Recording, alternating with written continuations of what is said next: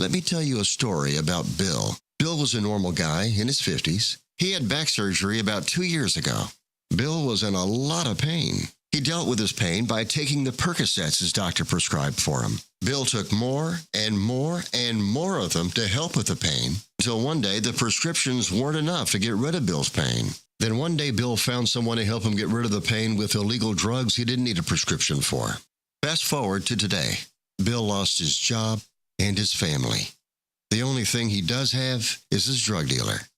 If you know Bill's story and you don't want to end up like Bill, call the Detox and Treatment Helpline right now to get away and get treatment. 800-694-1127. 800-694-1127. 800-694-1127. Call right now. Help is standing by. 800-694-1127.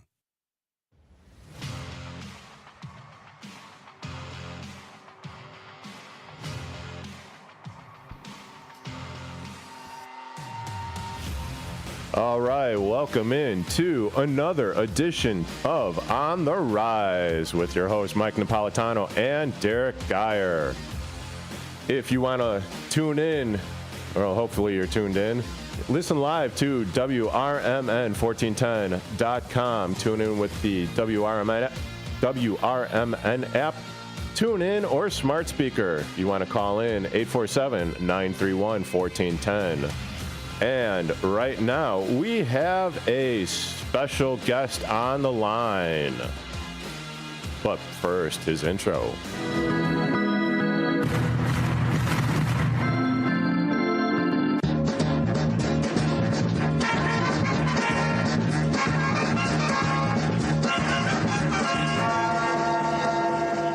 Charlie Rumeliotis. Charlie, welcome. How do you say your name again? Charlie Rumeliotis.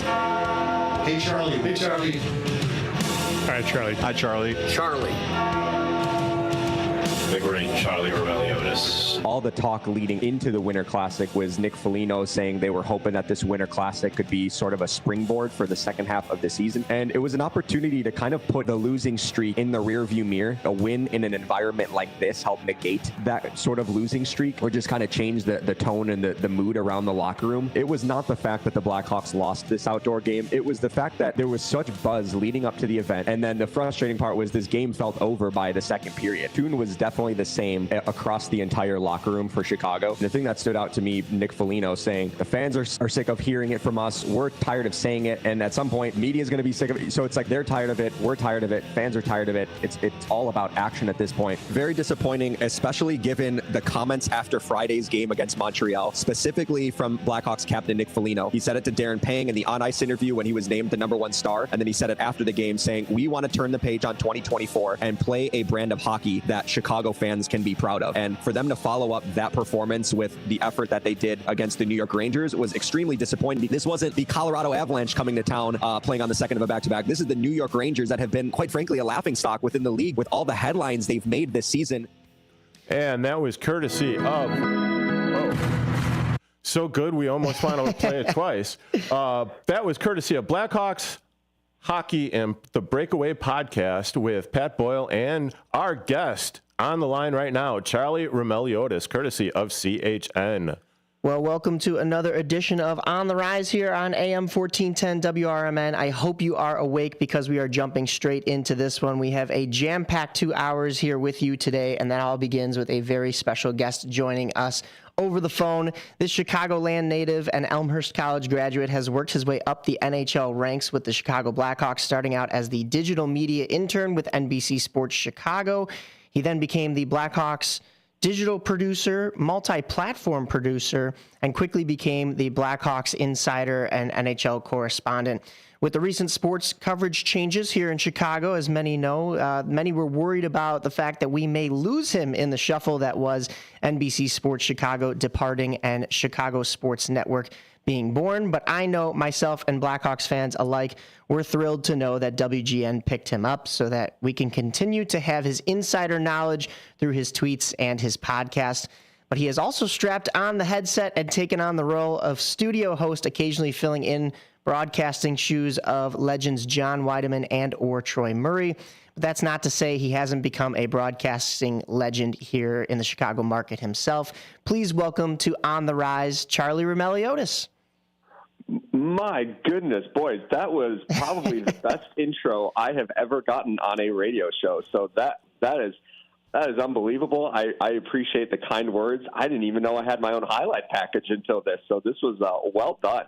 You need to start charging higher if nobody's giving you these kind of intros. Yeah, just send me your address. Send me your address after, and I'll send you a check for all the kind words. Well, no worries, Charlie. We like to go a little bit above and beyond, this little radio show that we got here. So, that's incredible. I mean, the time and effort that you guys put into that, the thought of it, I appreciate very much.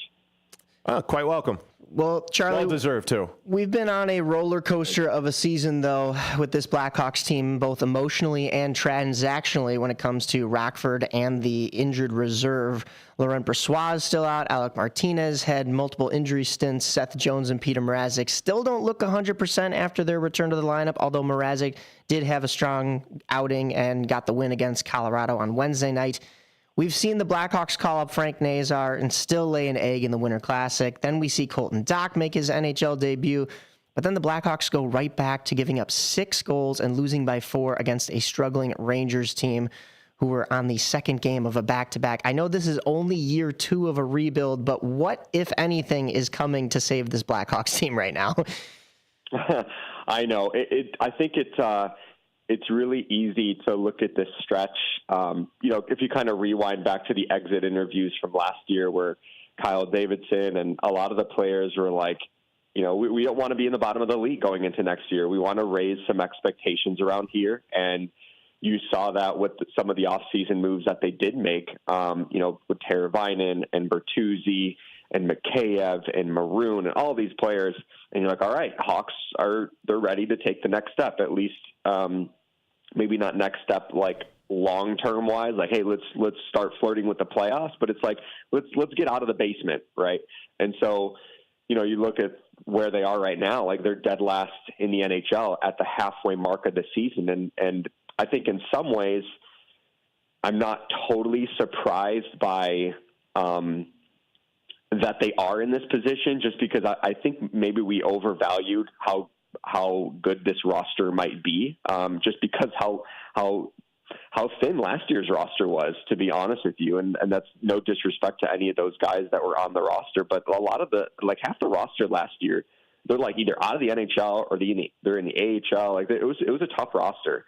And so for them to make the moves that they did make this year, you thought maybe they would take the next step and start hovering more to the middle of the pack of non-playoff teams, but unfortunately that hasn't happened. And I guess my real answer to your question is, I think it's just going to take a little bit more patience, because I think in year 1 of the rebuild, the Hawks happened to win the Connor Bedard lottery, like the lottery that you want to win. But you look at the other guy that was drafted in the draft class in his first round, it's Oliver Moore, and he's in his sophomore year at college. He hasn't even turned pro yet, so it's just going to take some more patience of the Hawks trying to tread water until the young guys are ready to make that leap over to the NHL, and then it's going to take another couple years for them to get acclimated. So I know that's maybe not the answer a lot of fans want to hear, but I think you can do far more harm than good if you try to fast-track this in an irresponsible way than if you're overly patient. Sure. And you are listening to On the Rise, AM 1410 WRMN, and we are live with Charlie Roumeliotis. Charlie, the last few games, or not the last few games, but I mean, it's definitely been a roller coaster, as Mike had alluded to. I mean, you get the Winter Classic, lost to the Blues 6-2. Then you beat the Canadiens 4-2. Then you get your arses handed to you by the Rangers 6-2. You come back, you beat the Avalanche 3-1, and then you drop another game to the Red Wings 5-3. I mean, it seems like they're going, definite roller coaster. But how do you explain them getting up for the good teams and then just getting, walked by mediocre teams? Yeah, so I have a theory on that. I think if you're a bottom feeder team and you're going to Edmonton or you're going to Colorado, that if you're not on your A game, like there's a good chance that you might get embarrassed that night, right? So I think the attention to detail is so much higher against those upper echelon teams.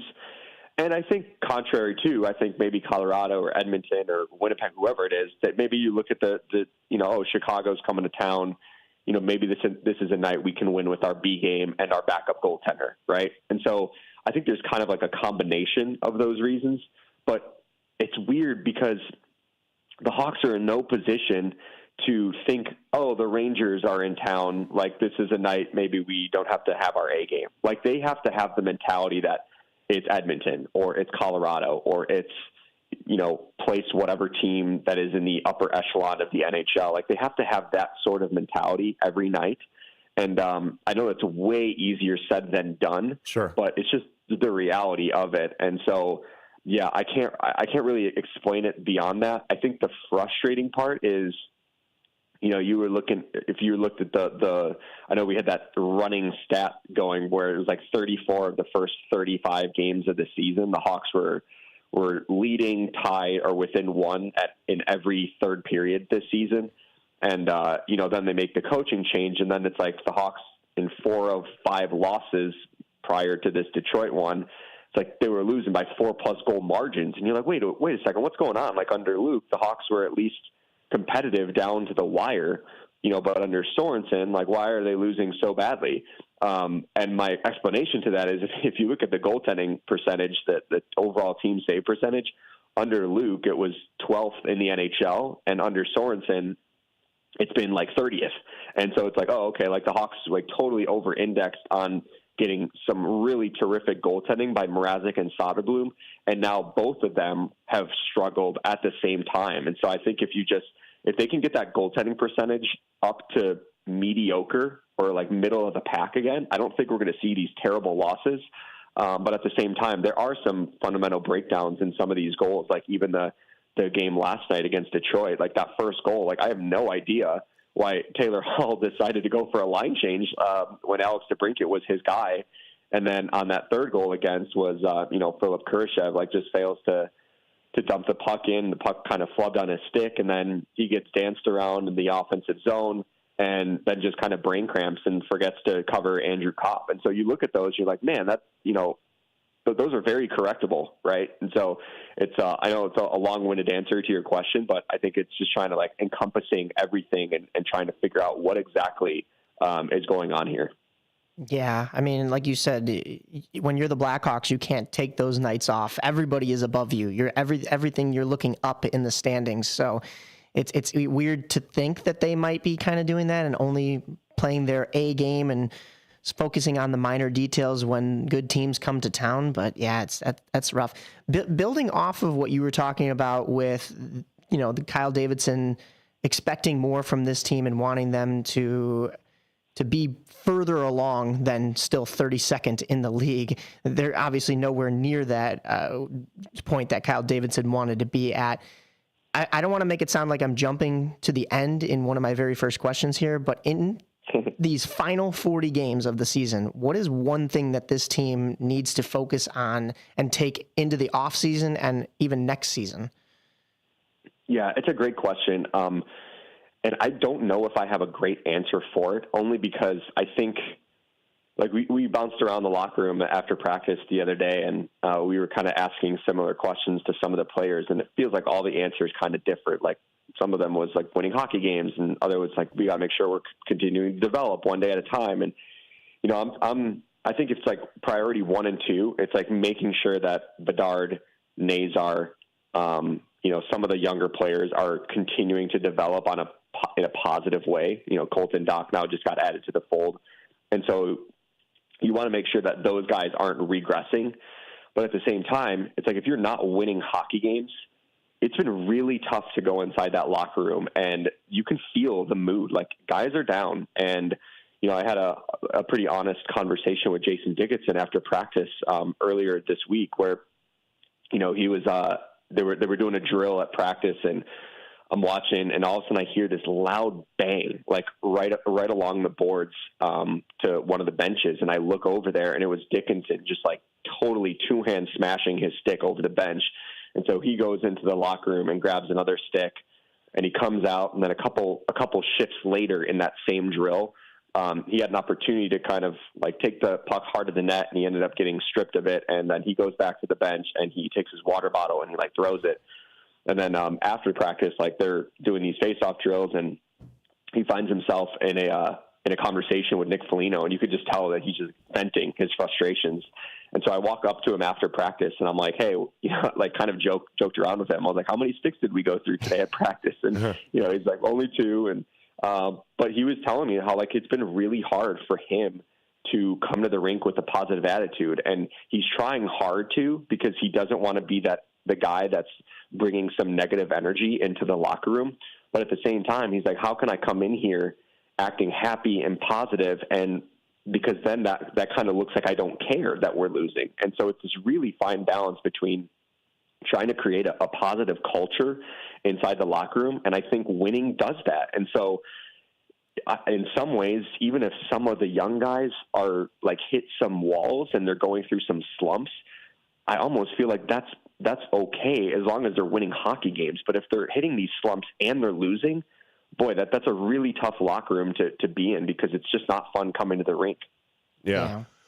You're listening with On the Rise, AM 1410 WRMN with Charlie Roumeliotis. Charlie, we have a listener that is asking a question. The friendly neighborhood astronomer is asking, so given the patience we need to have with the Blackhawks, what area should the Blackhawks focus on over the next couple of seasons?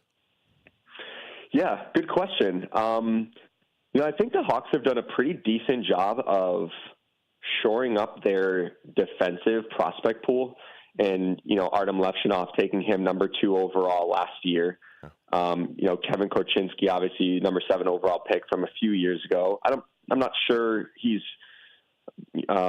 his development has been a little bit of up and down, mainly because he was ineligible to play in Rockford last year. And so it's kind of like maybe playing in the NHL a little bit too soon. And so now you're trying to make sure that he's on the proper path. But, you know, a guy I'm really excited about for Chicago is Sam Rinzel. And he's a point per game player in college. You know, big 6'5" puck mover, right-handed shot. I mean, that's a really appealing potential prospect if he can reach close to his ceiling. And so I think they've done a pretty good job of assembling a respectable D group. For me, I'm trying to think, where's the next guy to play with Bedard up front? Like, where's the Taves to the Kane? Where's the Malkin to the Crosby, the Rantanen to the McKinnon, the Draisaitl to the McDavid, right? Like, who's going to be that second elite forward to play with Connor Bedard? And I'm not sure who that's going to be yet. And that's okay, because I don't think you can prematurely peg like, oh, it's going to be Frank Nazar. And then you put these expectations on him, and then you're like, oh, maybe he's going to be more of like, you know, the Patrick Sharp of the group or whatever. Yeah. You know, so it's like trying to figure out where, like, what elite pieces do they have coming up to the pipeline? And quite honestly, that might be the guy that they draft this year. Like, if it's going to be the number 1 or 2 or 3 overall pick, like, it's a pretty good forward crop in this year's draft class. And maybe they weren't expecting to be in this position. Like, they were probably expecting to be drafting more in like the 8 to 10 range this year. But I mean, if you're going to turn in a season like this, like, you might as well take advantage of it and try to get the best player possible of this draft class. And so that's where my mind goes. Like, you know, I think goaltending, I'm not really crazy about the goaltending that they have in the pipeline.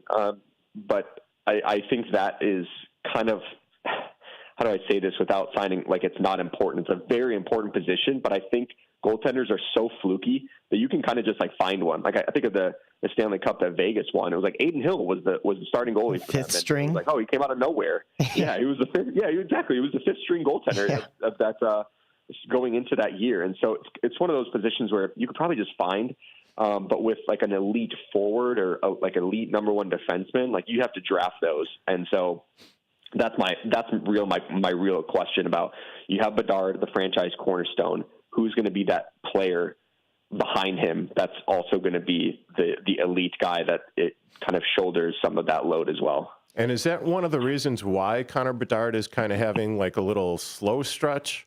Because he's got this 9-game point streak going, which is longest in the NHL. But there was the drought. There was that 12-game drought. You know, you can't find the right pairings with them. No one's playing, well enough with them. And you're taking them from center and you're putting them on the wing and you're, mix and match and all of that stuff. What are your thoughts? Great question. I think that was definitely a hot topic in like the first 2 months of the season, where like it felt like the lines were changing every day because they were.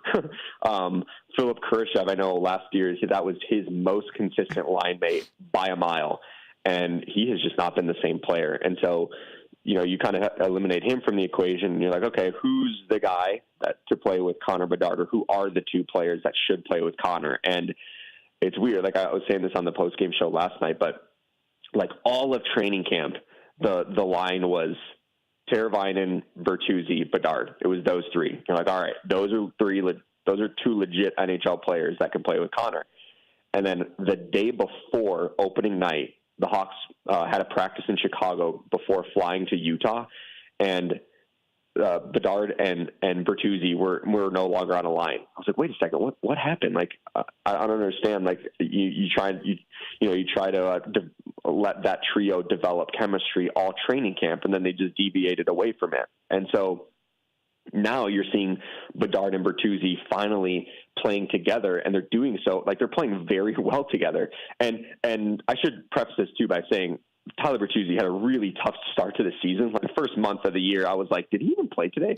I don't know. Like there weren't many games where you noticed him, but now you're like, all right, he's one of the hottest Blackhawks, and he's doing exactly what the team was hoping that he would do. And so now my point would be, I would put Teravainen on that line with Bedard and Bertuzzi and just load up that first line, continue to feed Connor's confidence, because if it's not going to go well in the score sheet or in the win column, you want to make sure that Connor is still producing and feeling great about his game. And so I would load up that line, and I would probably put Ilya Mikheyev or whoever on that second line, or third, whatever it is, with Colton Dach and Frank Nazar. So that's where I would go in the short term, until you kind of figure out some of these pieces that come over from juniors or college or whatever, and you can figure out who Connor's long-term line mates are going to be. Yeah, we've got 2 more minutes with Charlie Roumeliotis on AM 1410 WRMN. Go ahead, Mike. Charlie, I don't know. Maybe I'm calling a little bit of an audible here, but I don't know if you're a very busy guy. I don't know if you have another half an hour. We have so much more that we could talk about, even though this team is dead last in the league. There's so much to talk about. Do you have the time till maybe 9 o'clock? Yep. Let's do it, man. We'll keep you going after the break. Before we get to our commercial break here in just a moment, I wanted to bring up, we saw the Winter Classic and the festivities that happened throughout that week here in Chicago. To say it was a fun week was probably an understatement. I'm glad you got to be there, because despite the phenomenal event being put on by the NHL, it is an event put on by the NHL. So many of the typical Blackhawks game day entertainment had to take the back seat to this one, with NHL and TNT coming in. This was a world-class event, but not a world-class performance by the Blackhawks. It's almost 2 weeks away now, but we're still talking about it because it was like the Super Bowl for this Blackhawks team. This was what they had 1 minute remaining in the period to look for. I guess this is a little bit of a teaser for when we come back, but the Blackhawks are now 0-5 in Winter Classics and 1-6 all-time in outdoor games. I had said to you that part of me wants to never see this franchise in another outdoor game again, and another part of me wants to see them in every outdoor game until they finally get the win. We did just hear the news confirmed this week that it will be the Florida Panthers hosting the New York Rangers on January 2nd of 2026. Kind of weird that there will technically be no Winter Classic in 2025, the actual calendar year, but we will talk a little bit more about those outdoor games. Plus, could there be a familiar face for this Blackhawks franchise returning to the NHL sometime soon? All of that and more here on the Rise on AM 1410 WRMN with our guest, the Blackhawks insider, Charlie Roumeliotis. We'll talk to you in just a moment. And please stay with us. You're listening to AM 1410 WRMN on the Rise. I'm your host, Derrick Geyer, alongside Mike Napolitano. And as we've mentioned, Charlie Roumeliotis is the Blackhawks insider. Stay with us. He's going to. You should too.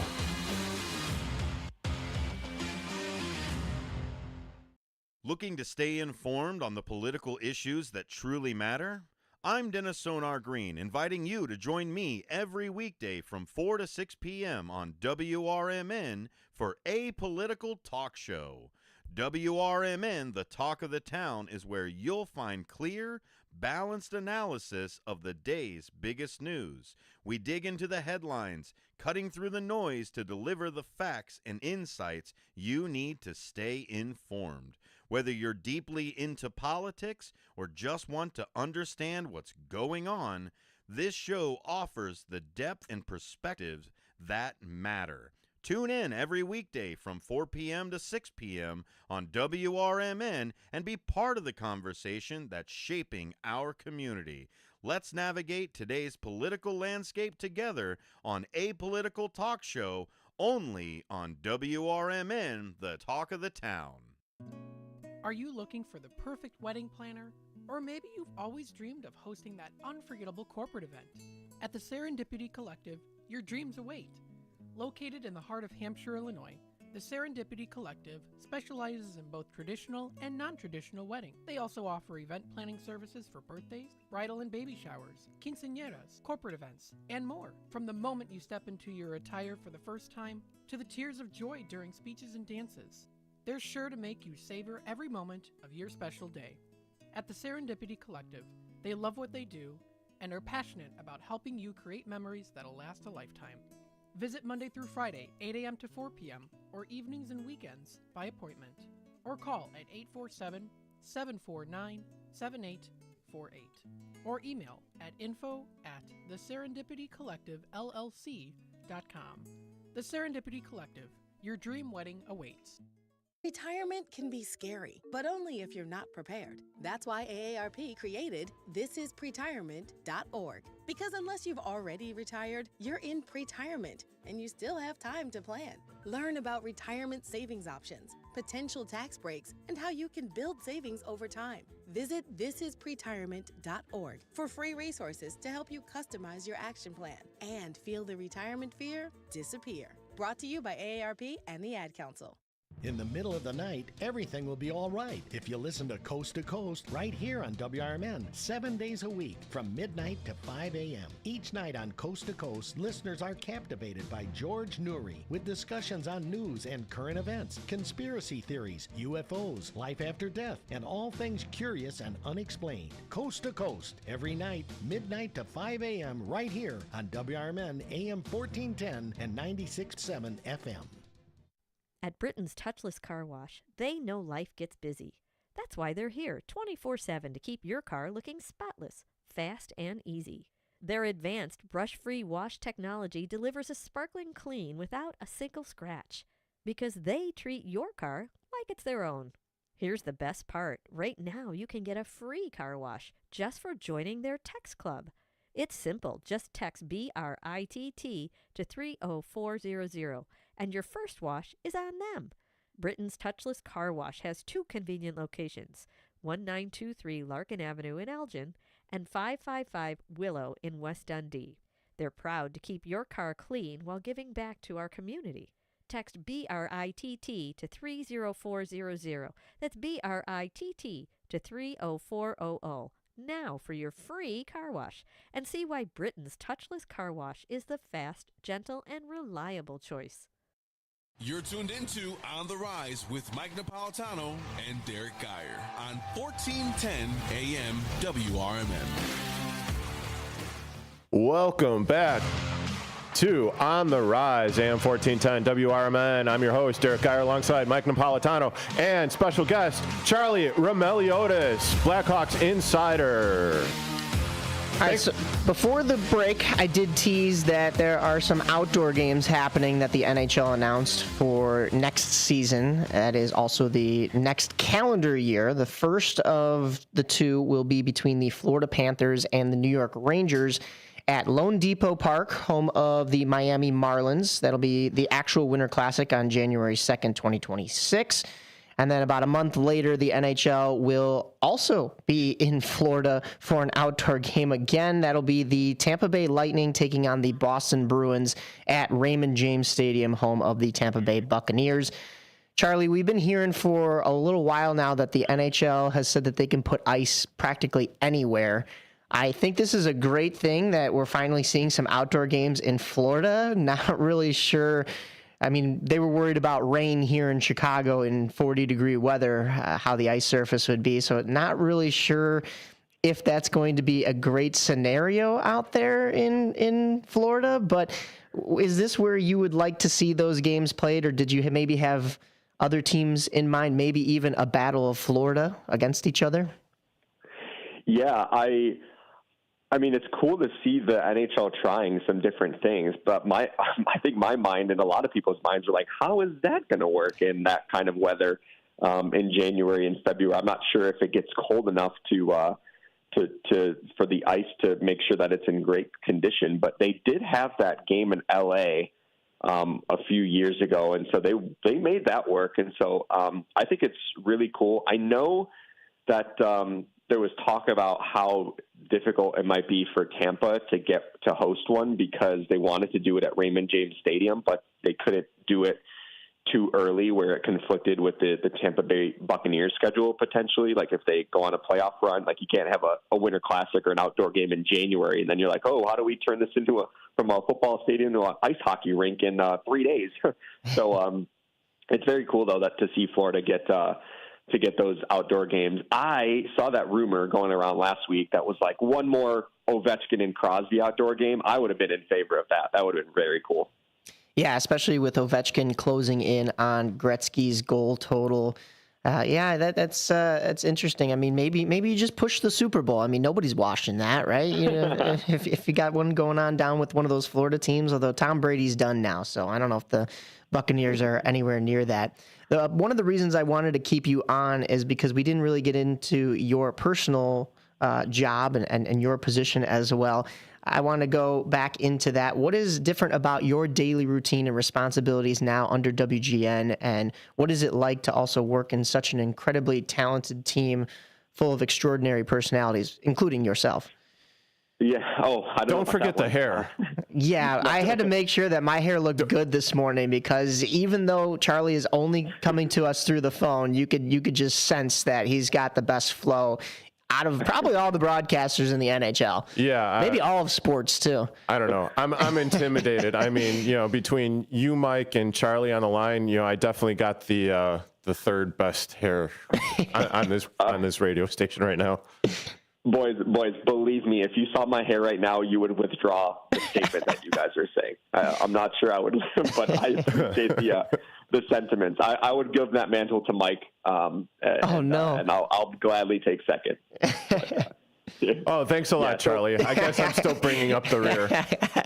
All right. No. Go on. I'll play left wing on that line. You guys can anchor it. I'll be standing in front of the net for some scoops. That's why you're in front of the camera and I'm on radio. Mike could do the whole television thing. I could do. I'll stick with the radio stuff. It has been an honor to be at WGN, and it's kind of funny because my routine really doesn't change. Like I still go to morning skates, still go to the games, still go to practices. So nothing in that regard has changed, but obviously the role itself has. And going from TV to radio, like TV is very, it's like more of like 20 to 30 second thoughts, because we would be doing pre-games, intermissions, and post-games. I would be doing it with Pat. And, we'd have a lot of segments to get to. And so it's like, hey, we're going to talk about this topic for a minute or two. And so it's kind of consolidating my thoughts into like 20 to 30 seconds. Whereas in radio, like on the post-game show, even last night, so typically for home games, I'm with Troy Murray, and I pretty much keep him for my entire first segment because I love the conversation that we have. And sometimes those go, depending on how late the game goes, if it's an overtime game, or if there are a lot of whistles, or if there's like a long review, like sometimes my post game show will be shorter because of the time allotment. But, in a game like last night where I basically had almost like a half hour in my first segment. And so I keep Troy for like 8 to 10 minutes just because I know he has to go downstairs to catch the bus back to the airport. And so I'm just like talking for like 20 straight minutes, like on my own. And so I'm like, man, this is stretching a different part of my brain that I didn't really have that opportunity in TV, it's just so different. So it's like, okay, how do you share all these thoughts in like a 15 to 20 minute window without a break, or without someone there, like bouncing, things off of where you can kind of come up for air a little bit. Yeah, we try to do that every Saturday. Sorry, Charlie. Don't mean to interject there, but that's no. Well, at least you guys have each other. I do have Troy Murray in a lot of those instances, but there are some games where, like on the road, where it's kind of just me, and I'm not even saying that's a bad thing. Sometimes I'm like, man, that actually like really stretched my brain, and it makes me like prepare even harder. And anyways, and so that part is different, where it's like you go from these like 20 to 30 second thoughts to like long-winded, long forum. Sometimes you're going 20 minutes straight, just you talking without a single break. And so that part has been different. And I've actually grown to really, really like that part of the job, just kind of like having some freedom to take it wherever I want. And so it's honestly been really fun. You're listening to WRMN On the Rise with Charlie Roumeliotis. Go ahead, Mike. So a couple more notes here. I know Derrick went through the week's worth of games that the Blackhawks just played, but some fun, actually, stats that I heard from the Blackhawks Breakaway podcast and also CHGO and the various sources that cover the Blackhawks.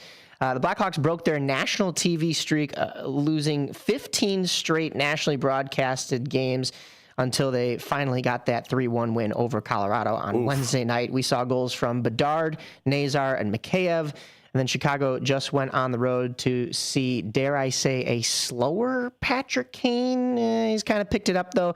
And a previously struggling Detroit Red Wings team, of course, they just changed their course and their head coach, just like the Blues and Blackhawks. But then, of course, they go on a 5-game win streak right before they get to see Chicago. Patrick Kane is back to scoring OT winners and having some fancy celebrations. Make that 6 wins in a row for the Wings as they dispatched the Hawks 5-3 last night. And this is all right before the Blackhawks will be hosting the defending Western Conference champion Edmonton Oilers. Derrick mentioned about how the Blackhawks have kind of played down to some of their opponents, but we have seen the Blackhawks beat the former Stanley Cup champion Florida Panthers and this Edmonton team that went to the Stanley Cup this year. The Blackhawks have also scored the first goal of the game 25 out of 42 times this year.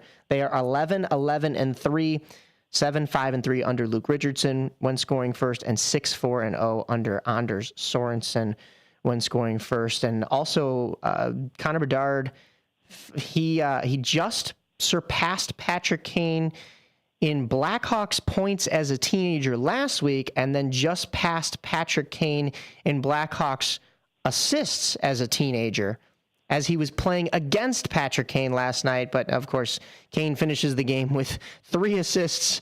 DeBrincat gets a goal and an assist, and Eric Gustafsson added an assist as well. So it was former Blackhawk night last night. But I mean, Bedard still had a great game. I had a question from a buddy that he wanted me to go ahead and ask you is, what can the Blackhawks add? We kind of talked a little bit about the draft.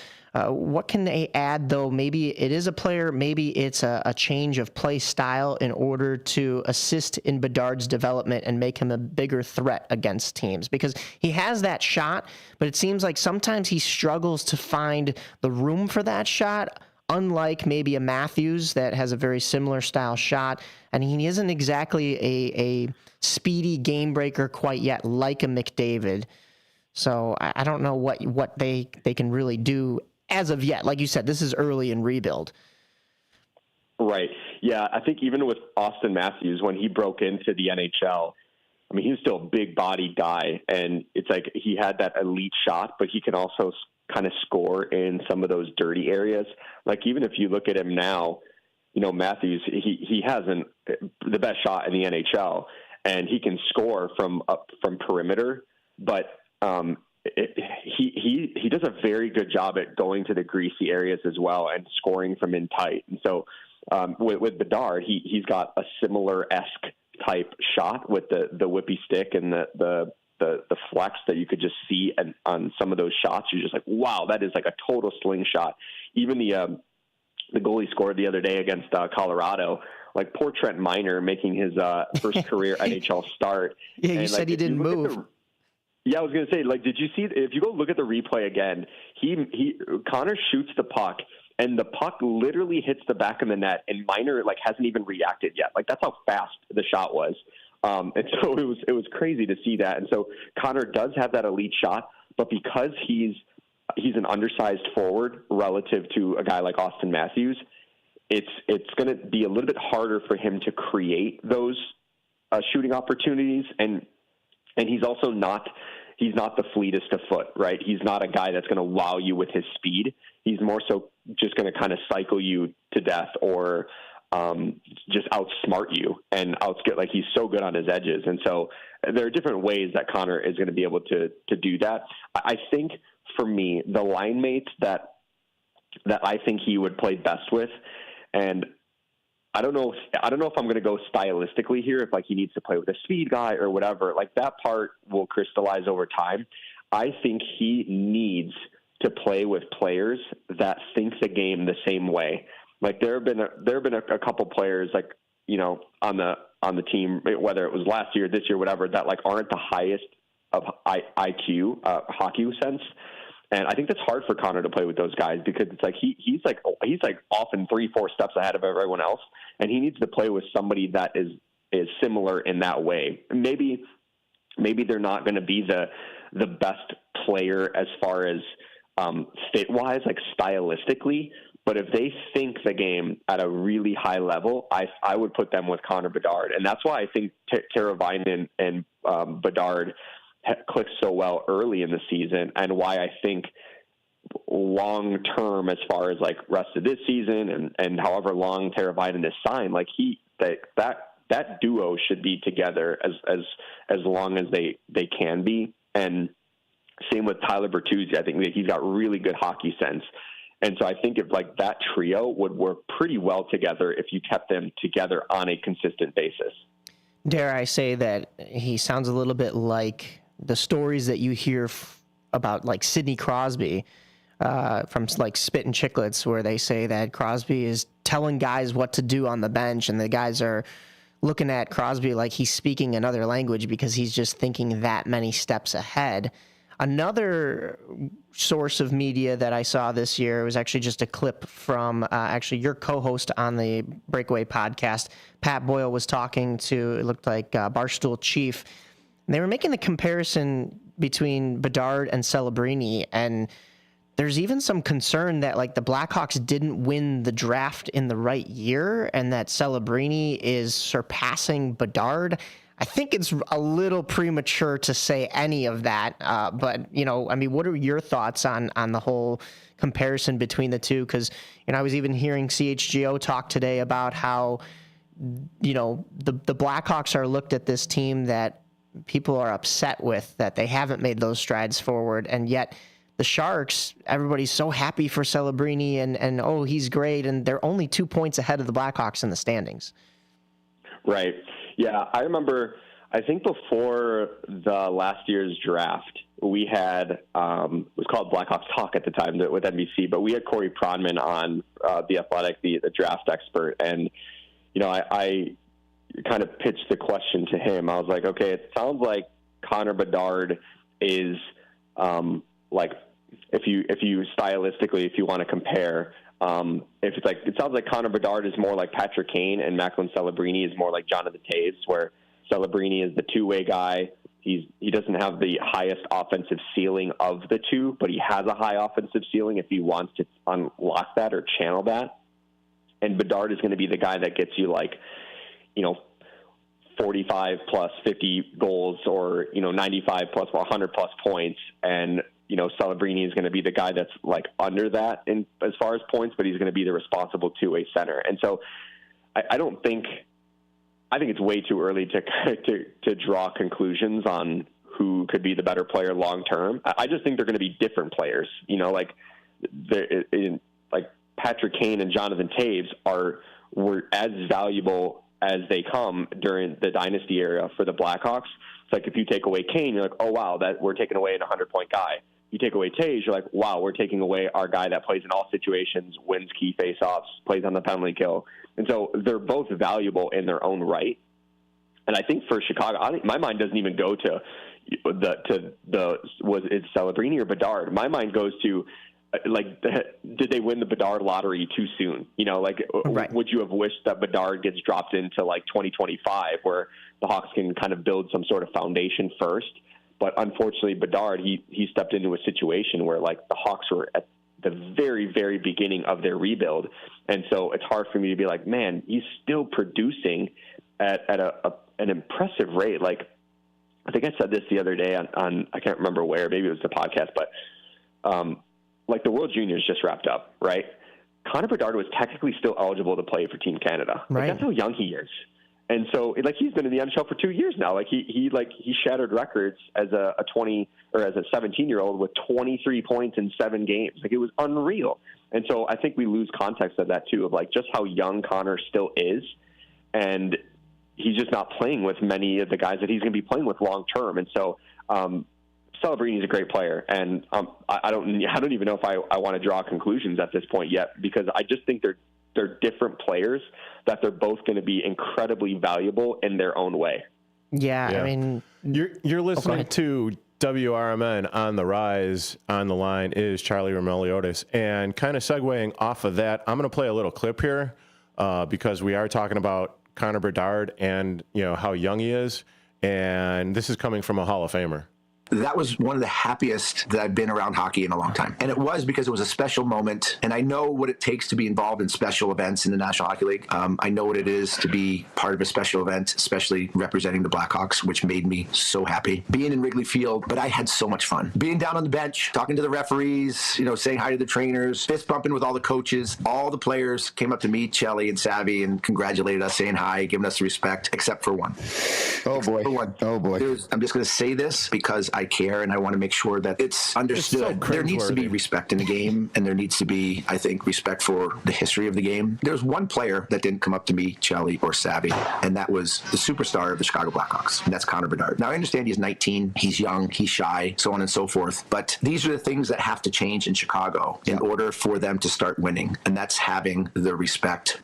Okay, I'm just going to cut it off right there because there's a whole lot of shiatsu. That was the Snipes and Stripes podcast? Snipes and Stripes podcast with Jeremy Roenick and Tim Peel. What are your thoughts on that, Charlie?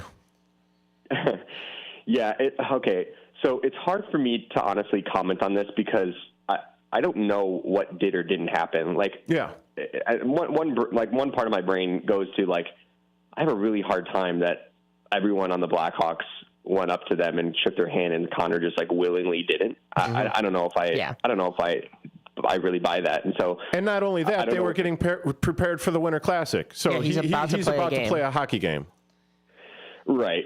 And I mean, I've known Connor for 2 years now, and I talk to him, off camera or whatever. And he's so nice, and he's so respectful of a lot of, like, even when Patrick Kane was in town last year, you remember the Bedard did that media availability, and he was like, man, I watched Kane's highlights. He's so sick as a player. He's pretty respectful of the game. And so, yeah, so to me, it comes down to, if somebody has a problem with me or whatever, I want them to come directly to me. I don't know if I would want them to air it out there publicly. And so that would be my only critique. I'm not even saying JR is wrong. Like, he's lying, but, I just had a hard time believing that everybody on the Hawks went and shook his hand, but Connor didn't. Like, I don't know if that's accurate. And if it is accurate, pull the kid aside and be like, hey, just wanted to point this out, so whatever. It's almost a little bit of a come kiss the ring kind of thing. But I mean, at the same time, I don't know, because Jeremy Roenick is like one of my favorite. Listen. I love Jeremy Roenick too. I see. Of course, I 100% agree with what Charlie's saying, and it's Charlie. You and I were both at the Winter Classic. I didn't see some big procession line for shaking hands with Jeremy Roenick, Dennis Savard, and Chris Chelios. Like I'm sure a bunch of the players came up, but like you said, it probably wasn't all the players. It wasn't this big conga line. And for a 19-year-old kid to maybe forget because of everything else that's going around, not only is he getting ready to play a game, he's getting ready to play the game of the regular season game of the year, the Winter Classic. I'm sure there's a lot of nerves. He looked like he was loose in those warm-ups, but I mean, I'm sure it was still a little nerve-wracking. And if he forgets to shake a hand or kiss a baby, like I don't see it being an issue. But like you said, Charlie, I would have rather JR just pull him aside. I love Jeremy Roenick as well, but I don't know if going on your podcast and reprimanding a 19-year-old is quite the right move here, especially the face of the Chicago Blackhawks, the team that's probably going to honor you for the next couple years with your Hall of Fame induction. Yeah, and I think JR's heart is in the right place too. Like he's done a really good job over the last few months of kind of like just being vulnerable and where he's been at in his life. And I think he really cares about the Blackhawks organization. And I don't think this is him wanting to diminish Connor in any way. I think he's just, he wanted to help him. And so that would be my only critique. It's just like, maybe just pull him aside. And as someone that wants to, I'm sure, be an ambassador for the Blackhawks moving forward, I think that would have been more of a wise path versus just taking it to the media or to the podcast. You had mentioned, Charlie, the name Jonathan Toews, and that is back in the media. We saw the GQ article. Maybe we saw and read a little too much of the GQ article. There was a little bit of TMI in there, but there's rumors that he is trying to get back on the ice. He's actually been back on the ice and trying to make a team. There is a date. Is it the trade deadline that he has to be on a roster? And I know there's like 3 teams in the running, possibly Colorado, Winnipeg, and Toronto that could be looking at adding Jonathan Toews. Personally, this is a little selfish. I don't want to see him in another sweater, but what are your thoughts? Does he make it back to the NHL here? Oh, man, I would honestly be really surprised if we saw him again. And not to say that he couldn't do it. I think for me, I read that article and I'm like, man, it's really nice to see him mentally and physically in a much better headspace. I know the last few years have been hard on him. And so I think for me, like some of those great players, like even as like Patrick Kane, it's like, you would love to play it. Patrick Kane would love to play at his 40s, right? Like he's just a rink rat, like addicted to the game. With with Toews, he has that too, but I know like in the summers, like Toews would love to get away because he would want to come back missing the sport. Yeah. And so I would be surprised if he came back, but I honestly I'm just really glad to see him in a much better headspace mentally and physically. That is great. Charlie, we're running out of time with you. Real quickly, give everybody a taste of where they can find you. And everything we've talked about is pretty much everything that you talk about on a daily basis. Oh, I love it. Yeah, 720 WGN Radio is where you can find me in the pregame show, intermission, and postgame shows. And then we do a Blackhawks live show once a week, typically on Monday or Tuesday, depending on whether there's a game there. But you can find us on the app and also on, I think we're on Spotify and all the podcast platforms. So. Well, perfect. Charlie, thank you again so much for sticking on with us. And we will probably have to get you on at the end of the season to recap. But to all the listeners out there, you are listening to AM 1410 WRMN. This is Larry Jones, and I'd like to talk to you about my bank, American Eagle Bank in South Elgin. Has your bank changed names in the last 10 years? Is your bank another faceless branch with headquarters in another city? Are you tired of earning next to nothing on your savings account or certificates of deposit? Or does your personal banker treat you like a stranger? If you answered yes to any of those questions, then you're ready for a new banking experience, and American Eagle is the place for you. American Eagle is a locally owned independent bank that's rooted in the community, and American Eagle customers are greeted by name and treated with the respect that they deserve.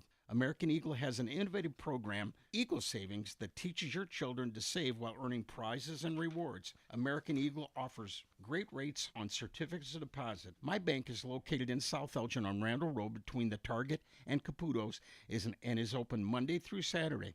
Give them a call at 847-742-7400 and a real person will answer the phone. American Eagle Bank, a place where you matter.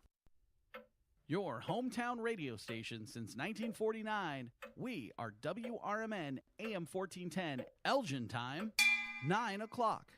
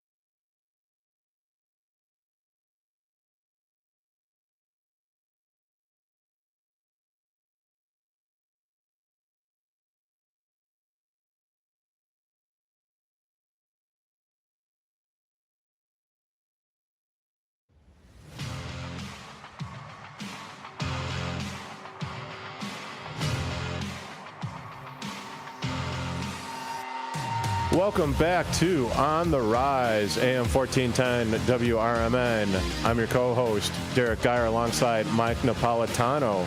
And joining us now, the commissioner of the Frontier League, Stephen Tassler. Was created for one simple reason, to bring the opportunity and dream of professional baseball to those who normally could not make this dream a reality. 27 years later, that vision remains essentially unchanged. It doesn't matter if you're a fan, a front office worker, a player, or an owner. The Frontier League is still providing access to professional baseball for millions of people, from the Atlantic Ocean to the Mississippi River, in both the United States and Canada. For fans, it's the opportunity to root for a professional hometown team in their community where it otherwise would not exist, or is perhaps beyond their financial means. For the hundreds of front office or seasonal staff members, the Frontier League offers the opportunity to find a career in an industry they love. And for many of these folks, it is a lifetime goal achieved, no matter what their age. For players, it's the opportunity to continue to play the game they love and chase their dreams just a little bit longer. And for owners, it's the opportunity to make an impact in their community and be part of something truly special, something bigger than themselves. That's why the Frontier League was founded more than a quarter of a century ago, and that's what it's still about today. And joining us now on the line is Commissioner of the Frontier League, Stephen Tassler. How you doing, Stephen? Oh, do we have him? My bad. Yes. Stephen, Okay. I'm so sorry. I messed up the intro, then I don't, bring you on air. My bad. Don't throw me out of this ball game yet. But on the line is Stephen Tassler from the Frontier League, and he is the commissioner. Okay, I think I got it that time. You got me correct. Yes. Things are going well. How's everything up in Chicago these days? Well, except from that little mess up, pretty good. It is cold. But to the listeners out there, you're in for a treat because we don't just have one interview here today. We have two. We're starting the year out strong. And this gentleman was promoted to Deputy Commissioner of the Frontier League following the 2009 season, before your Schaumburg Boomers were even a thought. And after numerous general manager tenures in several Indiana franchises, such as the Dubois County Dragons, the Frontier League's very own Evansville Otters, he also became a GM right here in the Chicagoland area with the Windy City Thunderbolts, where he was awarded the Minor League Executive of the Year by the Pitch and Hit Club of Chicago in 2008. He won an Award of Merit from the Chicago Southland Chamber of Commerce in 2008 as well, and a Member of the Year the following year by the Crestwood Chamber of Commerce. He has also led his teams to the Organization of the Year Award in 1997. That's with the Evansville Otters, and a Commissioner's Award of Excellence in 2004 with the Otters as well, and in 2009 with the Windy City Thunderbolts. His teams have set 11 club single-season attendance records and advanced to the Frontier League playoffs in 11 out of 13 seasons, including 7 appearances in the Frontier League Championship Series, winning that championship series in 2006 with the Otters, in 2007 with the Thunderbolts, and also 2008 with Windy City. Please welcome Georgia State University graduate, Bay Village, Ohio native, and the Frontier League Commissioner, Stephen Tassler. Wow, you guys did your research. I did what I could, for what I could find out. Those are up-to-date stats, I believe, correct? Those are up-to-date stats. I have not been a general manager since the 2009 season with Windy City, but those were the correct stats during my time with the Thunderbolts, the Otters, and the other clubs as well. So it was a great run. It was a lot of fun running teams. The Windy City staff still has people from when I was there 15 plus years ago, and they're one of our better run operations. We're really excited to have them. Not to mention, Schaumburg is the class of Partner League baseball. We know the attendance, with the championships, with the performance they are consistent at. And you add in this, Joliet down on the Southland with the excitement of the new ownership group last year, and when you bring in big names like Bill Murray, Mike Veck, and then there's Mike's son, Nitrine Veck. Chicagoland's a great fit for the Frontier League. We've got 3 strong franchises among our, 18 overall. We're really excited. The Otters fans aren't listening. You can be honest with us and say that Schaumburg is your favorite franchise of all and that you love us the most. But headed into 2025, this is a big year for yourself and the Frontier League with the addition of 2 more teams, the Mississippi Mud Monsters and the Down East Bird Dogs. What will that do for the Frontier League both positively and even negatively if it will affect maybe scheduling and travel?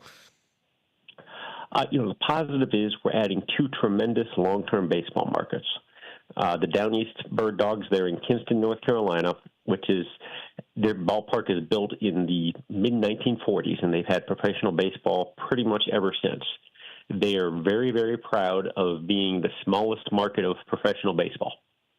And when we made our first visits there, and when we spoke with the Parks Department, when we spoke with the mayor, when we spoke with the local investor group, that's what jumped out right away is how proud they were of the facility, how proud they were to have professional baseball, and just how excited they were the Frontier League was interested. And, we tried to keep telling them, no, we really like you. We want to be with you. And it was that old-fashioned Southern hospitality. We are so appreciative of you coming down here. Our fans are going to love this. We're so glad to be able to keep professional baseball in Kinston. And, just a great start to the Bird Dogs and a lot of excitement. And then down in Mississippi, you've got just outside of Jackson, Mississippi, taking over after the Atlanta Braves AA affiliate moved back to Georgia.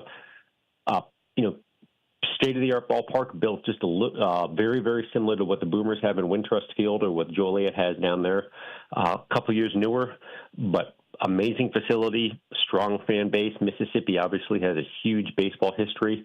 Both Ole Miss and Mississippi State have won the College World Series within the last few years. So that's the biggest positive is we're adding 2 really motivated baseball markets with a tremendous history. The challenge is, you're right, it's an extension of our footprint by quite a bit. Kinston is 8 hours south of their closest rivals, which are in the New York City area.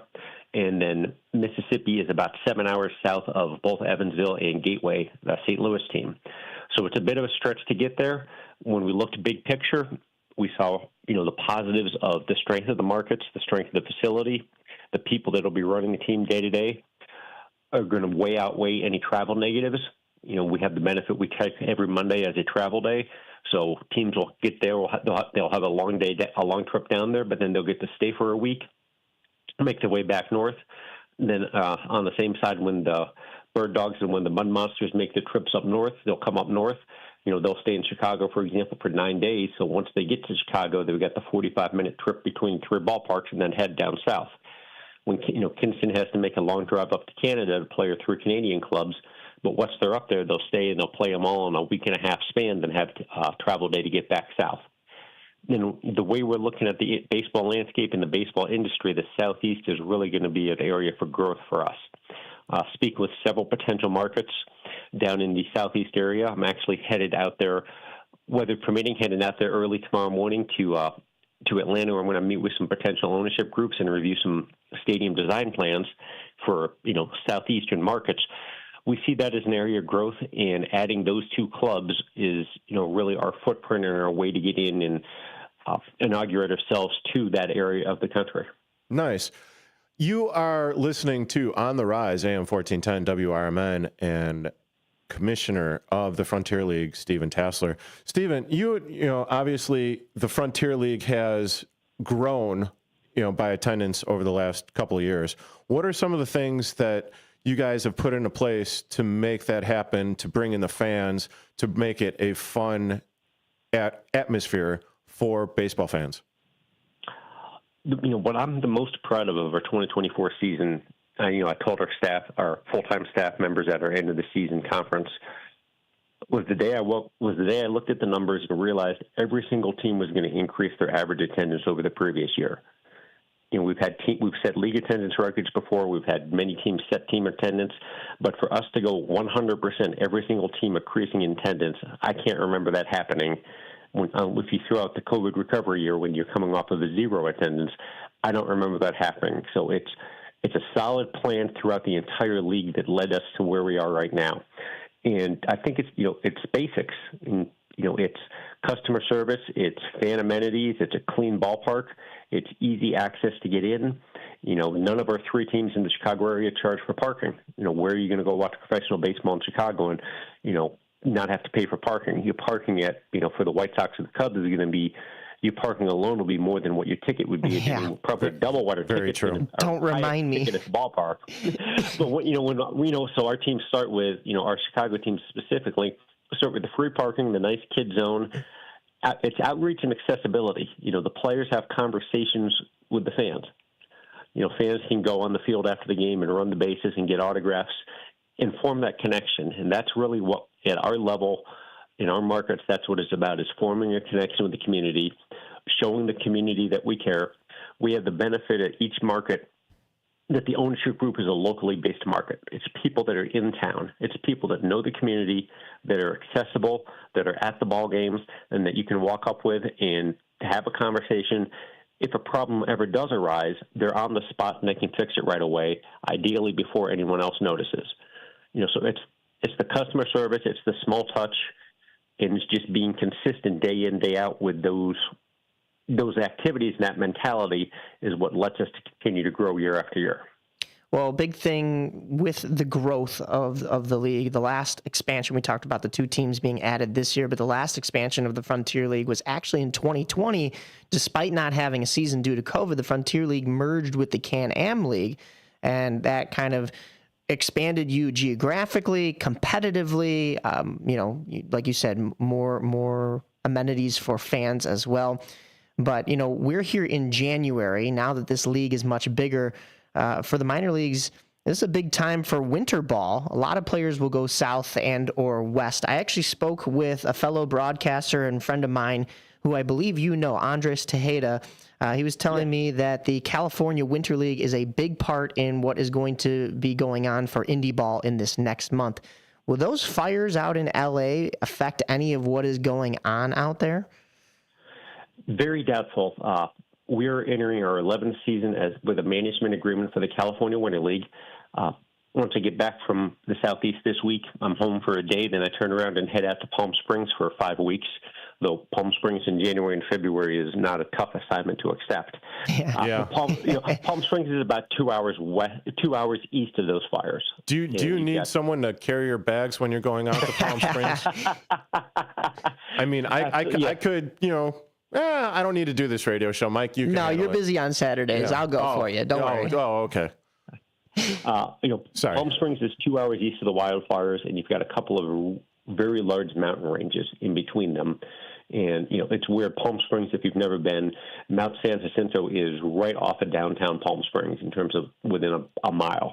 And it's over 11,000 feet tall, and it's almost like a giant wall. So, the weather systems and the storms and anything, when it comes from the west going east, it hits that wall and it just stops. And that's one of the reasons why it has so much sunshine in that area and so little precipitation compared to a little bit, further towards the coast in California, is really the giant wall of the mountain. So the California Winter League's going strong. We're excited. It's a great opportunity for ball players. Really it's for ball players looking to get a professional contract is what it's designed for. It's a showcase league. We will have 3 of our field managers out there. I'll be out there on site overseeing it. We signed 24, 25 ball players between our teams just from last season alone out of the California Winter League. We've had guys go from the California Winter League to the Frontier League up to Major League Baseball. What's very exciting is about the CWL this year. Right after the California Winter League ends, the World Baseball Classic is having their qualifier tournament for the last 4 spots of the 2026 field. One of those tournaments is going to be in Tucson, Arizona, and the Chinese baseball team is going to come to Palm Springs, and for their spring training for the qualifier tournament, they're actually going to be participating as a team in the California Winter League this year. Wow, okay. That's a huge step, both internationally and for the various leagues here in the United States and Canada.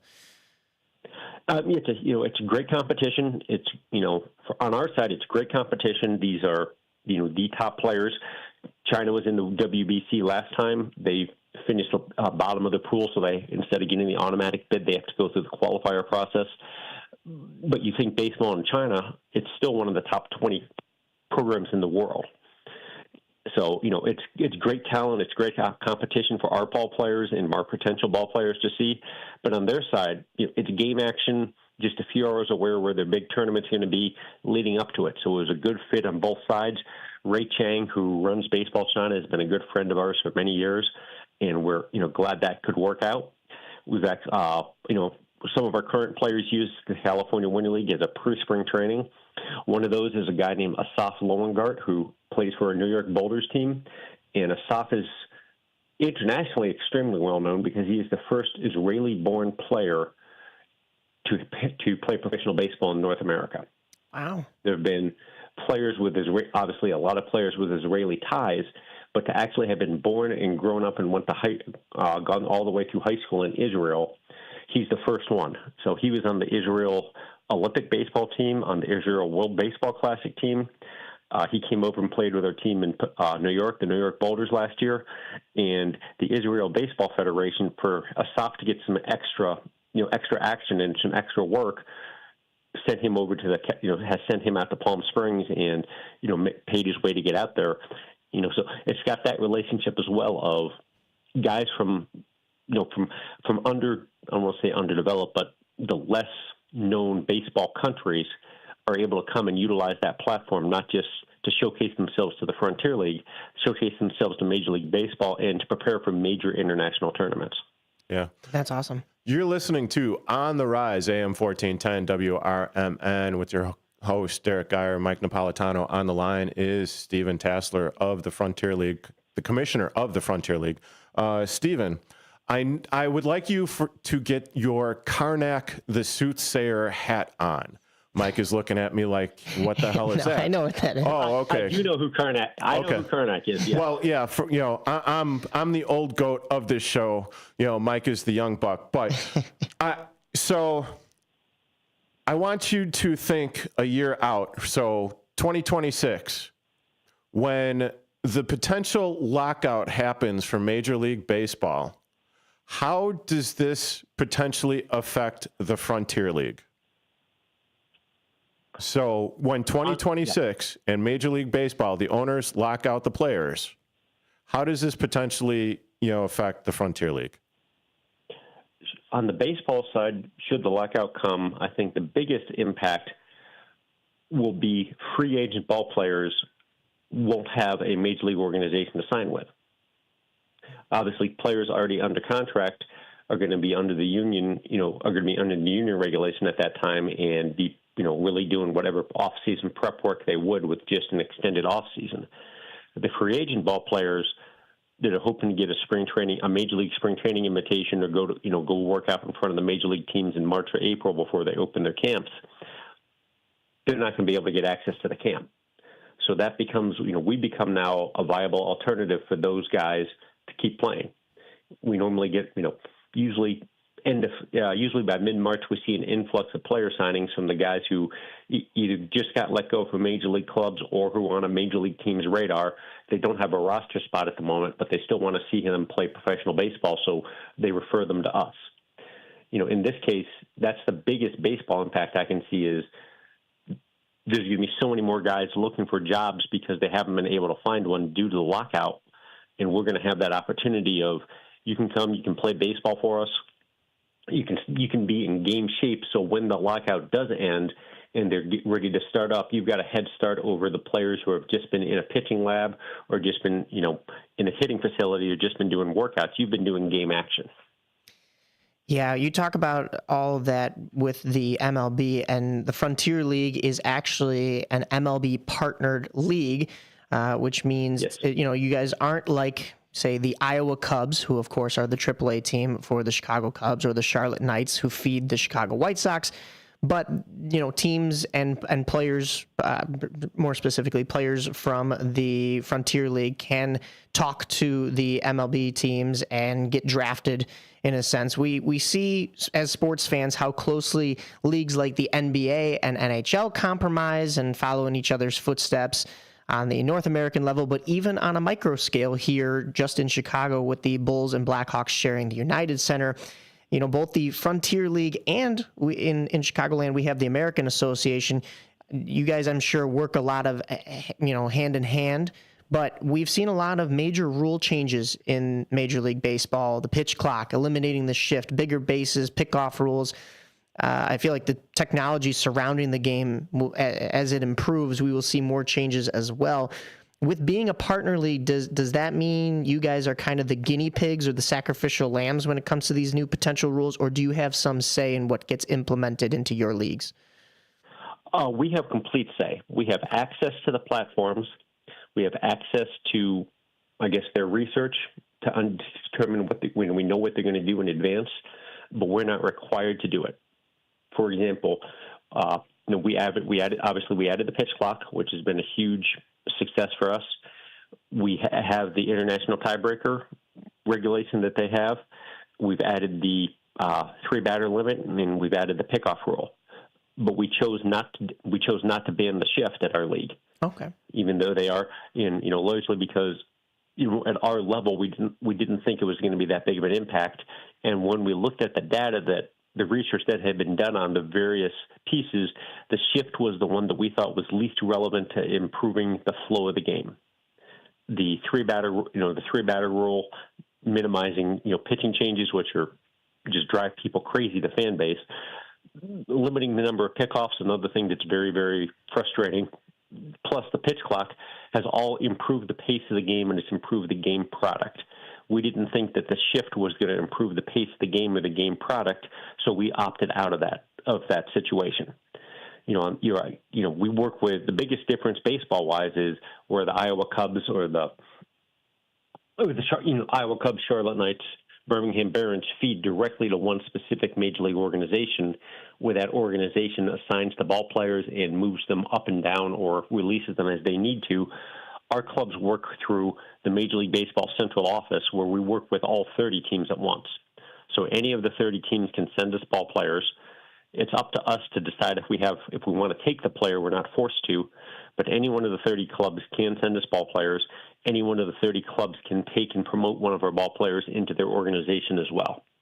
So it's a little bit more flexibility on the baseball side, where instead of being tied to one specific organization and have the playing decisions dictated from the Major League office. That's awesome. We get to work with all 30 organizations.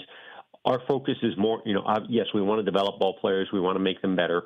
The guys we have in our league are generally 23 to 27 years old, so they're still, what we call up and coming. They're still realistic to move on and to get signed. We've got about another minute with Steve Tassler. I'm sorry, Steve. I didn't mean to cut you off there. Go ahead. Sorry. Yeah, I had one more. It was a question, but I guess it's going to be a little bit more of a statement now.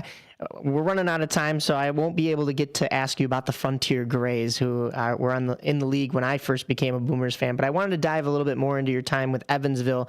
You're also living there as well. I have a friend down there, Emma. She's actually the one who designed the Boonville City archways. So the next time you're driving through those, that's Emma. Okay. But her mom was telling me that Janet Gretzky was actually filming a league of their own in Bosse Field, which is the third oldest ballpark in America behind Fenway and Wrigley Field. Of course, you got to spend a lot of time there with the Otters. She also said Wayne Gretzky would be out in the residential streets playing hockey with the neighborhood kids. I don't know if you were down there that early when they were filming that and if you got to see any of that. But one more thing is, if there is one ballpark in the Frontier League that fans should maybe take a trek out to this upcoming summer, it could be Bosse Field. You could promote that one, but what would you recommend? I'd have to say Bosse Field just because of the history. That's awesome. I mean, when you walk into a facility that was built in 1915 and still has that feel, the Otters do a great job of playing into their history. And in terms of, I was not in Evansville when A League of Their Own was filmed, but I heard the same stories that, Wayne Gretzky was there. People still rave 30-plus years later about Tom Hanks and Rosie O'Donnell. Oh, yeah. How accommodating they were, and they would see them in restaurants, and even though they had security and they had private housing, they were willing to integrate with the fans during the movie breaks with the extras. They'd walk over to in theory, the extras aren't supposed to talk to the actors. They would walk over and engage in casual conversation. So that was a huge boost. But, yeah, I would say if you have a chance to go to Evansville, Indiana to see the third oldest ballpark in the country, and really a great testament of what baseball is in smaller town America, Bosse Field's a great trip. Otters Thanks for it is hopping on, then. Steven. We appreciate it. You are listening to On the Rise, AM 1410. Looking for the perfect way to kick off your Saturday night? Tune in to Court's CD Showcase on WRMN. Join us every Saturday night from 7 to 9 p.m. for 2 hours of non-stop musical magic. Court is spinning the best tracks from your favorite artist, plus hidden gems you've never heard before. Whether you love rock, pop, jazz, or country, Court's got the mix that keeps the memories flowing. So set your dial to WRMN and don't miss Court's CD Showcase every Saturday night from 7 to 9 p.m. Your weekend just got a whole lot better. WRMN, the voice of the Valley and the talk of the town, welcomes Court's CD Showcase next week. Are you ready to take your brand to the next level? Image 360 South Elgin is your ultimate destination for custom signs and visual communication solutions. Looking to rebrand your office interior? Need striking vehicle wraps or decals for your fleet? Or perhaps you're in the market for a standout trade show display. At Image 360 South Elgin, they've got you covered. As your full-service custom sign and graphics partner, they deliver bold solutions and exceptional support. From outdoor signage to eye-catching store signs, indoor graphics to comprehensive branding solutions, they have the experience to elevate your brand's presence. Trust Image 360 to create a long-term partnership that gives your brand 360 degrees of exposure. Visit them at 506 Sundown Road in South Elgin. Image 360 South Elgin. Bold solutions, exceptional support. Hi, I'm Ryan Blaney, a third-generation race car driver, and we dedicate a lot of our time to going as fast as possible. My grandpa Lou is the reason why my dad and I started racing, and I'm really proud to follow in his tracks. But when my grandpa was diagnosed with Alzheimer's, it was a very unexpected bump in the road for us. I've learned a lot on this journey with my grandpa Lou, and the memories of my grandpa will always be with me. It's important to notice if older family members are acting differently, experiencing problems with their memory, or having trouble with routine tasks. Talking about Alzheimer's can be really tough. But if you notice something, have a conversation with your loved one. Encourage them to see a doctor or offer to go with them. Early detection of Alzheimer's can give your family time to explore support services, make a plan for the future, and access available treatments. The Alzheimer's Association provides care, support, and research to help you take control of the situation with your family and manage the disease together. If you or your family are noticing changes, it could be Alzheimer's. Talk about seeing a doctor together. Visit alz.org/time-to-talk. A message from the Alzheimer's Association and the Ad Council. Chicago defense attorney Mark Schieblo has co-authored the book titled DUI Jury Trial, which is a true story of a DUI case that he defended. The accused was an Illinois truck driver arrested for driving under the influence of alcohol. This book contains facts about the case from the date of the arrest up to the jury's verdict, and this nonfiction novel also includes the transcripts from the jury trial itself. The book DUI Jury Trial is now available on Amazon.com and BarnesandNoble.com. Are you looking for a dentist near you? Choose the one with the 5-star Google rating, Bender Dental Care in Elgin. We earned that 5-star rating with our super friendly staff, reasonable rates, and outstanding patient care. Dr. Bender provides full-service family dentistry, including tooth-colored fillings and crowns, and no drill, no shot treatment for small cavities, perfect for kids. Choose Google's 5-star dentist close to home, Bender Dental Care in Elgin. We're here for you.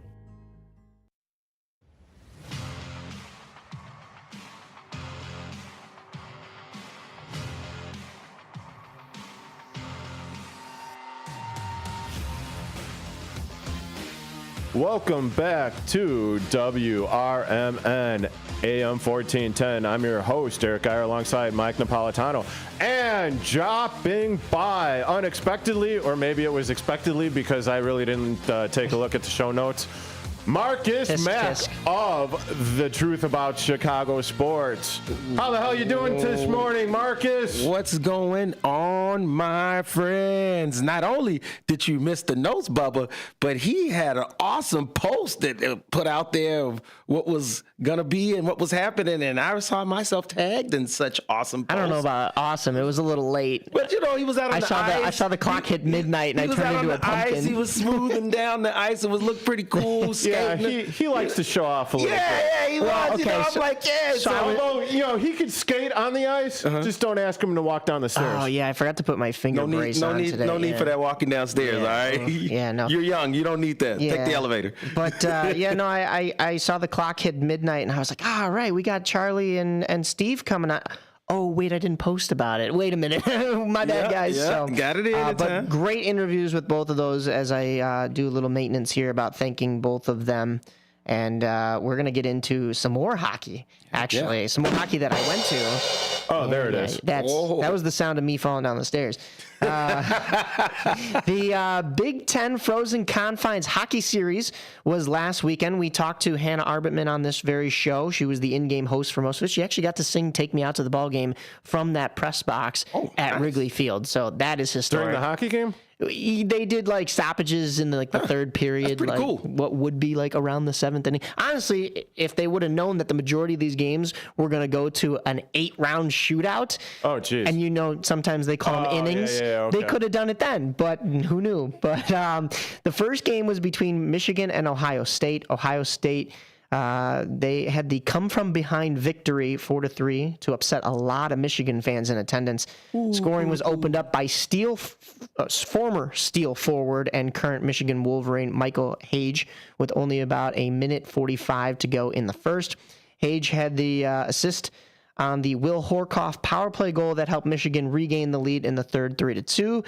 However, the tying goal was scored late in the third, and me and my freezing friends, we went inside thinking that it would go to OT and we'd just go back out and watch OT. Instead, Riley Thompson with both power play goals.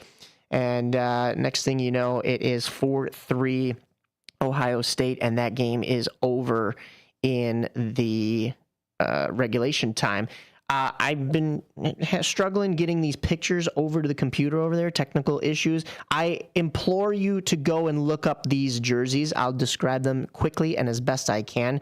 But Michigan came out in all yellow jerseys that were an homage to the Cubs' 90s away all blue jerseys. You're the resident Cub fan on the show, so I believe that's what those were.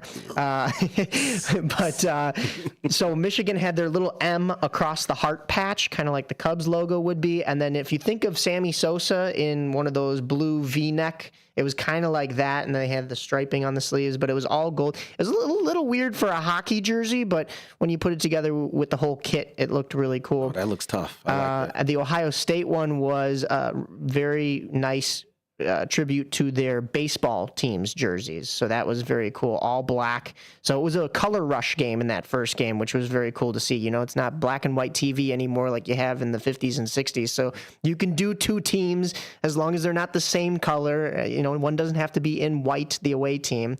I wish they would have done that for the Blues and Blackhawks at Wrigley Field. Then the second game that Friday was Notre Dame versus Penn State. The Nittany Lions had on also jerseys that were reminiscent of their baseball team.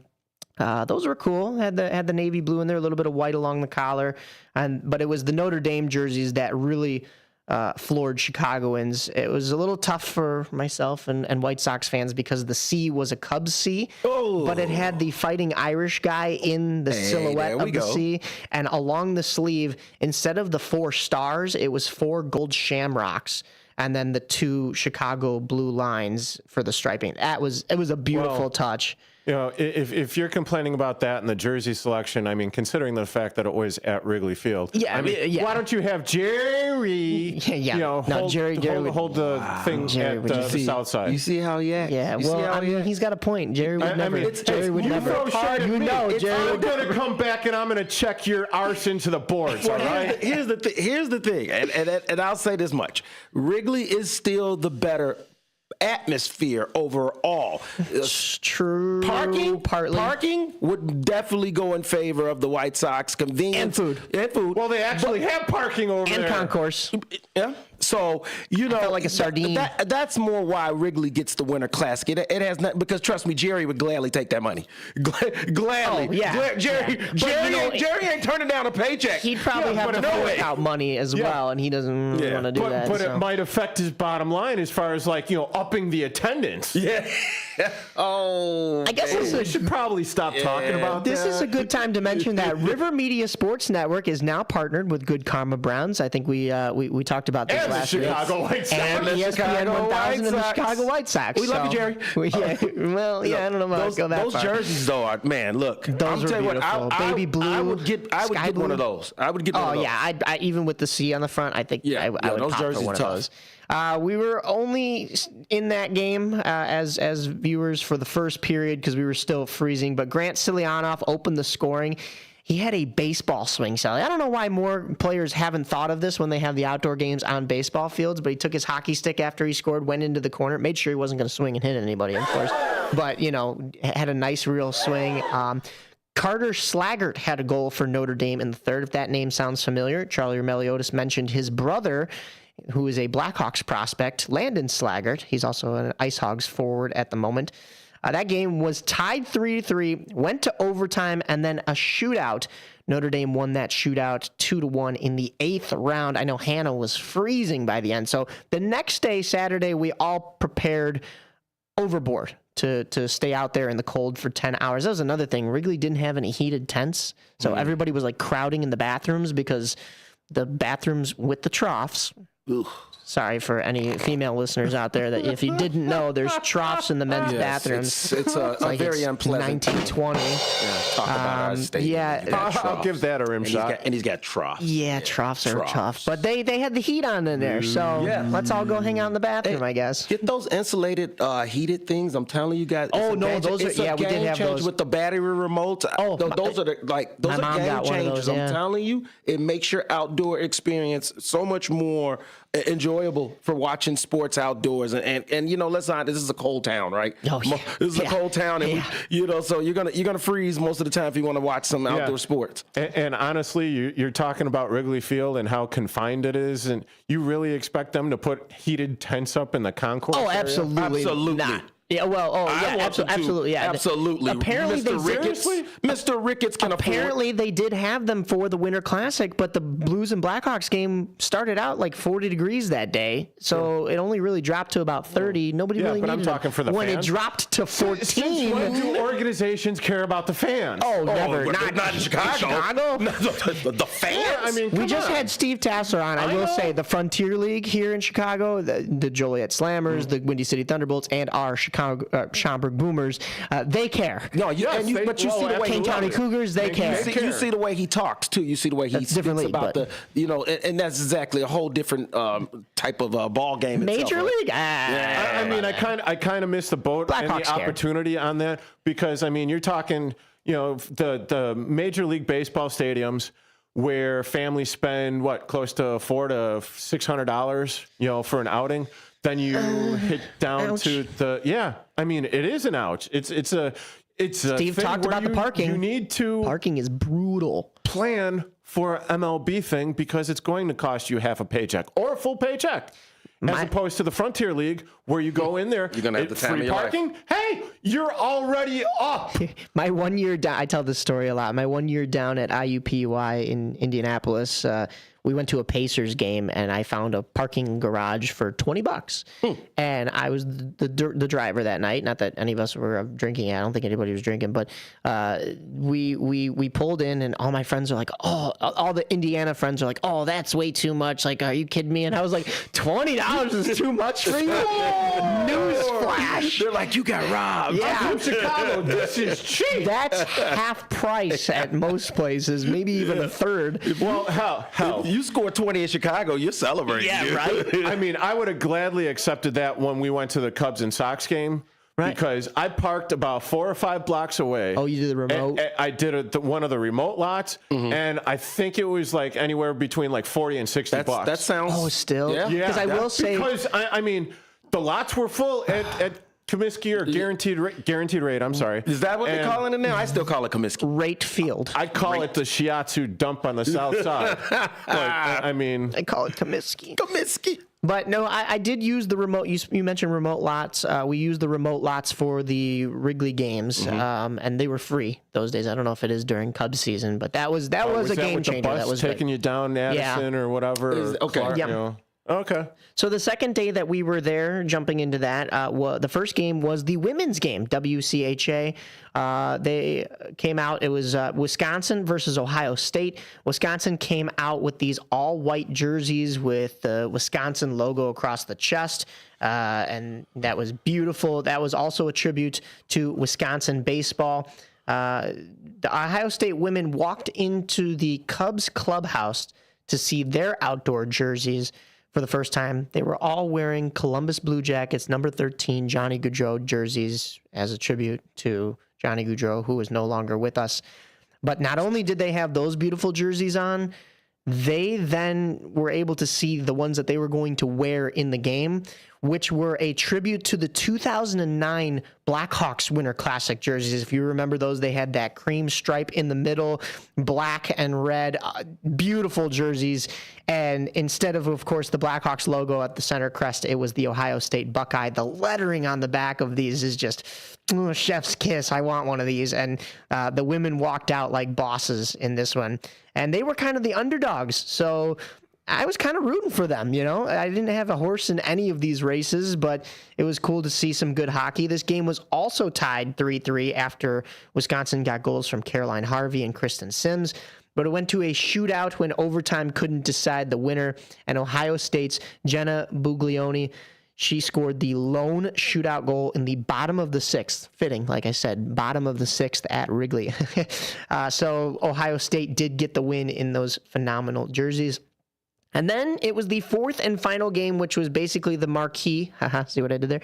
The marquee event at Wrigley that weekend of the NCAA games. Michigan State, number one in college hockey, Michigan State versus Wisconsin. Michigan State came out with this beautiful all-white setup with the like forest green Michigan State written across the chest, how they usually do. And then the Badgers came out in something very different. They came out in jerseys that were inspired by Chicago sports teams. So the Badgers logo across the chest was inspired by the first outdoor game in a baseball stadium, which I guess would have been 2008 between Pittsburgh and Buffalo, but I guess they were looking at more so the Blackhawks versus Red Wings. But it was a cursive Badgers across the front. They had their Badgers logo on the pants, similarly to how the Blackhawks had their cursive logo on the pants. They had W's for Wisconsin on the shoulder patches with their mascot on it. But I guess you could chalk that up to the W for the Chicago Cubs. And then just a really nice striping setup along the jerseys. I love outdoor jerseys. And one thing we didn't get to talk to too much with Charlie Meliodas was, any kind of speculation. Of course, they're not out yet, but any speculation on those jerseys that are going to be in those outdoor Florida games next year, that I would like to see what they do with those. Those can get real creative real quickly because you don't really have the history with some of those teams. Yes, with the Bruins and the Rangers you do, but with Florida and Tampa Bay, a little bit newer franchises, maybe you can go off the board, outside the box a little bit, and I'd like to see what they come up there. Quinn Finley and Gavin Morrissey scored for Wisconsin to erase a 2-0 deficit, and then the Wisconsin Badgers went down 3-2, but a goal in the final moments with the extra attacker and the goaltender pulled for Wisconsin forces overtime. But the dagger, Minnesota, they weren't there. Michigan State scores with 1.4 seconds to go in overtime to get the win. Daniel Russell, who had also scored the second goal of the game for Michigan State, gets the game-deciding goal. All of these four games were decided by one goal. Two of these games went to extra inning rounds of a shootout. and one game was decided by OT. Sorry, that was a long weekend to recap, but hey, I was out in the cold for 20 hours in a span of 2 days. I will cut a little bit of slack just for the simple fact that we did have Charlie Romeliotis for the whole first hour, cut into the recap and everything. So my bad on that. Speeding through this. You go faster. Okay, go faster. Well, are we almost done? No, we have Marcus Mack in the studio. We've got about 7-8 minutes left. Yeah. Are we done? Well, with the hockey? We're talking more hockey. No. Yeah. Hockey. No. So are we done? Come on. No. Wolves and Ice Hogs. We have to cover that. That's both of our teams facing off against each other. So that's actually a condensed segment here. Then ramble on, it's a 2-for-1. The Wolves played the Ice Hogs last Saturday at Allstate Arena for Glow Night. That was a 4-0 win for the Wolves. Scott Morrow had a hat trick. He was Carolina's second round 40th overall pick in 2021. Bradley Nadeau also scored in this one, Carolina's first rounder in 2023. And he was actually coming back from the World Junior Classic. He had 5 games played, 2 goals, no assists, 2 points. And then the Ice Hogs took it to Chicago the next night. That was Sunday. That was a 5-3 win for the Ice Hogs. Justin Robitaille, Noel Gunler, and Nikita Pavlichev scored for the Wolves, but it was Joey Anderson scoring 4 goals for Rockford. So the Blackhawks send him down to Rockford, and he scores 4 of the 5 Rockford goals in this one after the Ice Hogs were shut out the night before. Cole Gutman gets that lone 5th goal, and the Ice Hogs finally get a win. Through 6 games, that's half of the regular season matchups between these rivals. The Wolves have now won 4, Rockford has taken 2, and the last 3 games between these two teams, there has been a hat trick for one of the two sides. Joey Anderson with 4, Scott Morrow the previous game for the Wolves with 3, and Jerry Mayhew with 3 in that previous matchup back on December 1st. I don't know if that's ever happened in the history of these two, where 3 games in a row you see a hat trick from a player. That's pretty impressive. Yeah, I mean, both teams are doing well. Rockford a little bit more struggles, but that it's like we were saying, Rockford is a kind of a development program for the Blackhawks right now, and the Wolves are just they're gunning to try to get back to the status that they were at. The Ice Hogs were back home in Rockford on Tuesday. They played the Texas Stars. That was a 4-1 loss. Cole Gutman, the only goal in that one. Your future games for Rockford, though. Tonight against the Texas Stars at 7 p.m. at BMO Center. Tonight is Star Wars night. Get your lightsabers out. Sunday, that's tomorrow, the Ice Hogs will host the Admirals from Milwaukee at 4 p.m. And that is a post-game skate with the Ice Hogs on a Pizza Hut Family Pack Sunday. So go ahead and buy your tickets through the link. And then next Friday at 7 p.m. and Saturday at 6 p.m., they will be on the road in Wells Fargo Arena in Des Moines, Iowa, to face the Iowa Wild. The Wolves' future games, they got a couple of them. They are in the Palm Desert tonight to face the Coachella Valley Firebirds at 8 p.m. They will be there tomorrow as well for puck drop at 5. Wednesday, the Wolves are in Van Andel Arena to face the Grand Rapids Griffins at 6 p.m. I believe we have Sophia Blackburn from the Truth About Chicago Sports going to be talking with us. That's Sophia. her? Yes. Sophia, yeah. I think she spent some time, from what I've noticed, with the Griffins and in that arena. So stay tuned for that information.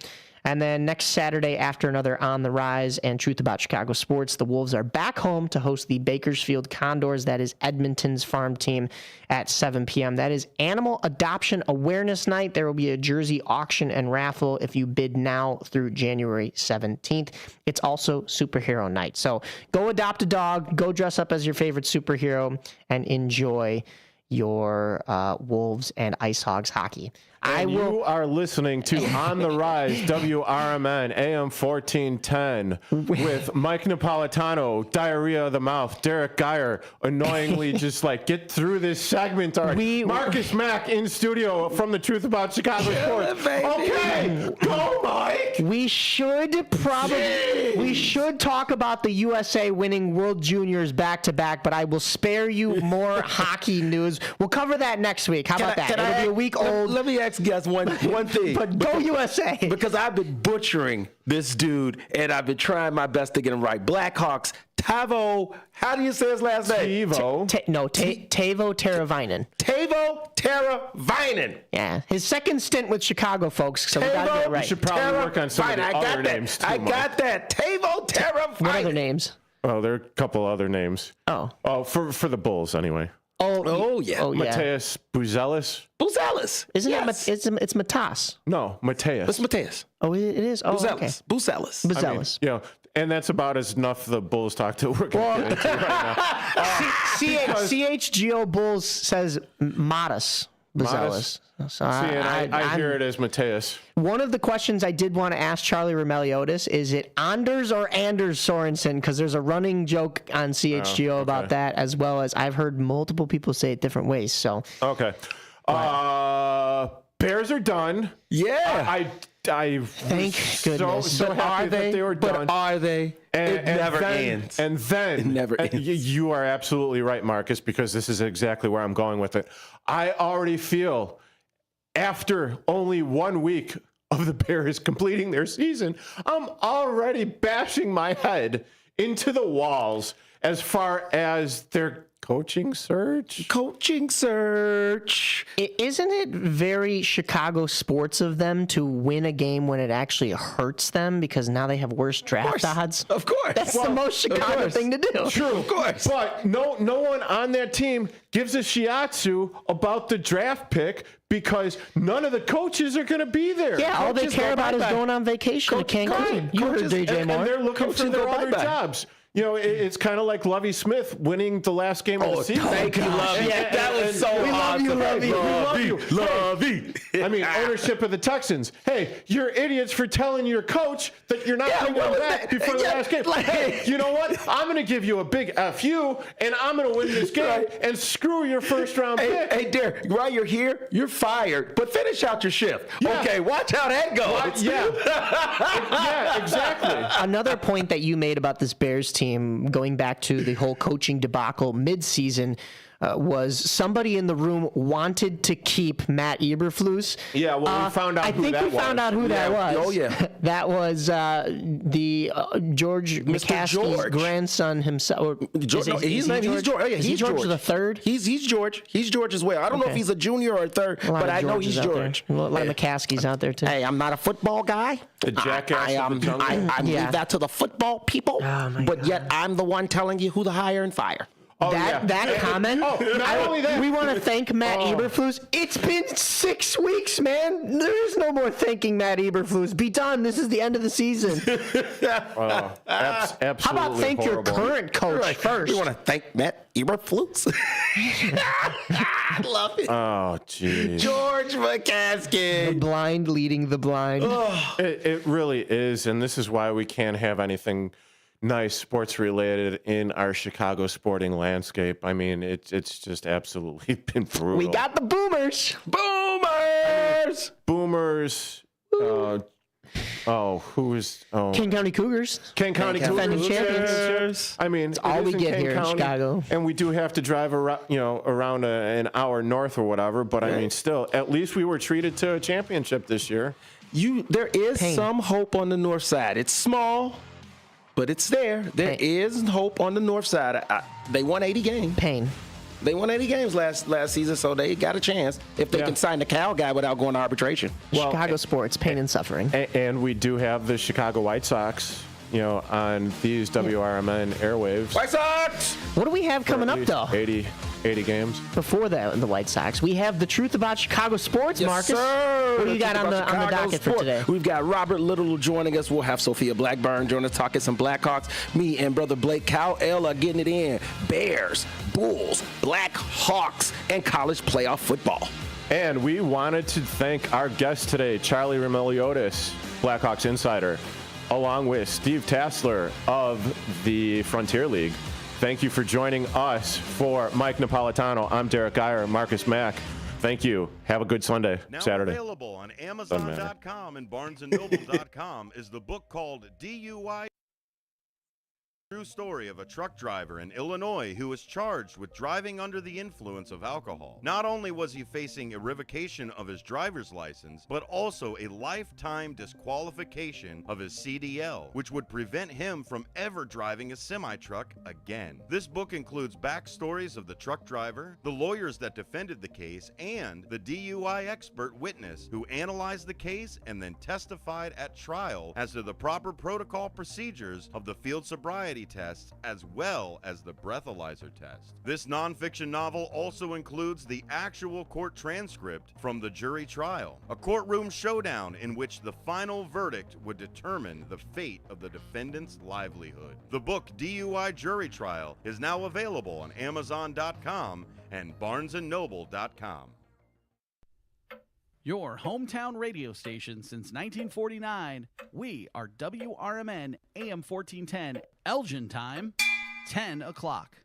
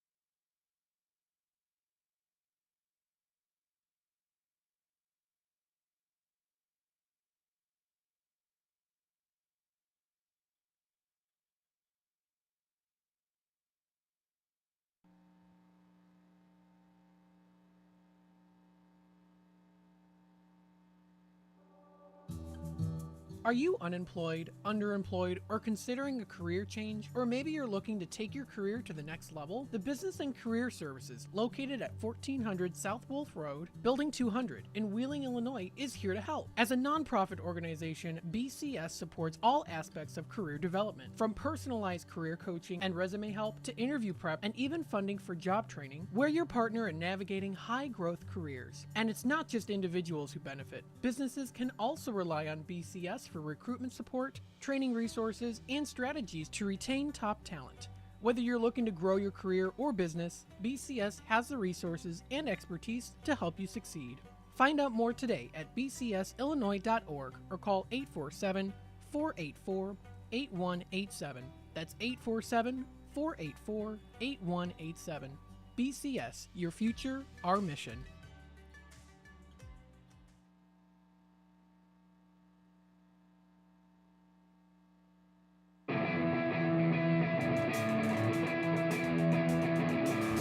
And welcome to the show. This is the truth about Chicago sports here on WRMN 1410 AM Studio 14. Let's go. And you are now here listening to Marcus Mack with brother Blake Cal-L, and I'm joined by Mikey P. I like to call you that because that's Mikey Parm. I know that's not your last name. But my middle name starts with a P, so you're along the same lines, yeah. So what is going on, everyone? It is another beautiful Saturday. Brother Blake, or as I like to tease him and call him Balake, what's happening, brother? Yes, sir. Good morning, gents. I'm doing well. It's cold down here in St. Louis. There's snow on the ground, but a lot of exciting sports going on this weekend. It's tough to be upset. Yeah, I would imagine that the whole city is shut down and you're all hiding inside from normal winter weather. Yeah, we don't have the Chicago strength or the IDOT. We roll with the MoDOT. We get one big snowstorm every 10 years, and it's chaos every time. Yeah, exactly. It's like we just gotta weather this out, guys, because it's not coming around in for another decade. That's right. Heck yeah. So let's get into it right away. We know last night was the exciting game. Ohio State, Texas. Ohio State comes out on top 28-14. The Big Ten is back, fellas, shutting down another vaunted SEC team. That's twice now that they've gotten the SEC in this playoff system. Ohio State definitely back looking like that number one team. They'll be set to face off against my team, Notre Dame, who got the win on Thursday by 3 points, 24-27 over Penn State. Blake, what did you think about these games? They were exciting. Definitely the Notre Dame Penn State game. It looked like Penn State had all of the momentum. It looked like they were really punching Notre Dame in the mouth, and there was just a sudden shift where Drew Aller, the quarterback for Penn State, kind of fell off harder, and Marcus Freeman, he's a good coach, as we all know, and he started coaching circles around Penn State. So good win for them on Thursday. And then last night, I mentioned on last week's show, you asked what was I most impressed about the college football playoff, and it was Will Howard of Ohio State. Yeah. And again, last night, he played, I'm not going to say errorless football, but he played tight enough football to win a close game. And when those games get down to the wire, as we've seen in the NFL, specifically with the Bears, which we've talked about all season, not turning the ball over. Ohio State didn't turn the ball over down the stretch. And guess who did? Texas. And that's why they won by 2 scores. It's going to be a great national championship. We still have another week before we get to it, but it's going to be a good matchup. I'm very excited for it. Heck yeah. Mike, what was your thoughts on this college playoffs, last night's games, and just the college playoffs overall? Well, I'll be honest with you. I didn't see much of last night's game. As we were talking in the last segment, I was out on the rink doing some rink maintenance and actually watching Blackhawks versus Red Wings, unfortunately. Yeah. But I did see a lot of highlights from that Notre Dame game, and, man, for it to come down to that final field goal and Notre Dame coming back in that sense, and then of course, Penn State had that rush at the end where they were just trying to do as many laterals as possible to keep their season alive. But, I mean, this is just incredible from Notre Dame. I also went to NIU, and so I saw all the memes that said, you know, technically by the transitive property, NIU is going to the national championship because they beat Notre Dame.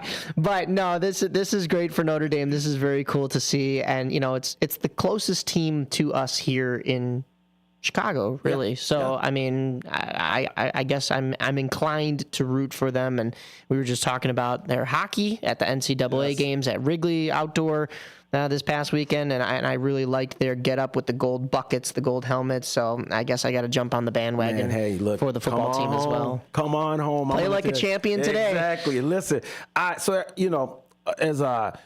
I don't like to, go into the whole life history thing, but, I grew up on the South Side. I'm a born and raised South Sider. Went to Irish Catholic High School, St. Rita. Shout out to the Rita men. So my affiliation runs strong with Notre Dame.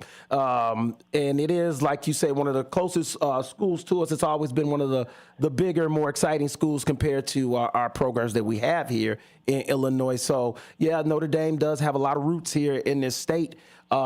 And I'm definitely looking forward to that. I mean, Ohio State is the team that is picked.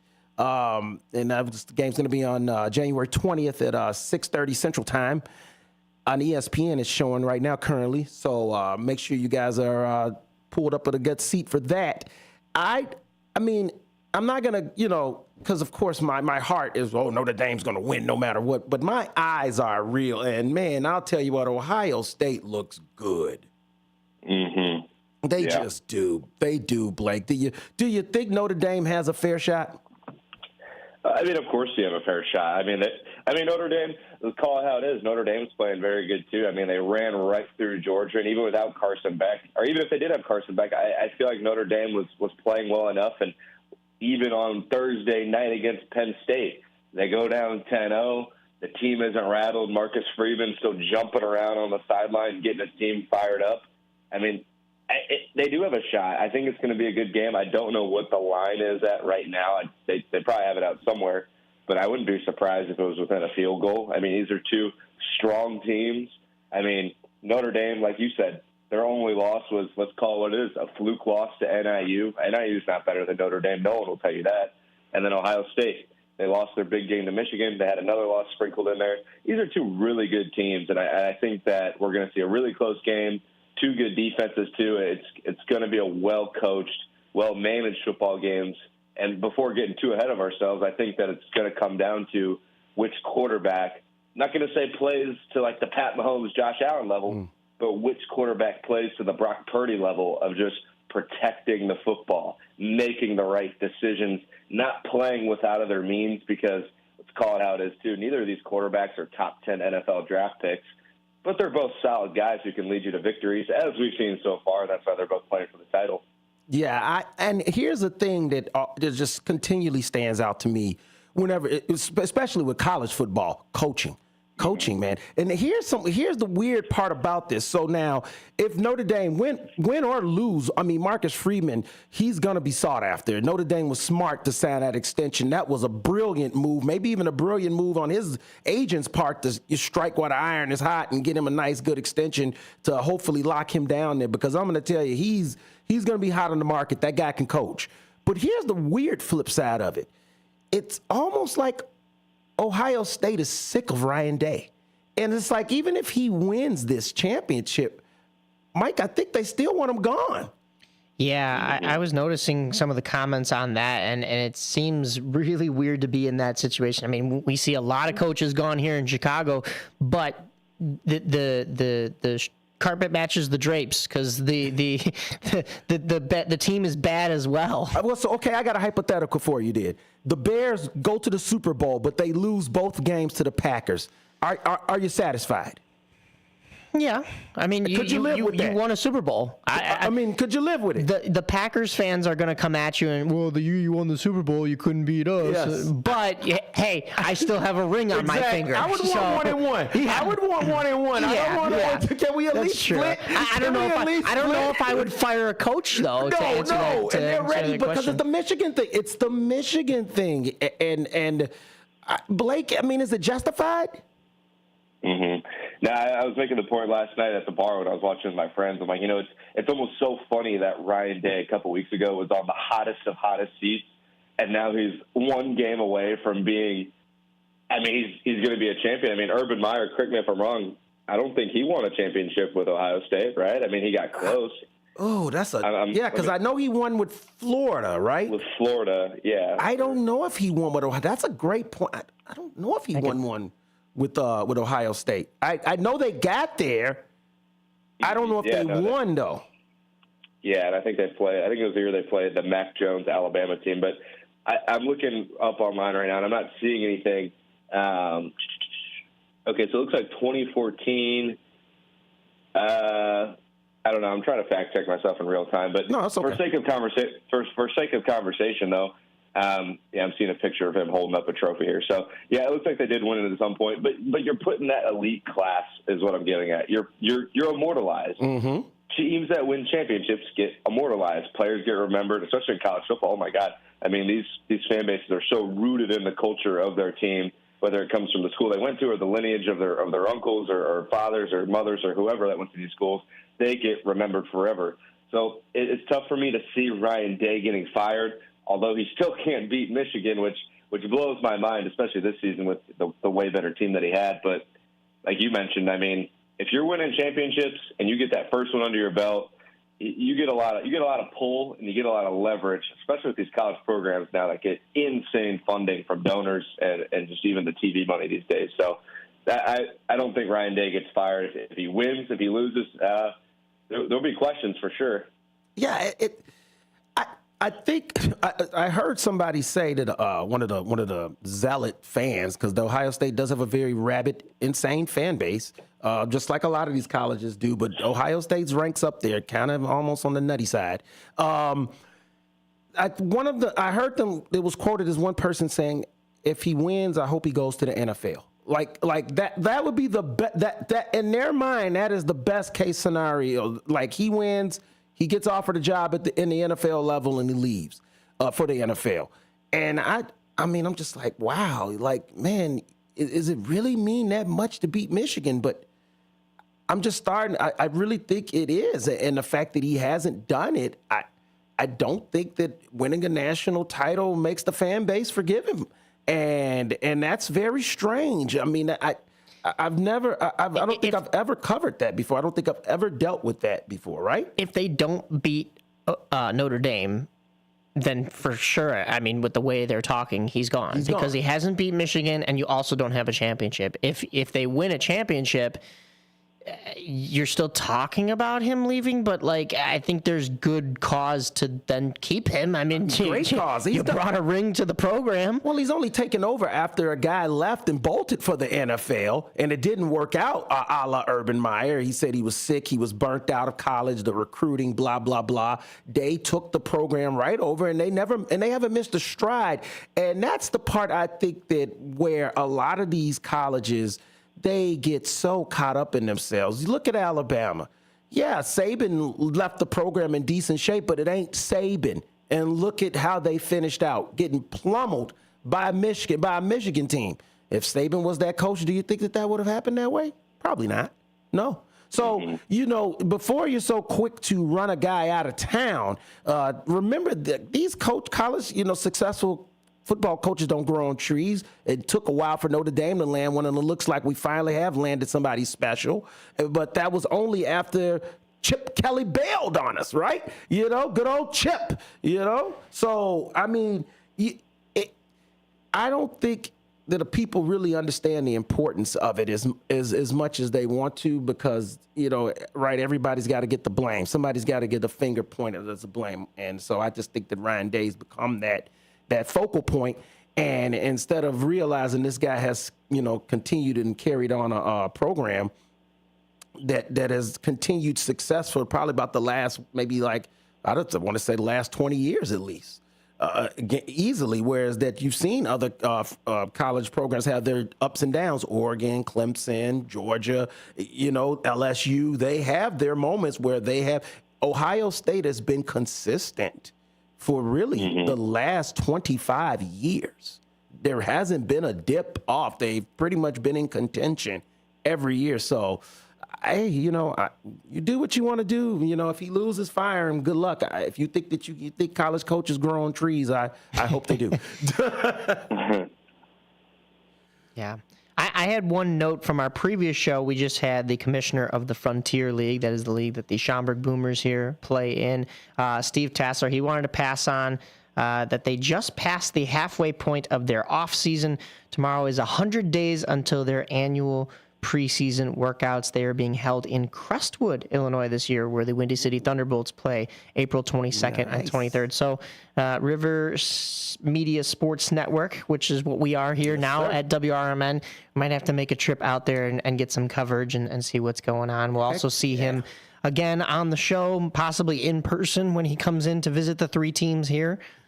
But yeah, just wanted to throw that in there before we jump back into our football talk. Did you have, you said you had Bears talk going on as well? Man, I don't know if we want to jump out of college football just yet, because there's so much to talk about. The thing is, it was so funny. Me and Blake, actually Blake tagged me in this, somebody on Twitter or X, whichever one you want to use. And they were like, can I have a sports show that doesn't talk Bears the whole show? and Blake chimed in and was like, actually, yeah, the truth about Chicago sports, we chop it up. We, got a pretty broad sense, and we do. And, usually I always try to, because especially, the Bears can consume so much. I try to leave that, for the last half, the back end of the show, but at the same time, it's like I always tell all the callers, hey, call in anytime. Once again, 847-931-1410, and talk all sports with us at any time. We're going to talk Cubs. We'll talk Bears. We'll talk Blackhawks. We'll talk Bulls. We'll talk White Sox. Actually, here, station home of the White Sox now for the new year to start out, WRMN 1410 AM. And yeah, I like to have a broad sense, but there's a lot that's going down with these guys, right? New coach, there's going to be a draft coming up. We got free agency, so yeah, we're going to be getting into all that. We're going to be getting into all that a little bit later. If you want a show that doesn't talk any Bears, jump on even earlier. It'll be your appetizer before you get to the truth about Chicago sports. On the Rise from 8 to 10 a.m. We talk Blackhawks, Bulls, Windy City Bulls, Ice Hogs, Wolves. What else do we do? Boomers, Cougars. I'm missing one. Oh, Chicago Steel. And we have guests on just like we had today. So, it'll be your little foray into sports before you get into the truth about Chicago sports, and you talk a lot more of the pro side of stuff. So, oh yeah. Yeah, nobody wants to talk Bears these days. There's so much to talk about, but it was painful. It was a painful season, but it ended on a high note.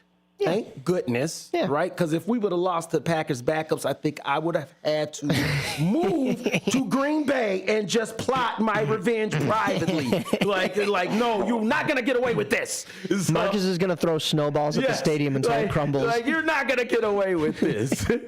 But you know what? Speaking on a higher note, these old Bulls, man, they got another win. I'll tell you what. They may be a 500 team, but they're not going anywhere. But I'll tell you what, that dunk by Kobe White over Wemby. Yeah, Blake. Wow, huh? Yeah. I mean, that's what we've been waiting for, those moments right from Kobe White. It's interesting and it's frustrating at times, because that he has that kind of electricity package in him. We just celebrated Derrick Rose, and no one's going to compare Kobe White to Derrick Rose in that aspect. But electric dunk, especially in that game specifically. I was watching some film of that game, and the adjustments Billy Donovan made down the stretch of switching pick and rolls and putting Lonzo Ball more ball dominant on the perimeter, guarding Chris Paul down the stretch, really set up for an exciting Bulls game like that. And like you said, and we've kind of said it all season, is this team's not going to be championship contenders. They're barely going to be playoff contenders, maybe in that 6, 7, 8 seed. But exciting stuff, and Kobe White's still an exciting young player that has that kind of electricity in him. It's just tough to get it out of him sometimes. Yeah, I mean, and that's the thing that perplexes me about this team. Because, last night, obviously the Wizards, they're not that good of a team. The Bulls are supposed to beat the Washington Wizards. That's the whole point. Like, the funny part about it is that, we could watch them play a Washington Wizards team, and the Bulls will lose a game like that sometimes. And that's why they are the record that they are. And, it goes back to the beginning of the season when I think the Utah Jazz didn't even have a win. And then they came here and beat the Bulls, and the Bulls were full strength. Yeah. So it's these such perplexing moments. So, I'm not going to act like, they should have beat the Wizards. No, I'm glad they beat the Wizards. And, they really show, this is what's so confusing about them. They come on here, you get a game where Patrick Williams only scores 2 points. I don't know how that's even possible. Why did we sign you to an extension for 2? I could score 2 points, and I'm 45 years old. I promise you I could score 2 points. If you give me 20 to 30 minutes on that basketball court, I'll get you 2, all right? Now, after that, you're going to take me to an emergency room, but I'll get you 2, okay? I might get 1, maybe pay me half his salary then, Exactly. Yeah, but give me a free throw. But you still got Vooch that came in and dropped a 23 and 13 game, and that they got to trade Vooch. They have to, right, Mike? Vooch has been consistent with the rebounds, but when this team has that consistency but not consistency when it comes to the standings and the actual results of the games. Like you just said, they beat the Wizards now, but they lost to the Wizards last week, and that was coming off of a win against just as equally bad Hornets team. So you can beat a Hornets team, you can't beat the Wizards team that's a little worse. I mean, going back to the Kobe White dunk, that is the most Chicagoan thing we have here. Even when we have teams that have championship windows, there's individual efforts that we praise, and I think like you talked about Derrick Rose, I think that is a good comparison to. I mean, I know those Bulls teams made the playoffs and stuff, but you have a guy like Derrick Rose. Yes, he had a little bit more of a cast around him than anything we've seen in Chicago these days, but you have these great, phenomenal individual efforts, and then you don't get the results, and then these guys go elsewhere. Yeah. So, I mean, like you said, Vooch may have to be out the door. Like I said, he's very consistent when it comes to rebounding. There's a lot of quote-unquote all-stars on this team that are consistent, but the wins aren't there. So, you know what? You can have an all-star team. You can have the dream team, but if they're not winning games, you have to change something up. Sometimes it's not about building a roster. It's about forming a team. So you have to switch it up. And we got a caller here. Caller on the line. Hold on here. Caller, you're joining us on air. This is The Truth About Chicago Sports. You're here with Marcus Mack. I got my boy Mikey P. and Blake Cowell. What's going on, brother? Thanks for calling. Yeah, I was just checking to see if they got some tickets available for the Nordic ski jump yet. That's the first I'm hearing of it. Nordic ski jump. Yeah. Where is that held at? Yeah, where is that at? Yeah, Fox River Grove. Every year they got that 200-foot ski jump thing that the guys do, and it's they have it in the summer too on carpet. But during the winter, it's supposed to be this year, January 25th. Well, I'll tell you what, brother. Call back on Monday and check in with Marky B in the morning. Marky B's show in the morning, first thing in the morning. That's one of our great shows. Call Marky B, and he'll have all the information for you. Okay? Thanks for calling, brother. We appreciate you. You bet. Thank you. And you know what? If we hear any news about that, we'll bring it up here on Sports Saturdays. I'm interested in that. I didn't even think we had a Nordic ski jump here in Illinois. I'm like, man, you know what? I don't ski, but that's pretty cool. I'm pretty interested, you know? Yeah. As we get ready to head into break, we're going to be joined when we come back from break with the great Sophia Blackburn. We're going to be talking some Blackhawks hockey. We're also, like I said, we're going to be talking some Bulls. We got a lot to chop it up with those guys. Baseball side, we're giving you guys a break. Baseball's on winter break. Although there is that weird thing that we might need to really speak about real quick with the Kyle Tucker arbitration thing. Blake, I know you kind of heard about that, right? Of course, yeah. Yeah. So we're gonna have to visit. We're gonna have to visit that when we get back from break and get into that big time, because that was a part. That's a little part. Is like, wait a minute, what's going on here? We trade for the guy, and now we're gonna go into arbitration before the season even starts. Wow, that's such a Chicago thing, is it not? Oh my goodness. Anyway, you're joining us here on WRMN 1410 AM. This is the Truth About Chicago Sports, Studio 14. I am Marcus Mack with Mikey P, and we got Blake Cowell here kicking some butt, bringing you all the good news and good sports around Chicago today. Feel free to call in 847-931-1410 and talk sports here with us. We'll be back.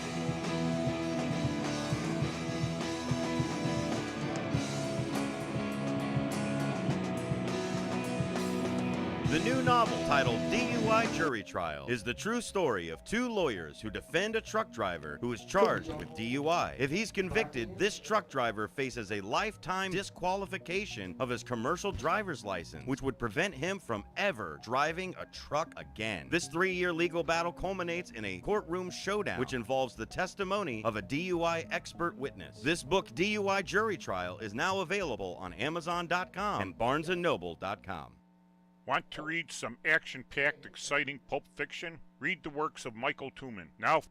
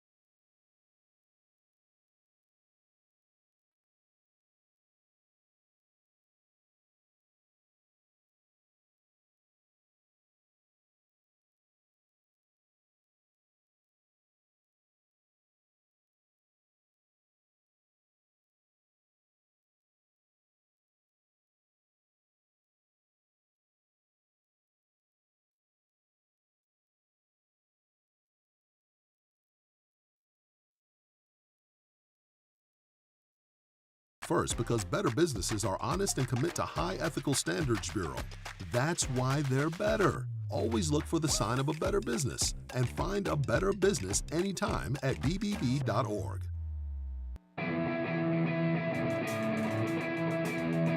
And welcome back to the show. This is The Truth About Chicago Sports on WRMN 1410 AM Studio 14. Let's go.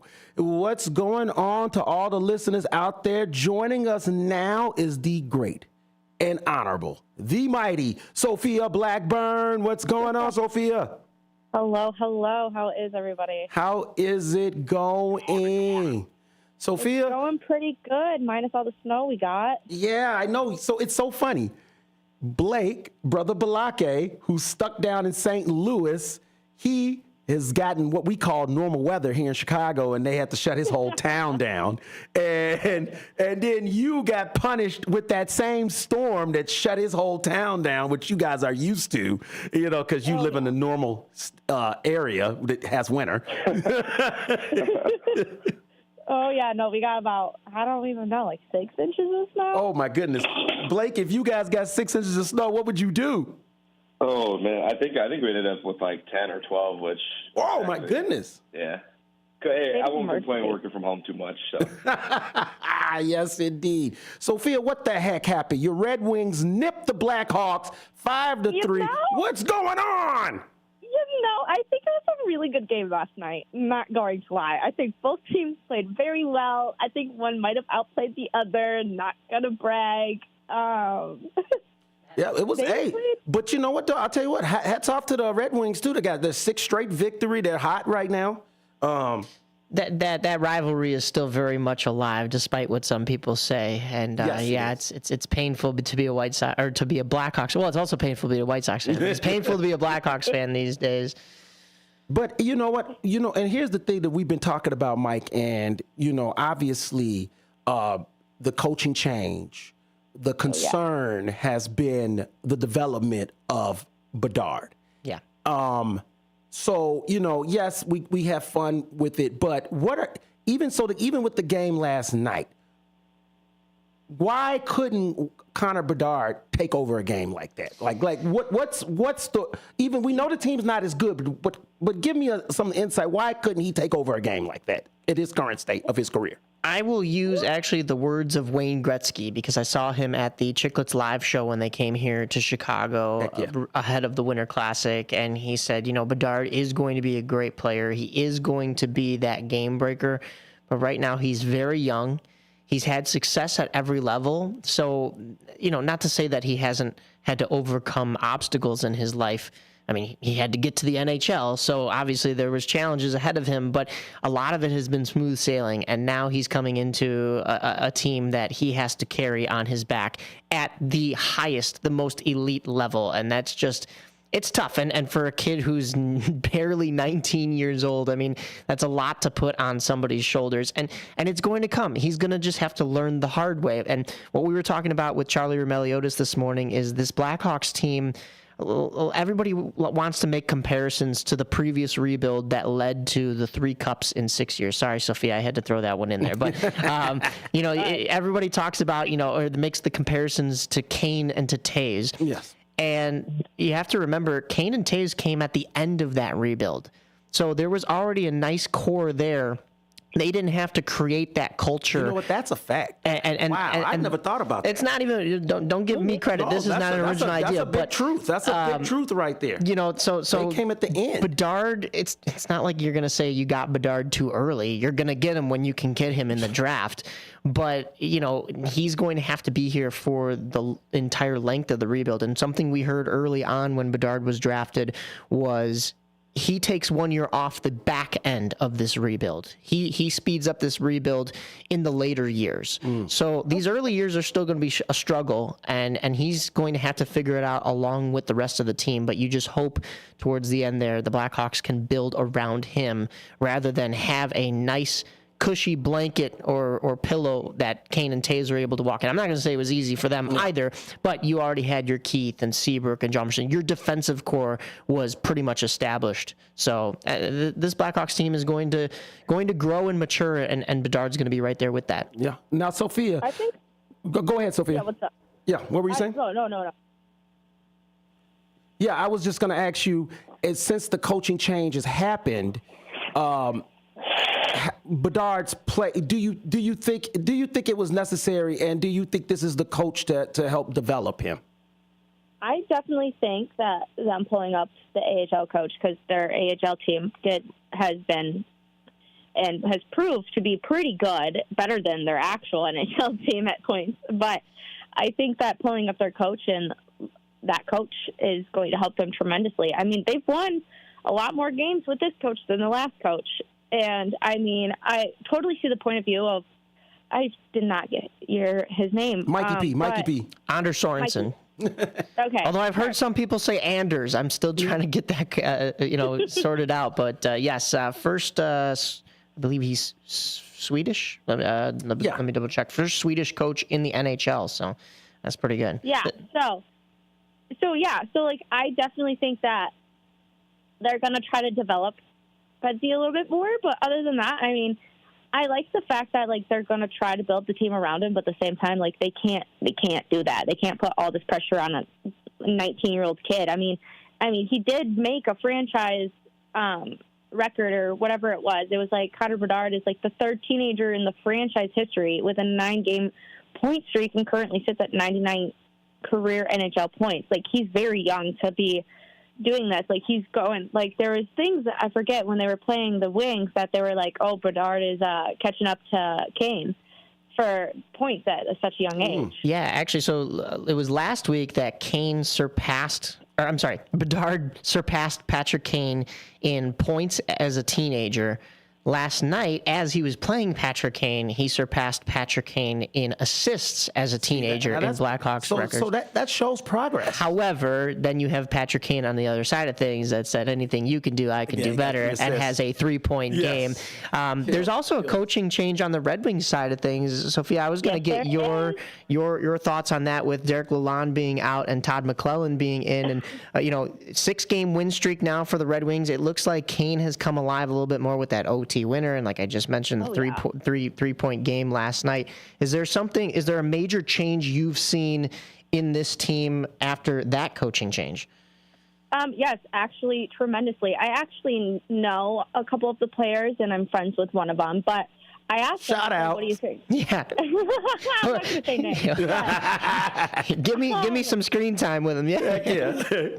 I asked one of them, I was like, so what's up with the new coach change? And he was like, well, they said a word I can't say on radio. They suck. Like, we suck. And I was like, glad you said it and not me. But they seem to like the new coach. They are excited to see, like, how they play and how he's going to play them. And I will also say, there are first. Many rookies right now in the Wings are getting their first NHL career points or goals right now, and it's so exciting to see that these people that I kind of know are like getting up the ladder and they're going, and it's very exciting just to see how the coach is actually making them win games and not lose every other or lose games. Or so they're doing pretty good, and I think the coach is doing pretty good, and I definitely think the Blackhawks coach is not too far behind the new Red Wings coach. I mean, it's all about just development. Coaching matters. I keep telling people that all the time. The coaching matters. That's exactly why your Precious Lions look so unique, because that dude, Dan Campbell, is the real deal, man. He's the real deal. Yeah, he's the real deal. And I'm telling you, and I can only hope and pray that the Chicago Bears can find someone like that to come and lead the locker room, because that's what you need. You need the real deal, leading these young athletes out here to become the superstars that they're meant to be. And if you got a guy that's not doing it right, I'm telling you, he's going to suffer. And I definitely think that it was the smart move to get that guy out of the way, the former Blackhawks coach, and bring in Sorensen, because you can't have a young talent like that being smothered. And it seemed like that's what was happening. Yeah. And so now that's kind of like the shackles are off of him a little bit, and he seems like he's okay. Let this young kid just play. You know? You mentioned the Lions and Dan Campbell and Sophia. I am rooting for your Lions, even though they're division rivals. Yes, we are. The Bears aren't doing anything. Secretly, we're rooting. You've had enough rough years as Lions fans. It's time.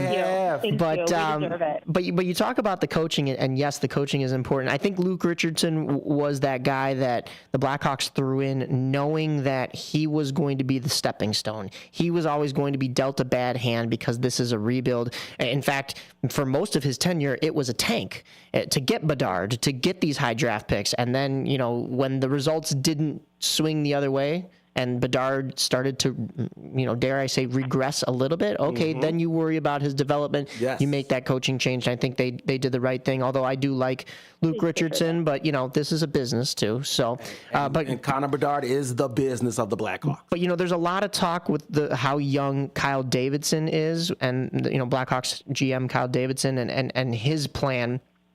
Now that I have you here, Sophia, there's also been a lot of talk about the Red Wings plan and GM, former Hall of Famer Steve Yzerman. They call it the Yzer plan. With the coaching change, and you talked about a lot of rookies getting their first goals and them coming up. We're obviously taking a step forward here in Detroit, but is there any concern with the Yzer plan at this point, or are things just kind of, trust the process, status quo? I've definitely heard trust trust the process, and also I've heard concern. I've heard about the Yzer plan, but I haven't indulged my whole entire brain into it yet. I don't think anybody does. Only Steve Yzerman knows what Steve Yzerman's doing. He's made some very strange moves that turned out to work in his favor. There's I don't think anybody knows exactly what he's doing. We're just kind of going along as he does it because we don't ever question Hall of Famers. Yeah, right. Right. But I will say, I don't exactly know, but you know what? He's doing all right so far. Well, yeah, you guys the Red Wings are 2 points out of the final wild card spot in the Eastern Conference, which, I mean, you've only played 41 games as the Red Wings. You're halfway through the season exactly. I mean, that's an 84-point pace, and I think that gets you into a playoff spot if you keep that up, maybe a little bit, and especially with the coaching changes, and a couple more win streaks, you're in there. Yeah. So there's definitely more hope there than there would be in Chicago. What else have you seen from this Chicago team? We talked a little bit about the inconsistencies and stuff, and of course, what the big blunder this year is dropping the Winter Classic. But even just this past week, I mean, you get a win against a struggling Montreal team. You get a win against a very tough Colorado team, but then you lose poorly to the Rangers. Well, and it seems like the primetime games, right? It's like they get on TV. Well, yeah, we talked about. All of a sudden, it's like we talked about with Charlie or Meliodas. They play like complete trash. They had lost 15 straight nationally broadcast games until they beat Colorado just this past Wednesday. So it's been a struggle. I don't know what you've seen out of this team, Sophia. I've seen there's progress. There's definitely progress since when they fired their coach. And also, I wanted to put a little tidbit in there for a tiny bit. But I definitely think too that bringing up the AHL coach, he knows some of these boys. He trained some of these boys, and so I think it's great to see because he knows the talent that obviously all the coaches know the talent that their own team has. But he's trained some of these men from when they were straight out of college or straight out of the draft. You know what I mean? He possibly knows a little bit more about certain players than the actual coach did. But I definitely think that he's definitely, I don't know if he's mixed up lines a lot. It's kind of hard for me to watch the games because it's hard for everyone. Yeah, it's hard for everyone. Even if you're in this market. Yeah. Don't feel bad. It's hard for everyone right now. So I have to go, I have to do my little FBI skills and figure out how to find the game myself like I did last night because also it's a blackout state for me for Oh, yes, that's right. Yeah. But I was able. Oh, go ahead. I was able to grab the last period of hockey last night for the boys, but I definitely think that they're getting more aggressive. They're getting more not afraid to go in and to rush the goalie and get there and stuff. I mean, like, I think Betsy got a penalty last night, no? I believe you're right. Like we said, it's tough to watch the games here with the new switch over to Chicago Sports Network. I hope they fix this. So we were talking about my backyard rink, and not to go into me, but I usually would project the games using my iPad and stream it, and I could Bluetooth to a projector on the side of my house. The side of my house is all like white paneling, so it makes for a nice backdrop. This whole year, I'm not gonna be able to watch any games on my rink. It's depressing. Do I want to watch any of these games? Maybe not. But but at the same time, I want the option. Yeah, like so last night I was trying to get the Red Wings Hawks game, and we heard Charlie Roumeliotis this morning talk about the similar story that he told on his Breakaway podcast, that during practice Jason Dickinson smashed a stick like loudly in practice. So the frustration is there, and like you said, they're starting to have a little bit more aggressive, They're play, waking up. and they realize that they have to do that in order to win in certain cases. You mentioned the youth coming in, and a lot of it due to the fact that Anders Sorensen, the former AHL coach, it has been brought up. But this Blackhawks team was and kind of still is the third oldest roster in the NHL. Yeah. But as we just said, a lot of the youth is coming up. We saw, of course, they brought up Frank Nazar, then Colton Dock. Landon Slaggert is probably on the way. When the goaltenders were down, you had Drew Comesso come up, which, wasn't really planned, but it's good to get them a little bit of time. So I do like what you're saying too, of course, with the fact that these younger athletes are coming up, and the next wave supposedly of Blackhawks. Going back to what I said about, they're not being the solid defensive core here, like the Keith, Seabrook, Hjalmarsson. Well, a lot of that is because actually they are here, but they're all 20 years old. Yep. So they're good defensemen, and when you can get through a game and not have to go, oh, we saw a lot of Louis Crevier tonight, but he's a young guy, so a lot of that stuff is bad. When you can get through a game and go, oh, I didn't really hear from him, means he did his job. So they're skating by, no pun intended, but that's not good enough, and they're going to learn as they mature. But I do like the youth movement. Yes, indeed. It's no Matt Rempe going on. No, yeah. It's not that, but you know what I mean? Like, they understand the game. They live, they breathe. I mean, it's hard to get Betsy off the ice half the time. I mean, but I mean, they're playing good. They're playing good plays. It's just that there's something missing, which I fear that they are going to find at the last moment. But at the same time, I mean, there's always next year. Next year, there's going to be a better morale and everything, and they're going to figure out and see who they grab from the draft. But there's younger guys on the team. Like, all these teams now, I fear throughout all the franchises, everyone's getting just a load of just rookies that are coming up. I mean, and it's going to be a new change for everybody, especially the Blackhawks. I mean, the changing they're playing of the guard. good. You can tell they're playing good. You can tell they want it. But at the same time, I mean, it just depends on who they play, because some of the teams that they play have more mature players and some have more rookie players. And so last night's game was pretty good. I'm not going to lie. I mean, it was pretty even for a while until my Detroit had to give it to them. But I mean, it's just they're catching up. At least they're scoring goals and they're putting points on the scoreboard. Yes, indeed. That is the truth. Sophia, I know you got to get up out of here. Thank you so much for joining us once again. Everybody, the great Sophia Blackburn. We can't wait till you eventually come and join us in this town and get out of that snowy ice cave that you live in known as Michigan. Hate to love it. Love to hate it. Excellent. Thank you so much for joining us, Sophia. You have a great day. You're right. See ya.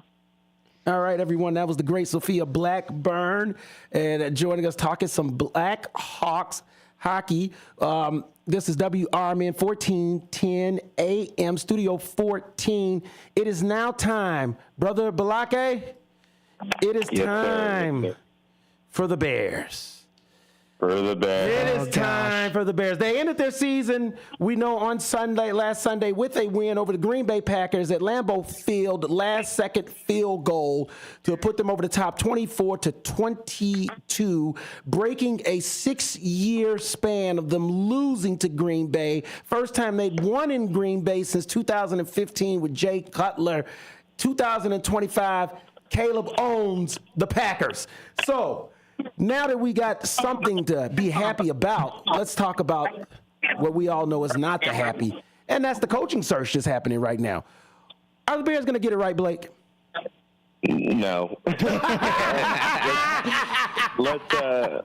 Hey, I'm going to remain optimistic here because as we're sitting here right now, there's a current Ben Johnson, Ryan Poles meeting going on. So as we're talking, so are they right now.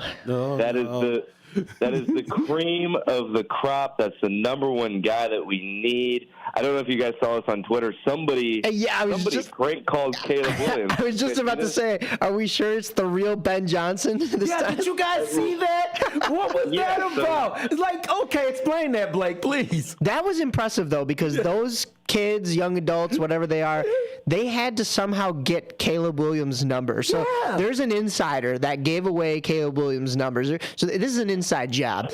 And then these kids texted Caleb Williams and said, hey, this is Ben Johnson. And even you could see from that one text message, Caleb's like, is this for real? And they're like, yeah, absolutely. So let's FaceTime and get acquainted. And then sure enough, the kid answers the FaceTime and he was like, hey, Caleb. I know. I'm looking at this like, what the heck? Why would you dial Caleb's number? Like, dude. That's an elite move, though. I give them credit. What a prank. What a prank. I give this good prank on him. But he was pumped. I mean, it was like, let's go. Like, let's do this thing, you know?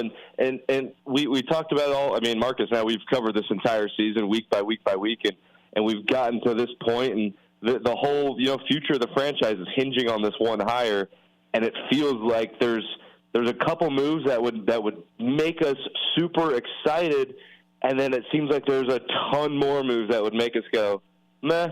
I hope it works. You know what I'm saying? But yep. Ben Johnson is one of those guys where it's like, if he gets hired, it's like, all right, let's go. And I've said this on this show, and I've said it in casual conversation. I'll say it again. If Ben Johnson and Caleb Williams doesn't work in Chicago, then nothing will. I mean, that is, to me, that is the bottom line dollar. You want that young offensive mind, and that's something that Green Bay has gotten, Minnesota has gotten, and, Dan Campbell is not an offensive mind, but he was able to find that offensive mind in Ben Johnson. The thing is that I know Ben Johnson is the hot coordinator. Me, personally, I really lean a lot more towards Mike Vrabel, but at this point, I don't really think we have a shot. It just kind of seems like the Patriots are making all the moves are lined up for them to offer him this job. They I don't want to use the one word I'm thinking, but they basically poo-pooed on the Rooney Rule and did what they wanted to do with it, in terms of getting two Black American coaches to interview right away and get it out the way. So it was obvious that they were opening the door so that they could pick their hire how they wanted to. And so I kind of think that Vrabel's gone to the Patriots. If Vrabel was signed by the Bears, I would be shocked. I'm not going to lie. I would be shocked if Mike Vrabel became the coach of the Bears. Yeah, that feels like that's the most outside shot. It seems like right when Gerard Mayo got fired, Vrabel was the heir apparent right away. But Vrabel's already interviewed with the Bears. It seems like an outside shot now. But I'll also say this: the Vrabel going to the Patriots, I think, increases the likelihood of Ben Johnson to the Bears just by default of who has a better situation from a roster standpoint. Ownership, let's throw it out the door. The Bears are one of the worst outside of, I think, Shad Khan in Jacksonville. I mean, the Bears will be competing with the Patriots and the Jaguars for him at this point. So it'll be interesting. Yes, indeed. When we get back from break, we'll continue talking more here on The Truth About Chicago Sports. We'll be talking Bulls. We'll be talking Bears. We'll be talking Blackhawks. We'll be talking Cubs. We'll be talking Sox. We got all the things that you need to know about the sports of Chicago here on The Truth About Chicago Sports. WRMN 1410 AM Studio 14. This is your host, Marcus Mack. I'm joined by Mikey P. and Blake Cow. We have Robert Little coming and joining us after break. When we get back, that's right, we've got the awesome Robert Little who will be joining us after break when we get back here on The Truth About Chicago Sports.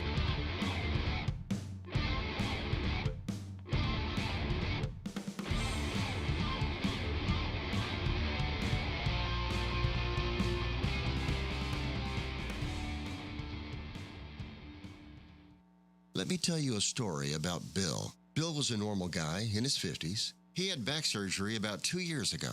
Bill was in a lot of pain. He dealt with his pain by taking the Percocets his doctor prescribed for him. Bill took more and more and more of them to help with the pain, until one day the prescriptions weren't enough to get rid of Bill's pain. Then one day Bill found someone to help him get rid of the pain with illegal drugs he didn't need a prescription for. Fast forward to today. Bill lost his job and his family. The only thing he does have is his drug dealer.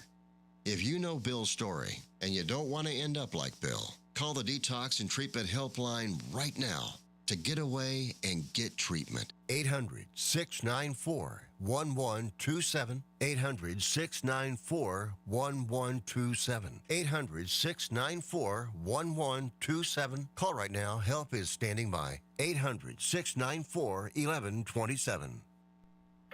Your hometown radio station since 1949. We are WRMN AM 1410, Elgin time, 11 o'clock.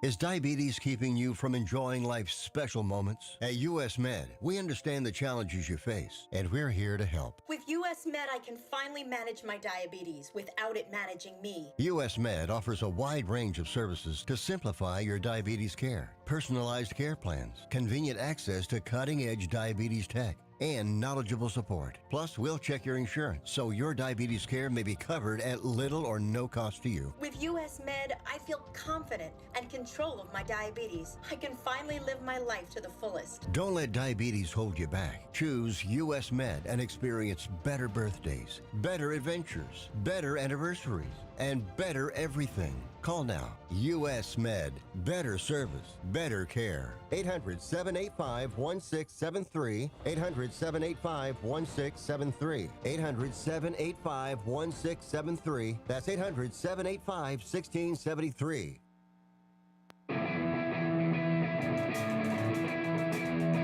And welcome back to the show. This is The Truth About Chicago Sports with your host, Marcus Mack, here on WRMN 1410 AM Studio 14. I'm joined today by my boy, Mikey P, and I got Blake Cal-L on the line. We are joined today also by another special guest. We've got the great Robert Little from the BSO, also Headline King. Robert, welcome, brother.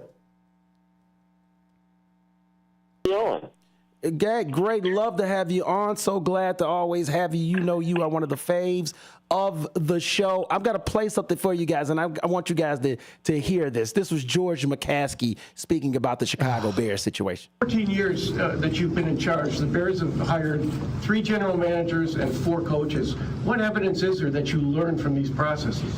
Well, the idea is to get it right. As I said, Bears fans deserve a winner, and we're going to do everything we can. I think with Ryan's leadership and the process that he's outlined, and with guidance from Kevin, Ryan's going to make the best decision going forward. But why? Robert, did you hear the 14? He's gone through that many coaches, and he says we're good. Do you believe him, Robert? No. Here's the thing about teams and their coaches and their success. Normally there's a pattern, right? And that pattern happens over years, sometimes decades. And that pattern has been with the Bears, for a long time. Until you get the right coach, until you get the right quarterback, the pattern never breaks. Sometimes you just get lucky. I don't think people really thought Dan Campbell was the right guy after a couple of years. But then it just clicked for some reason. Obviously, we know what happened with Brady and Belichick. Now, look at them now. The Raiders have been bad for 20-plus years because of the pattern. So, it's imperative when you hire a coach that he's the one that breaks the pattern. But you have to give that coach the type of power that he's able to do so. You see with the Chargers, they had a bad pattern. Yes. They brought in Jim Harbaugh and said, change his culture. And he did it in 1 year. So it's I don't believe him because his track record shows that they're not capable of doing that, at least for now. Yeah, they've had a continual cycle of getting it wrong constantly. And Robert, and a lot of people don't know the thing about Robert. He's from the Midwest, even though he's out on the West Coast now. So Rob's got roots here, and you've seen this sick cycle from the Bears consistently. And I guess here's the one thing, and I told this to Blake. I was driving in the car, driving home, and I'm like, Blake, you got to take this down because I don't want to forget it. But here's what I realized about the Bears. Everybody has been expecting them. What Caleb? The Bears have not had a franchise quarterback ever, unless you want to consider Sid Luckman that from the 40s. Mm-hmm. They don't know how to foster and build a win around a comparable quarterback because they've never had. Jay Cutler was the closest thing they got, and Jay was a horrible person, and he could not come through in the fourth quarter. And that's the truth. That's one of the truths about Chicago sports here. I'm going to keep it real with you. Jay was a butthole, and when in the fourth quarter, he was one of the worst quarterbacks. When the game was on the line, you could bet on Jay to give it away.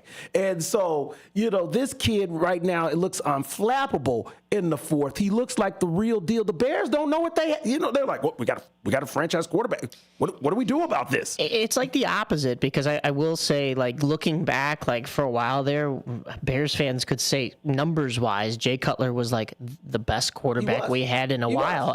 And he was a tank.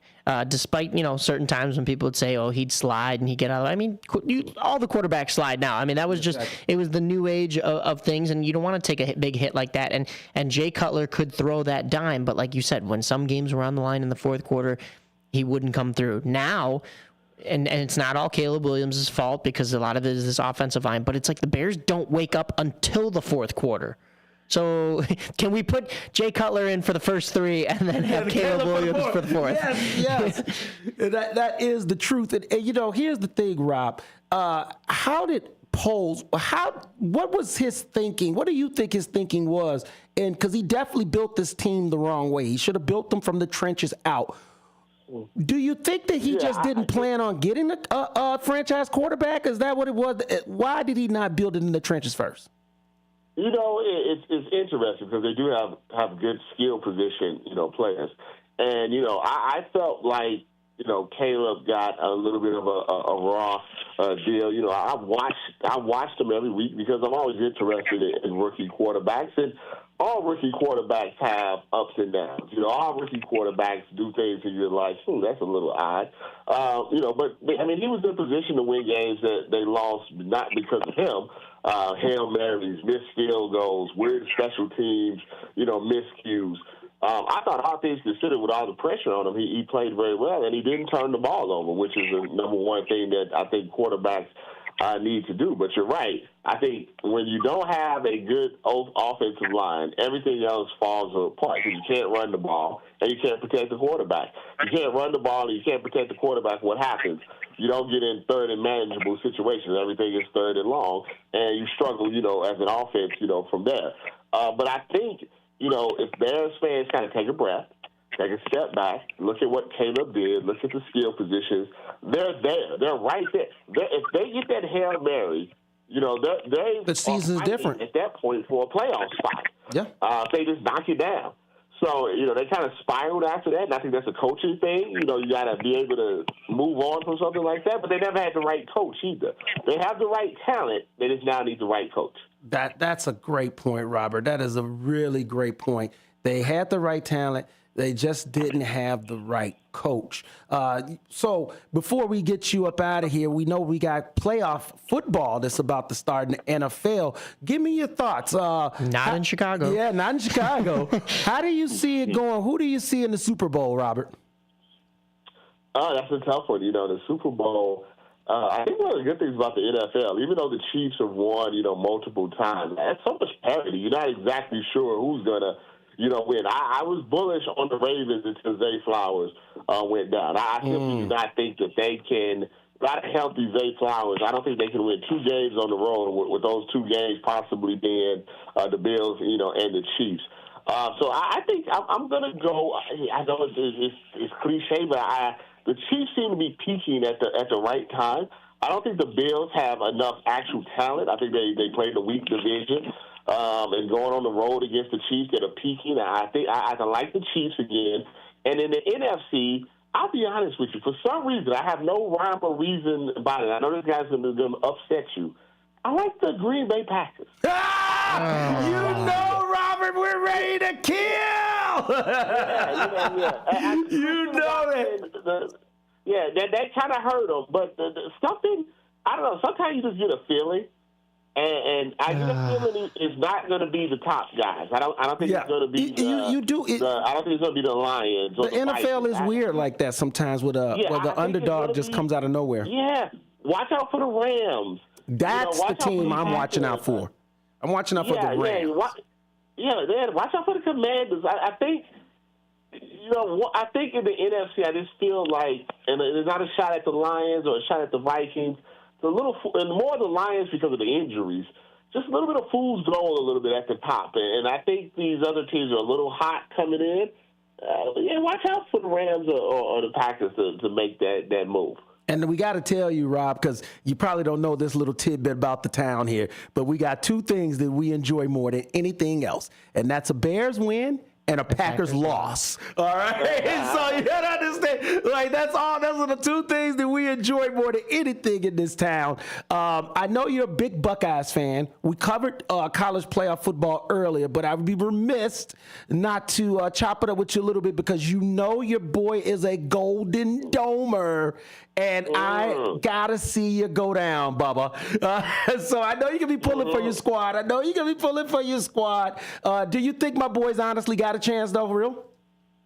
Yes, I do. And I said that even before we got to this matchup because watch a lot of Notre Dame football. I mean, they're not they don't have the talent that Ohio State has. That's just a fact. But they have something. And sometimes that's all you need. I mean, they're good in the trenches. They're opportunistic as far as turnovers. And the one thing about Ohio State, like a lot of teams that have a lot of talent, if they're not sloppy and they don't make penalties, they're going to run you out the building. We saw it. We've seen that with Oregon. We've seen it with Tennessee. We've seen it in other games. When they play clean football, they'll run you out the building. What Texas did last night, what Michigan did before, is they're going to make you slow play it and hope that they make Ohio State make the mistakes for them. And we see what happened. It cost them against Michigan, and it almost cost them against Texas. And I think Notre Dame is the type of team that's like, we're not going to let Jeremiah Smith. We're not going to let Travion Henderson. You're going to go 80 yards. You're going to do it in 10, 15 plays, and we're going to hope that Will Howard makes a mistake or you fumble or you holding call because the discipline is something that Ohio State has lacked. So I think it's going to be a good game. But, of course, I still got my Buckeyes. I know you do, Robin. Hey, you know what? I'll tell you what, though. Real talk. Obviously, I cannot stand Michigan, being a Notre Dame fan. So you best believe that a little part of me roots for the Buckeyes, especially whenever they can beat Michigan, which I guess Ryan Day can't do for some reason. While we got you on here and you are such a dedicated fan, we did talk about this earlier. If Ryan Day wins, they still want him gone? No, I win national championship. He'll get there for the next. He'll stay. He'll have to lose to Michigan, 10 times in a row. He'll be fine. He'll be a legend if he wins a national championship. Now, if he loses, what happens? Even if he loses, I mean, think about what he's done. I mean, he's beat, 5 or 6 top 10 AP teams on the way to the national championship. He's lost 10 games in 7 years. This would be the second national championship that he's been to. He's been in the playoffs multiple times. He has beat Michigan in the past. He has 2 wins, against Michigan. He almost beat a juggernaut Georgia team on a missed field goal. Yeah, I think for now, even if he loses, I think he's safe. Next November in Michigan, depending on where those teams are when that game happens, we'll revisit this. But I think he's saved himself for at least another year from those conversations. Now, if they lose, he's gonna get heat. Just like Sarkisian is getting heat, right now. But I think he has saved himself from the Ryan Day can't win a big game. Ryan Day can't, win the big one. I mean, he's 4-3 in the playoffs now. I mean, he's shown that he can beat good teams. He just got to show that he can beat Michigan again. Yes, indeed. That is the truth. Robert, we thank you so much for joining us. I know you're a busy man. We appreciate you taking the time. You are a big favorite of this show, so you are welcome anytime you want to join. Happy New Year to you. I know it's the new year. Where can people find you, Robert, when they're looking for you and you're not guest appearing on this awesome show? Yeah, blacksportsonline.com and social media, Twitter or BSO. The YouTube channel, BSO TV, has all of my videos up there, as long as the podcast, The Headline King, if you want to listen to what I have to say. I will be in Atlanta. Look for the black guy with all the Ohio State gear on. I will be with my people for the game. So if you see me out there in Atlanta, be sure to holler at me. And even if you're a Notre Dame fan, I like hanging out with all the fans. You know, I'm cool like that. I'm not one of them crazy ones. No, yeah, we are lucky that you're definitely not one of the fanatics. Indeed. Yeah, I'm kind of close to it. I'm not going to lie when it comes to Notre Dame. I'm kind of close, but I'm not there yet. But, Robert, we appreciate you so much for taking the time and joining the show. We love you whenever you could come on, man. Have a great day, Rob. No problem. I love you guys, too. Have a good one. And that was Robert Little, our accredited sports he had journalist. one job, though, and he said Packers. Yes. Unbelievable. Yes. Yeah, it was. Yes. Unbelievable. I know. Like, come on, Rob. We love it. Anybody but the Packers. Pick a team that's not even in the playoffs. Just anybody but them. Oh, my goodness. But you know what, though? This is the one big thing that obviously keeps jumping up, Blake, and it's especially when we now look at this, what has been the end of the Bears season, the ownership aspect of it. Are they in the way? Is it not in the way? And that's the biggest fear. Obviously, Poles has made mistakes. Here's where my optimism sits. I do believe that Kevin Warren can help guide Ryan Poles to a proper. I think way more than Bill Polian and whoever else that other brain trust was that helped them pick out Matt Eberflus and that toboggle. So, like we talked about, we knew Eberflus was the in-between coach. He was always going to be the in-between coach. It was like Luke Richardson with the Blackhawks. Exactly. We knew he was the in-between coach. The only difference, though, is I think people genuinely like Luke Richardson, and I think genuinely Luke Richardson will get another shot at being a head coach in the NHL. Matt Eberflus will never touch the NFL. Never. Again. No. Not even, you think, any kind of... Defensive coordinator. Yeah, okay, I was going to say, any kind of other coach. Yeah, he'll get defensive coordinator. So... Ryan Poles. So here's my thing. If we don't get Ben Johnson, where does it fall, Blake? I mean, can it still be a success if we don't hire Ben? It's funny enough, when we were in break, I was texting a few other people who I know, not really related to the situation, but just in the NFL space. And they said, well, what about Joe Brady? What's your thoughts on Joe Brady, the current OC from the Bills? Joe Brady was kind of like the prodigal son a while ago when he was killing it at LSU as their offensive coordinator with Joe Burrow, Jamar Chase, Justin Jefferson, those elite level talents, and then kind of fell off to the wayside. And now with the Buffalo Bills, he's proven that when he has elite offensive quarterbacks, he makes the offense work. Like ultra talented, I'll say, because Caleb Williams, he's not elite yet, but he's ultra talented. I don't think a lot of people would argue against that. But also what Joe Brady thrives in is when he has a good run game to work off of. When he was promoted to offensive coordinator in Buffalo, the first thing you could notice in that offense was that he was giving James Cook the football. They were running the football. They were leaning on the run. And quite honestly, the Bears' run game was quite lackluster this year overall. It was tough for them to lean on the run to bleed clock. It was usually relied on Caleb's arm. I would say Joe Brady's a good third option, but I'd still feel very meh about it. Yeah. I think it's Vrabel, Ben Johnson, and everybody else, and that's kind of where I sit on it. I still think they need to go offensive side, just because we tried the D coordinator side, and as much as the Ron Rivera smoke that came out actually this morning, if he was going to get an interview, and Brian Flores as well, as he's going to interview as well, as good as a leader of men, quote unquote, as they probably are, Brian Flores left Miami not because I think he was a bad coach, but because he shattered the confidence of their quarterback Tua at the time, which I don't think Tua is a great quarterback, but I also think you need someone to, A, coach somewhat hard, but B, you can't shatter their confidence by telling them they don't belong in the NFL. I think that's crazy, and that's why I don't want Ben Johnson I don't want Brian Flores near Caleb Williams. Especially so right when Tua's had all those concussions. I mean, injury on top of injury. You need a leader, not a tyrant, and that's the truth. We got a caller here right now. Third option. Caller joining us now. Go ahead, caller. You're here on the Truth About Chicago Sports, WRMN 1410 AM. Talk some sports with us. Am I on the air? You are on the air. All right. Thank you for your call. Well, thank you for letting me talk. You got it. Got a question. The name of the head coach at Ohio State. Ryan Day. What's his name? Ryan Day. Okay. If Ohio State loses, could he possibly be a choice for the Bears? Ooh, that's a great question. We're going to talk about that and debate that. Thank you, caller. Yeah, I hadn't thought about something like that, but I guess... Now, and remember what I told you about what that Ohio State fanatic said, that if he won, they would still be happy if he took an NFL job. That's a good... Blake, what do you... I mean, he's an offensive guy, right? Yeah, I guess.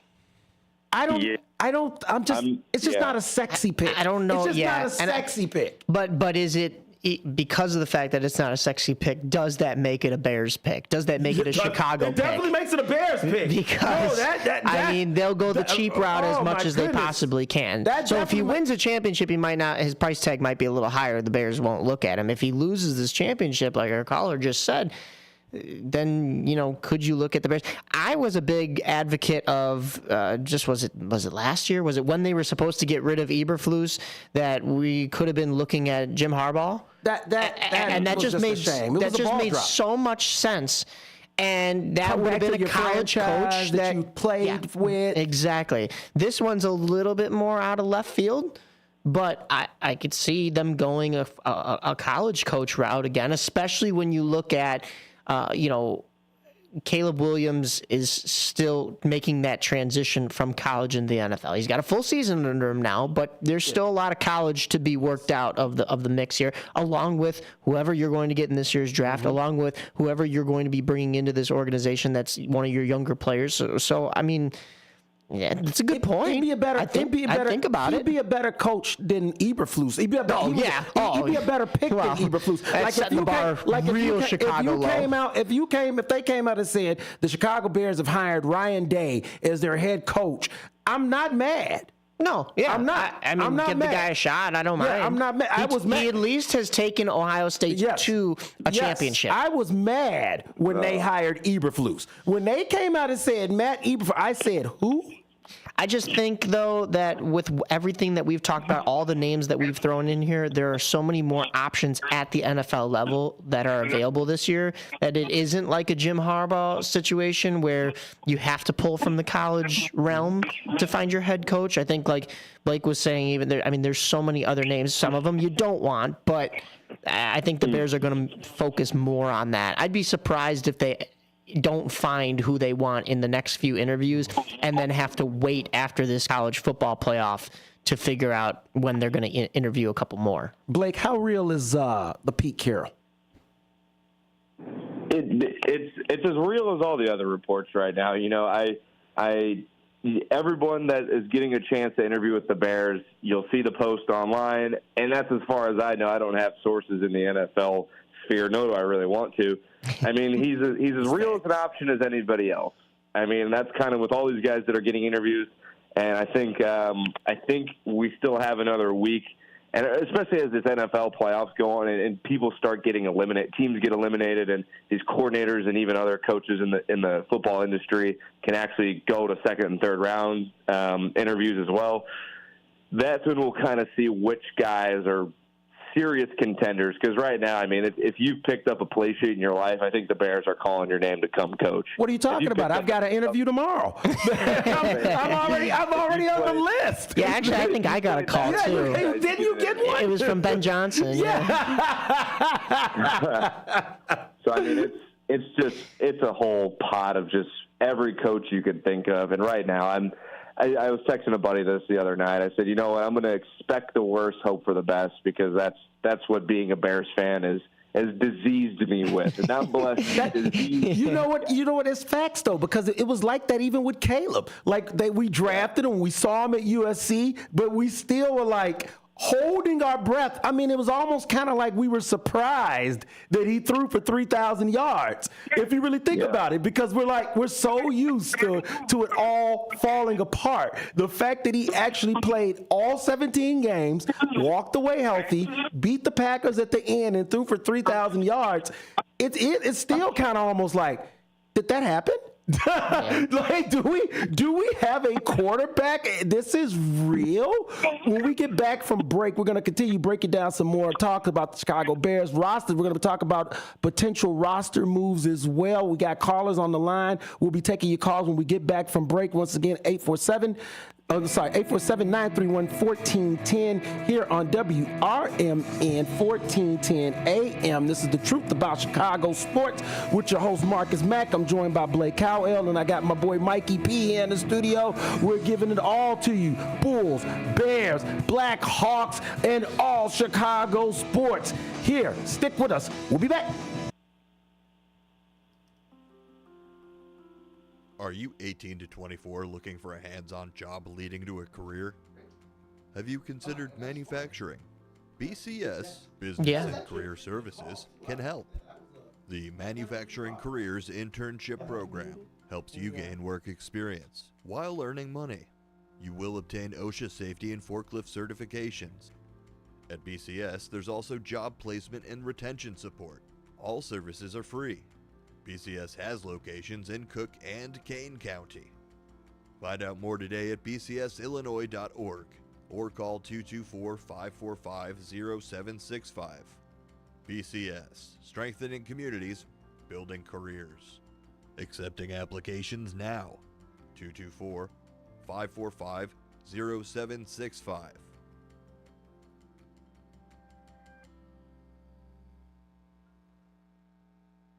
You said you'd never buy your kid candy from the checkout aisle. Or forget extra diapers. And never give in to a meltdown. You'd never lick your thumb to clean their face. Never let them have too much screen time. And never bribe them for just one more bite. You say you'd never let them out in public without their hair brushed. Never, ever become a minivan mom. And you'd never give them your phone for a quiet dinner. Calling, boss, work phone. So when you say you'd never leave your child in a hot car, no, it can happen. Cars get hot fast, and kids can be at risk in temperatures as low as 60 degrees Fahrenheit. Never happens. Before you leave the car, always stop, look, lock. Brought to you by NHTSA and the Ad Council. If your idea of therapy involves a fishing rod, a tree stand, or a campfire, then you need American Outdoors Radio. Host John Cruz speaks your language, whether it's about the best lures, tracking game, or that one buddy who always forgets to bring the beer. John's got the tips to sharpen your aim, the hacks to pack lighter, and the stories to keep you entertained. Again, that's American Outdoor Radio with John Cruz. Saturdays at 7 a.m. on WRMN 1410. Or stream it at WRMN1410.com. Get ready to outfish, outhunt, and outcamp them all on American Outdoor Radio with John Cruz.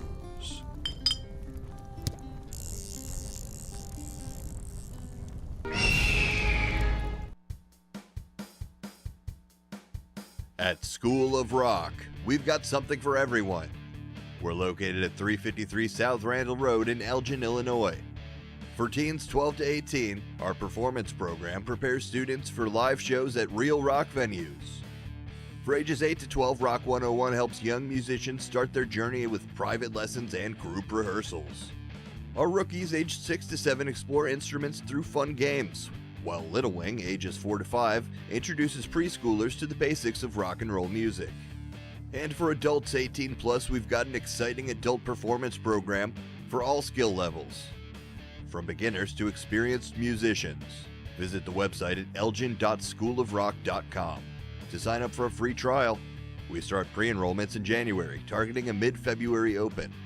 Unleash your inner rock star. Join us at School of Rock and let's make some noise.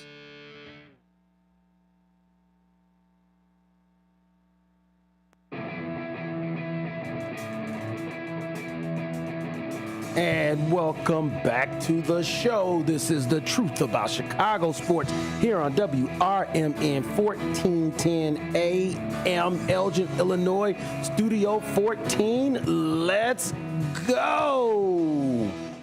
So now we left off talking about the coaching head search. Tongue twister there, huh? And so the thing that makes this so appealing, because we keep referencing that the Bears roster is actually a pretty good roster. The cupboard is not bare. It's a very attractive job, in my opinion. There's a lot of things, that are still really good with the Bears. There's a couple glaring holes to fill, but I mean, it's not something you can't fix in an off season. It's not. The turnaround can be very, very fast. It really can. We got a call on the line here. Let's see what our caller has to say. Caller, you're on the air. What do you got for us? Well, I was on the air before, but you cut me off. So I apologize. If you guys just like to listen to one another, or if you want to take callers. Sorry, we apologize. Yeah. We had to break down that great question. Excuse me. I made the comment about the Ohio State coach. And the reason I made that comment is because he is the kind of person, maybe not the specific person, but the kind of person that the Bears need. He's got fire in his gut. And these other coaches that they've hired over the years, they just kind of stand there and watch the clock run out. Yeah. But this guy has fire in his gut. Now, the other comment I wanted to make is the truth about Chicago sports. The truth is they'll never have a winner in baseball, football, soccer, hockey, basketball, never, until these great Chicago fans begin to realize that these people that own these teams, that is their primary income. Yep. Matter of fact, that's their only income. Yep. And they're not going to go out and spend a lot of money for a guy like Jim Harbaugh, who they should have gotten, because he's got fire in his gut. Instead, they hired the guy that they hired because he's cheap. Yeah. And weak. And so they like those. And they like those weak guys. Excuse me. The best thing that Chicago sports fans could do is don't go to the games. Hurt their pocketbook. Yeah. Maybe then, and only then, they'll put a winner out there. Ask you a question. Thank you. Thank you for letting me make my comment. You got it, buddy. That's why I'm a Yankees fan. Okay. Blake, you want to ask a question? I was going to say, caller, can I ask you a question? You mentioned Ryan Day and the fire in his gut. Would you rather have fire in their gut or wins on the scoreboard? Because Ryan Day hasn't won anything since he came to Ohio State, and he can't beat their biggest rival in Michigan. So how are we going to beat our biggest rival if he can't beat his? That's a fact. You got to be able to beat Green Bay. I'm telling you, it shows that on the sideline that he's a fighter. Now, whether that passes on to these high-paid ball players nowadays, that's another thing. Yeah, no, that's and now you got the players in college that are making money. So why should they listen to their coach? Yeah, no, and this is going to be a big coaching hire. Caller, we appreciate you calling in. Thank you so much, brother. You have a great day. Thank you. Okay, bye-bye. So, yeah, he has a point there. I mean, that's what I've been preaching is stop going to games, especially for White Sox fans. And I'm a White Sox fan, and we at WRMN are partnered with the White Sox, and we want to promote them as much as possible. But I'll be the first to tell you, in these last couple of years, with how bad this organization has been, boycott. I mean, put your foot down, and it has to be something, right? I will say, when it comes to the Wirtzes, I think they have the beverage company, so they do have another enterprise that brings them a lot of money, maybe more money than the Blackhawks themselves, but that is their baby. And honestly, the Wirtzes, as much as we've had issues in the past with dollar bill Wirtz, and we're having issues now getting games. It's not entirely the Wirtz's fault, but we're also having hiccups with the rebuild. I think they treat the Blackhawks, and you can call me biased, but I think they treat the Blackhawks and they put care and effort into the Blackhawks more than any of these other Chicago owners can say. I don't think the McCaskies put any effort or care into the Bears. They put it all on the GMs and the president, the Kevin Warrens and the Poles that they hire, but they don't know anything about football, so they're making the decisions about the guys to make the decisions. When it comes to the White Sox, look at how many times Jerry Reinsdorf's been asked to sell. Jerry does not care. I'm going to tell you that right now. Here's the truth. They asked him, do you have any other hobbies? And he said no. Jerry, when the White Sox, the worst thing that could have ever happened to the White Sox was the White Sox winning the World Series in 2005. And it was lightning in the bottle. It was the worst thing that could have ever happened because Jerry now has his championship and he will die happy with that baseball one championship. And he thinks that is going to be enough to carry the bill and bring in fans throughout the whole rest of his tenure as manager until he doesn't have to care about it anymore because he's cold and gone. Now I will say this much: Virginia does care. It's just Virginia's 102 years old. She's not able to make She does care. Like that is the one thing. Virginia wants the Bears to beat the Packers every year. She wants the Bears to win. She wants the Bears in the playoffs. But she's 102 years old. How much sway and voice does she even use in that building? And you want to bring the North Side into this? You want to bring the Cubs into this? The Ricketts,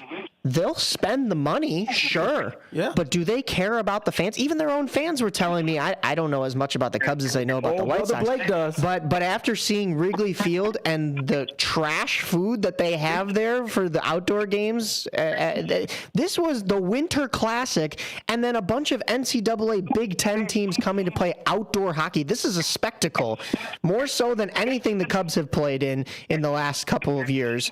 And they still couldn't get the food right. They still didn't have warming tents. So they don't care about the fans. They just care about bringing the dollars in, getting these people in the seats so that they can make their money and then turn around and spend it on, what, Kyle Tucker? You were mentioning the arbitration thing? You know, actually, that's so funny because, Blake, what's going on with that? What the heck? They trade for the guy and now he's going to arbitration? Yeah, so I guess this is where I'll dig in a little bit more to my baseball. I say insider knowledge, but I say that very lightly. One thing that I've learned, I guess, over the past month of traveling around, especially at the winter meetings, is that these owners, especially in baseball, but I assume other sports as well, is that they have their hands in on this money situation way more than people are led to believe. You know, especially with the Bears too. Like, they do bad, it's always fire polls, and you can't fire the owner even though you'd like to. But with Tom Ricketts here, the Tucker wanted $17.5 million. The Cubs weren't budging off 15. They'll head to an arbitration agreement or hearing until I guess they come to agreement before. Maybe they will, maybe they won't. But it adds fuel to the fire of the Chicago owners are some of the worst in sports. And my stock on Tom Ricketts since winning the World Series is extremely down. Does it hurt their chances of extending him preseason? I would say a little bit, just because I didn't think he was going to extend anyway. Surely he won't now if we're going to balk over $2.5 million. And it hurts the business relationship too. I mean, especially in, you know, like the caller said, you know, these are businesses really. I mean, they're businesses that they run. It's their source of income. And when you have bad business relationships with your employees, sometimes they'll just leave for someone else. And the Cubs are going to have a full season of Kyle Tucker still, but their business relationships off to a bad start. It was really a damper on what was once trading for Kyle Tucker was the highs, and now it's the low of, wait a second, we're not going to pay a 7-WAR player an extra $2.5 million. Pretty disgusting and pretty disappointing, really, is the word. And wasn't that extra $2 million? Like, didn't that have to do with like getting rid of Cody Bellinger, like getting his contract off the table? Like wasn't somebody that brought that up? Money, and you're haggling over $2 million. Plus, not only White Sox, T-Lo, who we've had on the show for On the Rise, was mentioning that he has a gut feeling that Kyle Tucker is going to have a regression this year and going to have a bad year, because if you look at the Astros, they don't really give away anything that they don't think is actually going to help them the next year. So is there something that the Astros know that maybe everybody else doesn't, or just they have a better feeling than these teams that see a big name like Kyle Tucker and go, oh, we don't want to pay the big price tag? Well, in this case, they don't want to pay the big price tag, but they want to pay enough of a price tag to get him in here and, oh, look at our shiny new toy, but maybe he's damaged goods. Even other Cub fans I was talking to were talking about, we're not so sure about this one. Yeah. They were excited at first. But, yeah, now it's definitely the bloom is off of the rose, as they like to say. And that is going to be something that definitely is going to be something to monitor because, that was the big move, right? And now it's kind of like bigger than anything the White Sox are doing. Oh, but we have Austin Slater. That's right. He's coming to change these. Hey, this is the household name, Austin Slater. No disrespect to the player himself, but man, the White Sox just can't go for anything good. Here's the funny part about it, though. Throughout it all, which I actually kind of find hilarious, out of all of the teams, you actually have more access to White Sox games than any of the other teams in Chicago. And why is that? Because it's right here on AM 1410 WRMN. But it's serious, though. You can listen to a White Sox game. You can watch a White Sox game pretty much any place, anytime. Now that they're on Chicago Sports Network as well. I don't know. Yeah, I don't know how that's going to work for next year. Hopefully that gets fixed. So you're just going to have to listen to them here on AM 1410 all WRMN. Day long, baby.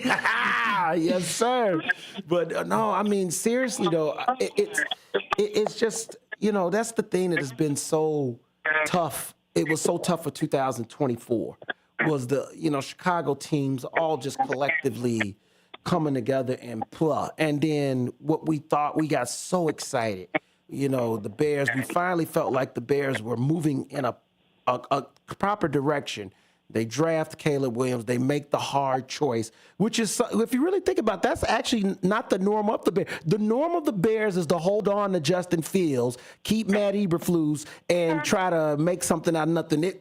The Bears actually have shown a different side, which just gave me hope. Them drafting Caleb Williams, them actually getting it right with quarterback, them making the proper decision of saying, you know what, Eberflus is not working out. We got to move on. This is the first time they've ever done that in franchise history. So there is some credit to that. Now, should they have hired that said coach in the first place? No. So, what? So, one cancels out the other. Yeah. You did the right thing in firing him doing mid-season, but you did the first mistake in hiring him. Yeah.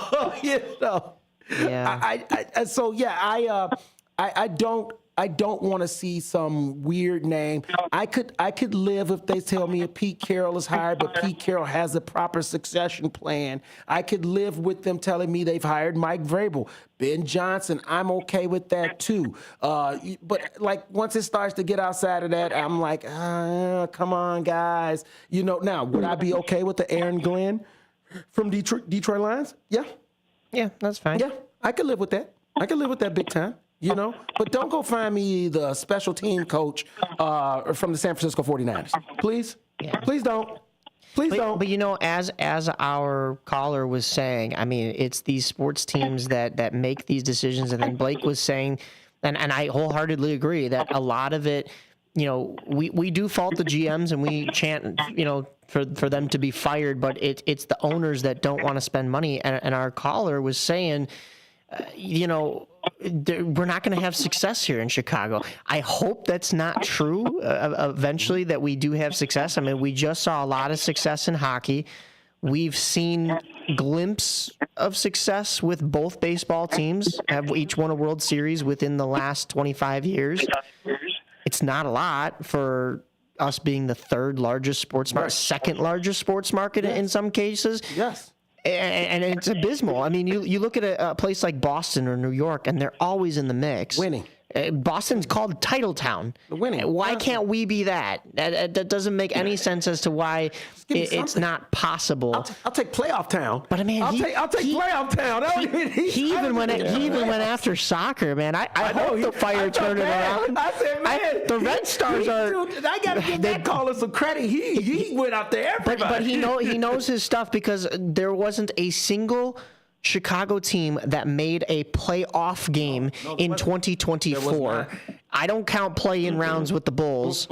So when there is that much lack of success, I mean even somebody has to turn our WNBA team missed the playoffs. Yeah, and they had a play just the same as wait, I take this back. The Red Stars did play a playoff game. That is what I was going to go into. Okay, we did get one. But they did the same thing that the WNBA, the Sky, did, and they tanked at the very end of the season. And instead of having the 6th seed, they had the very last 8th seed. Now the Sky went from 6th to out completely. Yes. But then you drop into that 8th seed, and then the Red Stars had to play the eventual champions. So that was an obvious out. Orlando's going to walk all over you. Yeah, it's been. That's not success either. So our caller was right. It's been a rough year. So we're definitely hoping in 2025 that we're going to see some difference. You know, the problem is too, Blake.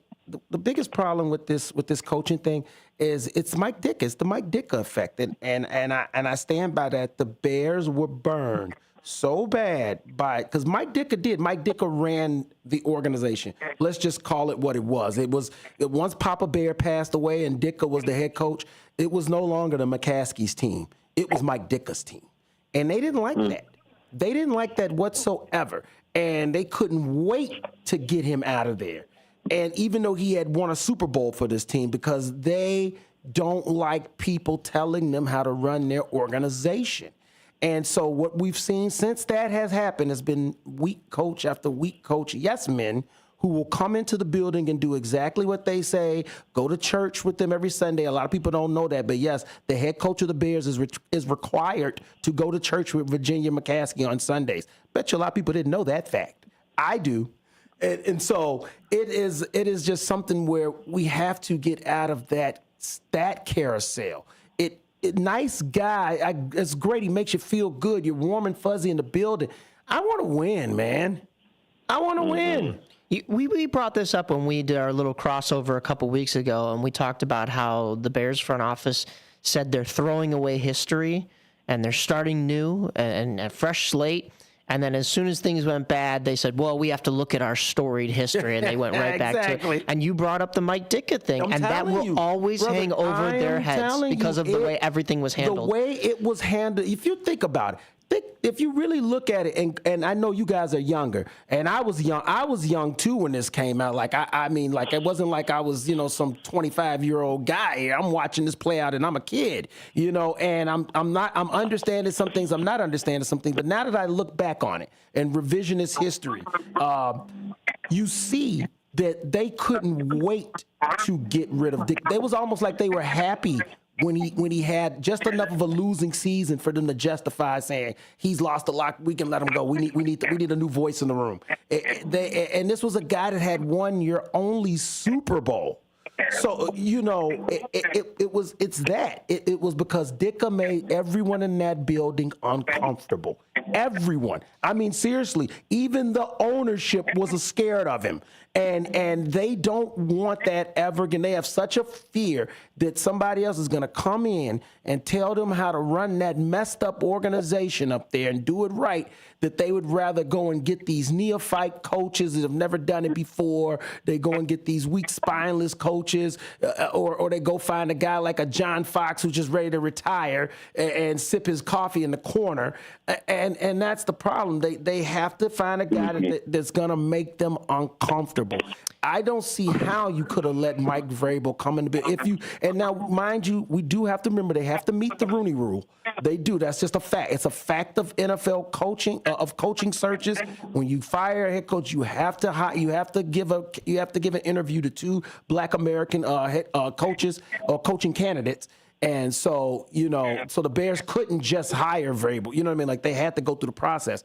But once you've gone through that process, because I'm going to assume they already interviewed Thomas Brown, to me, that would be crazy if you haven't already interviewed the guy that was already in the building. So, I like to think that they've met the Rooney Rule. And if you have at that point, if you can get, if it looked good, if he sounded good, man, just do it. And who cares about how he makes people feel in the building? That locker room needs to be stabilized. You said they got rid of Ditka just when he was barely kind of taking a dip. It wasn't even a big dip. That Lovie Smith just above 500 season doesn't look so bad nowadays, right? No. Yeah. Funny how history repeats itself. Funny how history repeats itself. Yeah. And the Bears are paying for it. And the Bears are paying for it. And the fans are paying even more. And the fans are paying even more. Literally and, the expression figuratively. Yes, indeed. So, it's going to be really interesting to see how this all plays out in the next couple weeks. But we got some, like we talked about with Robert Little, we do have playoff football that's kicking off as well. And that's going to be this weekend. We got our first game here. I'm a little slow on my pull, so you have to forgive me there. But looks like we've got Chargers. Where did we go? Where did I go? I just had, okay, here we go. It looks like we got on Saturday. We're going to be kicking off, today we got at 3:30 Chargers, Texans. And then we've got the primetime game is going to be Steelers and Ravens. Blake, what are you thinking on these first two games? Who do you got? Who do I got? To start this weekend off, I'm going to go Chargers, and I'm going to go Ravens. I think the Ravens are just leaps and bounds better than the Steelers, but it's going to be a fun divisional game. You got to watch that storyline, too. These two teams storiedly hate each other, so it'll be fun. And then Justin Herbert, I think his first time in the playoffs. So. I believe this is. I believe this is his first time in the playoffs. Yeah. But you got Harbaugh, too, coaching on the other side. They're going to pound the rock on Houston and give them some trouble. I think they're a better coach team, and I'm gonna go those two to start it. Yes, indeed. Then after that, we got Broncos and Bills. They're gonna be the first game at noon tomorrow, and then we're gonna be followed up by Packers and Eagles. Then the late games are gonna be Washington Commanders and the Vikings Rams. So now that first game, Broncos Bills. That here's the thing. I don't be shocked if the Broncos upset the Bills. Don't think for 1 second that that's out of the realm. The Broncos defense is sneaky good. And Patrick Surtain is one of the best cornerbacks in the NFL. If Bo Nix doesn't play like a complete rookie, Sean Payton's a really good coach. And don't underestimate getting hot at the right time, too, right? I mean, yes. the Broncos have gone into this postseason looking better than they did at the start. Yes, indeed. And then we got Packers, Eagles, obviously Eagles. We're not going to even Eagles. Right? So I'm not going to even entertain that. And then we got Commanders, Buccaneers. This is another interesting one. Another rookie quarterback from this draft class. This was a tremendous draft class, by the way. I mean, oh my goodness, right? These rookie quarterbacks were stellar. You know what? I'm going to go with the veteran quarterback. I'm not going to just give it to a rookie like that and say, oh, yeah, he's going to, in his first playoff game, he's going to beat a guy that's been in the league for a little bit now. I think Baker Mayfield has established himself as a really good quarterback. And the Buccaneers, I just kind of feel like they might have a little bit more juice to them. And they should be able to pull that out against, like I said, against the rookie quarterback, Jaden Daniels. Yeah, I tend to agree with you. People forget right now, Baker Mayfield's having an incredible season, and the Buccaneers offense with Liam Cohen, they can light a scoreboard up. I think that's going to be the highest scoring game of the weekend. So that's definitely the more competitive, fun one listeners should be watching for. Yes, indeed. And then we got that final one, Vikings, Rams. This is the only time that you will see a team that wins 14 well, I'm not going to say the only time, but it's a very rare time that you will see a team win 14 games and yet have to go on the road to play the Rams, who are 10-7 but won their division. This is a tricky one too, because the Rams have gotten a little hot. They've gotten a little bit more healthy, especially at the wide receiver position. Matthew Stafford is a proven Super Bowl winning quarterback. And Sam Darnoldson, is it Sam Darnoldson? Yeah. Sam Darnoldson has not proven anything except that he just could win this first year finally, right? And so I'm not going to just say, oh, yeah, like he's going to light it up in the playoffs or something. But at the same time, it's going to be interesting to see how it plays out. So I am going to go with the Rams in that one as well, but, we'll see how it plays out. Once again, this has been another great week. I want to thank you, Mikey Pond, for joining. Brother Blake, always great having you. It was great to have our guest, Sophia Blackburn, the great Robert Little. This has been another great show here on WRMN 1410, Studio 14, the truth about Chicago sports. I want to send a shout out to Brother Dean, send a shout out to Brother Sonar for allowing this to happen. Come check us out every Saturday on the Fox Valley Sports Saturday, where you get On the Rise to 8 to 10, and then followed by me here, the truth about Chicago sports, 10 to 12 every Saturday, WRMN 1410 AM. I want everyone to have a great weekend. Thank you to all of our callers and all of our listeners. Enjoy. political party poopers got you down? Shake it off and join me, Dennis Sonar Green, every weekday from 4 to 6 p.m. on WRMN for A Political Talk Show, where we cut through the doom and gloom with a focus on America first, constitutional values, and a populist perspective that puts you, the citizen, at the center of the conversation. At WRMN, the talk of the town, we're not afraid to challenge the status quo and bring you the straight talk you need. Whether you're frustrated with the political establishment or looking for a clear, some nonsense analysis, this show has you covered. Tune in. Let's take on the issues together with a fresh, unfiltered approach. Catch us every weekday from 4 to 6 p.m. on WRMN, A Political Talk Show. WRMN, the talk of the town. Your hometown radio station since 1949. We are WRMN AM 1410, Elgin time, 12 o'clock.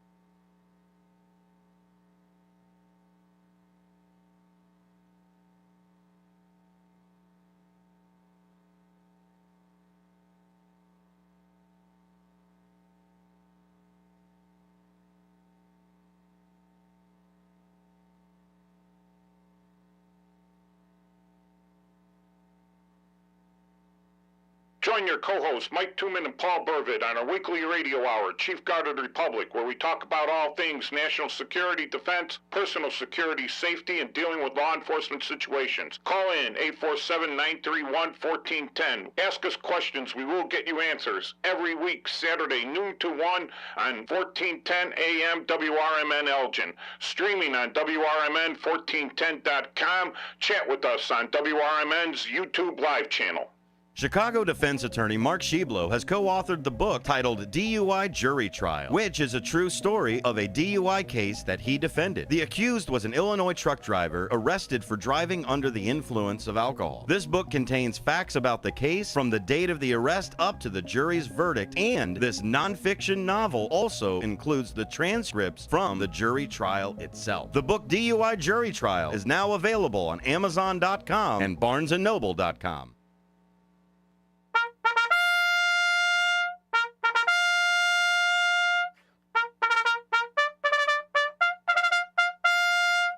Fix bayonets, comrades. This is the Chief Guard of the Republic radio show with your co-hosts Mike Tooman and Paul Burvitt. Every Saturday, noon to 1, WRMN, 1410 AM, Fox River Valley Media Network here in Studio 14. We're streaming on WRMN1410.com. Studio number here is 847-931-1410, or you could text us at 505-926-1410. I see the magic 505 phone right over there for the text. Or you can hit us up in the comments on the Facebook Live channel. All right. So this week, a lot of I noticed in the newspapers and stuff. Again, one of the things I want to make this show about is to clear up a lot of information, and I'm not calling it misinformation, but I think the mainstream media, our legacy press. I love that legacy press. All right. I think they leave a lot out. They twist stuff and they take sound bites and they try to make it look like, oh, it's the end of the world and stuff. And I'd like to straighten a lot of that out with pure information that explains to people. I think when they do these, they should start out with explaining what's happening. So, Paul, tell us a little bit about how anywhere in the world can become a territory of the United States. Okay, well, the president has to request Congress to allow the acquisition, let's say, of a area, and it has been done in the past. Okay, and there's a couple of different ways of it happening. One by force, like through a military engagement, which is kind of how we got Puerto Rico and at one time, part of the Philippines and stuff like that. Another way would be through purchase, and it's kind of amazing because until I really looked at it, people forget that we actually purchased Florida after Illinois became a state. Florida was purchased in 1819, a year after Illinois was a state in 1818. It could be from annexation like Texas, or again, purchase like Oregon from Great Britain, and also the Gadsden Purchase and the Louisiana Purchase, or it could be done, like I said, through military force. And we've got locations in the Midway Islands. And then there's something real interesting. A lot of our territories came from something called the Guano Act of 1856. They were going to use this bird guano as a resource, and it was on these remote islands. And we got, that's my local congressman calling for a chat. It'll be over in a second, but the Johnson Atolls were part of that, and then there was also the Baker Islands were Howland Island and Baker Island were part of that. So it just depends on what the need is. Mostly, though, it's done through a purchase, like an acquisition with another country, and there's been significant precedent. Again, we got Louisiana that way. we got Oregon in the Northwest that way, and we got Alaska that way. And then we got Florida, which I think is real interesting. And that Florida came from Spain. So it could be done through purchase, it could be done through necessity like during war, or it could be done through an actual takeover, which is also during the war. I think when you say purchase, that's actually part of a treaty. So it doesn't have to be purchased. It could also be a treaty like in the Panama Canal Zone. That was done through a treaty. Although payments were made, it wasn't a purchase outright of that canal zone. It was almost like a lease of it, and we entered into a treaty with Panama to have that. Was a treaty, and so was Guam and Puerto Rico. I still call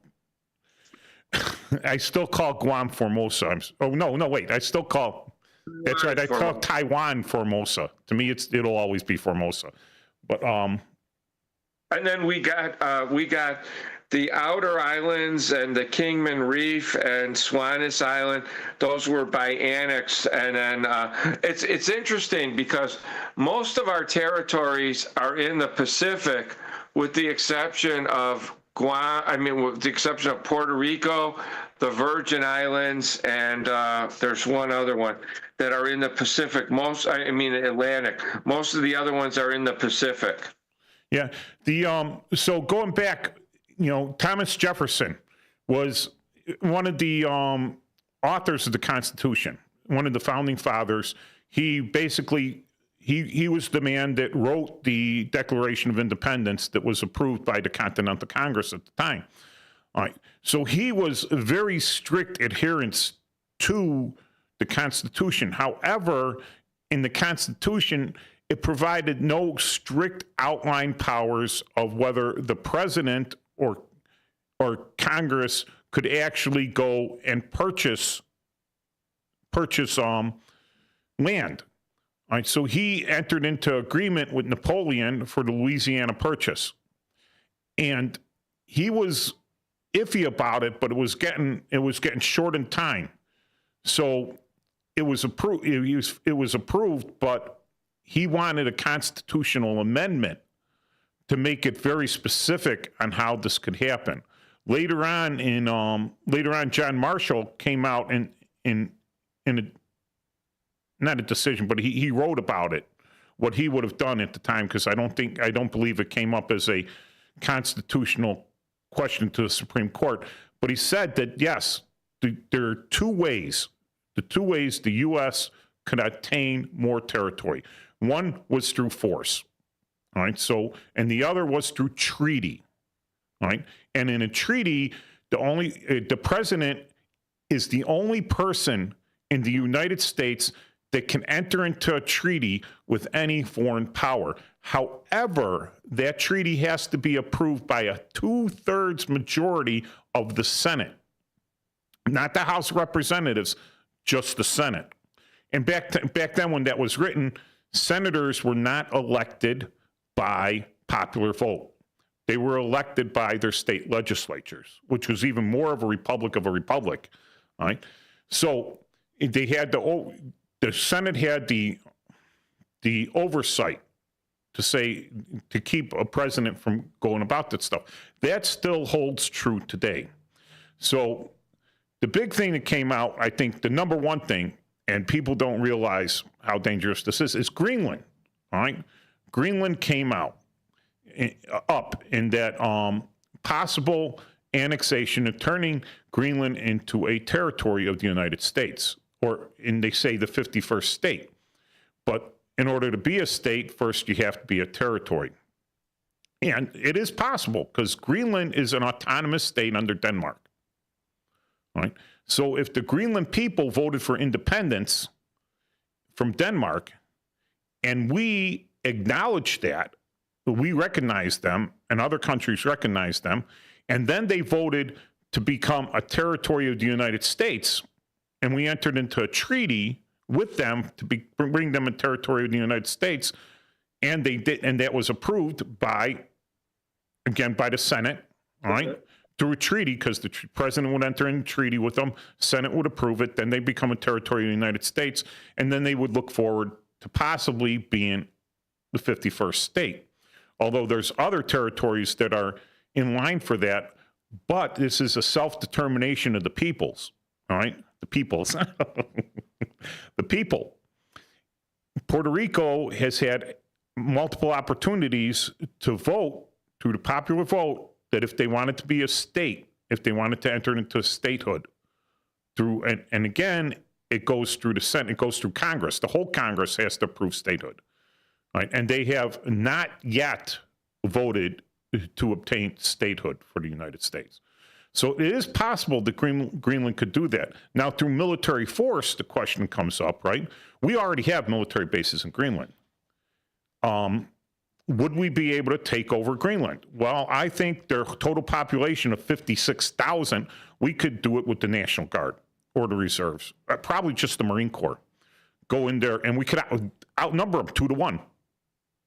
But would we want to do that? Because they're part of Denmark and Denmark's part of NATO. And entering into a war with NATO would cease NATO to exist, and that would be a great thing for the Russians. So people think that it's hyperbole by President Trump to say that, but a president-elect, former president and current president-elect Trump to say something like that. But what they don't realize is China and the Arctic. There are a lot of unexplored resources in the Arctic, but most of which is fishing industry. And as we know, China needs a lot of food. The other thing is, if for some reason the Panama Canal gets shut down and the Suez Canal gets shut down, then you would have to go all the way around Africa or all the way around South America or up through the passage, the Romance passage above Russia, which you would have, if you don't have Russia's permission to do that, it's not going to happen. But the Northwest Passage through Canada, that's a different story. And that is starting to open up with the receding of the glaciers. Yes, climates change. And I'm not saying climate change, but things happen. And might only be for a couple years. It might only be a freak thing for like 10 years. I don't know how often do the weathermen actually get everything right. But even without that, you have icebreakers. And why would China need 4 icebreakers? They're nowhere near the Arctic. But they have icebreakers, and they're building more icebreakers. The Russians have the most icebreakers. Our fleet of icebreakers is old, decrepit, and belongs to the Coast Guard and hasn't been adequately funded, but we are building some new ones. So there is a big race. We're also buying some on lease and contract. We bought 4 recently on a contract to increase the fleet. Yeah, and the reason is we can pass goods through and commodities and resources through the Northwest Passage, so long as we have the icebreakers to break up any ice that might form and push the ships through. Otherwise, they get trapped in the ice, possibly crushed by the ice, and lost in the Arctic. So, question is, now, if the Chinese are able to set that up, they no longer need to use the Panama Canal or the Suez Canal. They could just go through the Northwest Passage and come down to Europe that way. So, who controls that? Canada. Canada has the most space in there. Canada's Navy, let me see. I took down some notes here. Canada's mighty Navy. Oh, yeah, that's right. 12 frigates. Now, we all know the size of ships, right? Frigate is the smallest ship in the fleet. And of actual, combat ships, sea-going vessels. A frigate, followed by a destroyer escort, followed by a destroyer, followed by a cruiser, followed by a battle cruiser, followed by a battleship. And we're not even talking about aircraft carriers now. So yeah, in fact, the Canadian Navy has exactly 0 aircraft carriers, right? As opposed to the Canadian Coast Guard has 7 Arctic-going ships, 4 of which are classified as icebreakers. All right, so I didn't even get into the Chinese Navy, but it far outnumbers the Canadian Navy. In fact, they do. The Chinese, do they have like one aircraft carrier now with one coming off the building spot? They bought the one from the Ukraine, which they rehabbed up, and I think they have another one. But some of their aircraft carriers would be considered helicopter carriers, and they're starting to use the vertical takeoff planes off of them. Yeah, so you can project your force with these. You get into the Arctic there, and now you're projecting your force out there to either sink enemy merchant vessels or control the trade routes. So if you want a ground base, non-Canadian ground base up in the Arctic there, that's Greenland. So Greenland can be the major guard station of ships coming down through the Northwest Passage to hit Europe with trade, to make it easier, or to hit Europe with combat forces, or to hit the East Coast. Greenland is kind of interesting, like you said. They've got a population of a little over 50-some thousand, but most of their population is on the outskirts, and they don't have roads that connect them. There's no way to drive around through Greenland, okay? And there's another possibility, too, here, with maybe not all of Greenland, but there could be a possibility, as you said, a partition of at least part of Greenland, the uninhabited part of Greenland, where the United States could even take that. And that might be a better sale in Denmark and in Greenland than the full country. Well, here's what comes. Is Denmark capable of preventing a mass-scale invasion of the populated centers of Greenland? No. No, they're not. But they're part of NATO, which makes Greenland part of NATO. So that calls on us in the Article 5, right, of the NATO agreement. That would come on us or the Canadians, and we already said that the Canadian Army and the Canadian Navy, although probably very professional, are not very large, all right? And most of their Navy, a lot of their Navy is going to be in the Pacific, right? So we have it on the Northern Atlantic and the Arctic there. So that falls upon us. They're relying on us. Can Norway hit there? Can Great Britain get that far? We're the closest. We have the most force projection. We have the best Navy. So Denmark is relying on its membership in NATO and us to defend Greenland. All right, and we need to defend Greenland. The other thing, and there we go. With the influence that China has, they've used it in Africa, they've used it in South America. They're setting up right now in Peru. They're setting up, it's due to open up a large port that they had built. That's probably their first success. But they have failed in Brazil to do anything. They have failed massively in Africa. They go into these areas, and through bribery or whatever, they set up an economic zone, a port for trade. And they overextend themselves financially. And they pull out about halfway. They build it like halfway, and they pull out, and they said, well, we built half of it for them. Maybe they could build the other half for themselves, but they don't. It just sits there and rots. They've done this quite a few times. They have taken this risk, and they have lost on it. But if they do the same thing in Greenland and come to an agreement with Denmark, which is a separate country, and Greenland is autonomous under Denmark, that's putting a direct threat to us. And one of the things why we have Puerto Rico now is because of the Monroe Doctrine. Monroe being a compatriot there of Thomas Jefferson, and was one of the persons that negotiated the Louisiana Purchase. So we have the Monroe Doctrine saying that we'll handle stuff in our own hemisphere. Greenland is in our hemisphere. So falling into the Monroe Doctrine and having China come in and interfere in Greenland that's a bad thing. So how do we have control over it? Well, right now we have what do you call we got to use diplomacy.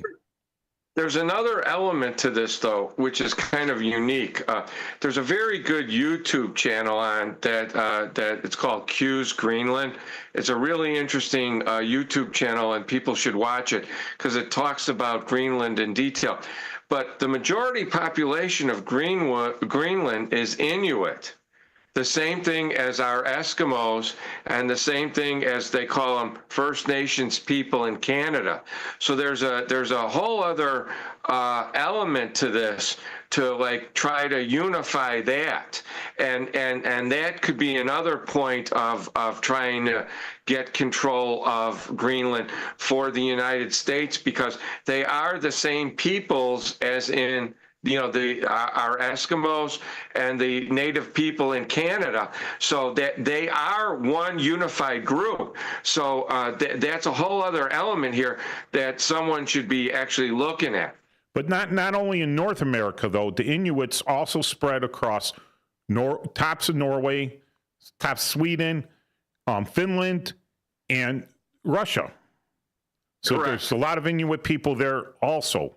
Yet they traveled the Arctic Circle, which at times is frozen altogether. So there's nothing. If you can walk on the ice, you can move to the next area. Yet so We got 4 minutes. 4 minutes. Yeah. So now so other than being hyperbole, there's a serious outlook to this. All right. People think, oh, Greenland, but they don't realize how important it is to the Northwest Passage, the trade routes, control of the trade routes, and our competition in trade militarily. I'm saying competition. I'm not saying war. All right. For markets, competition for markets. We've been taught in the military for the last couple of years, maybe decade, not to say enemy. All right. You're saying competitors, because we're not actually in a hot shooting war. All right. So there are competitors. So we're competition right now with the Chinese, competition for world influence, competition for trade routes, and competition economically, which is part of the trade.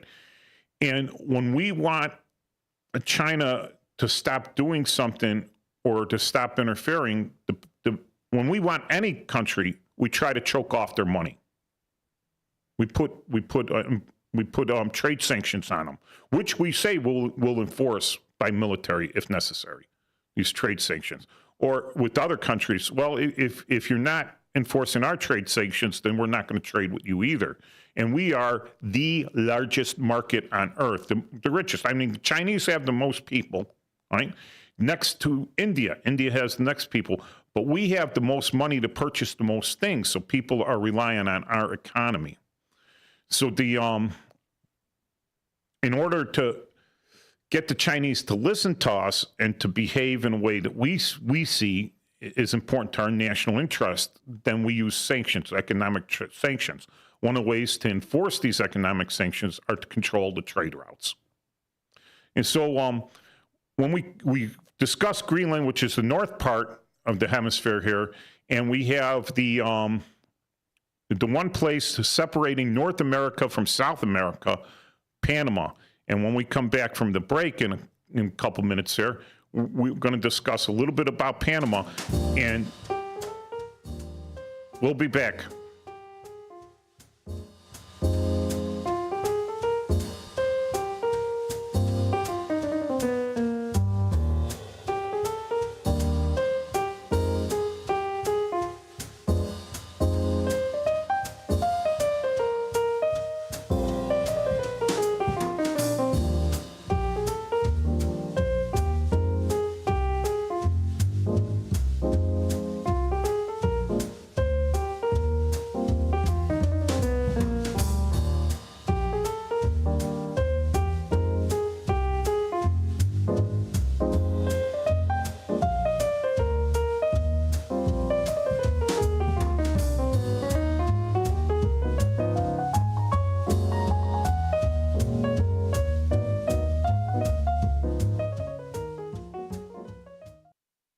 Want to read some action-packed, exciting pulp fiction? Read the works of Michael Tooman, now featuring their international crime thriller, I Married a Bot Madam. Available on Amazon in hardcover, paperback, and Kindle editions. The paperback is also available at other book retailers. Check out Michael Tooman's webpage at Scilink.net. That's Papa Sierra Yankee Lima India November Kilo dot November Echo Tango. Are you looking for the perfect wedding planner? Or maybe you've always dreamed of hosting that unforgettable corporate event. At the Serendipity Collective, your dreams await. Located in the heart of Hampshire, Illinois, the Serendipity Collective specializes in both traditional and non-traditional weddings. They also offer event planning services for birthdays, bridal and baby showers, quinceañeras, corporate events, and more. From the moment you step into your attire for the first time, to the tears of joy during speeches and dances, they're sure to make you savor every moment of your special day. At the Serendipity Collective, they love what they do and are passionate about helping you create memories that'll last a lifetime. Visit Monday through Friday, 8 a.m. to 4 p.m., or evenings and weekends by appointment, or call at 847-749-7848, or email at info@theserendipitycollectivellc.com. The Serendipity Collective, your dream wedding awaits. Looking to stay informed on the political issues that truly matter? I'm Dennis Sonar Green, inviting you to join me every weekday from 4 to 6 p.m. on WRMN for A Political Talk Show. WRMN, the talk of the town, is where you'll find clear, balanced analysis of the day's biggest news. We dig into the headlines, cutting through the noise to deliver the facts and insights you need to stay informed. Whether you're deeply into politics or just want to understand what's going on, this show offers the depth and perspectives that matter. Tune in every weekday from 4 p.m. to 6 p.m. on WRMN and be part of the conversation that's shaping our community.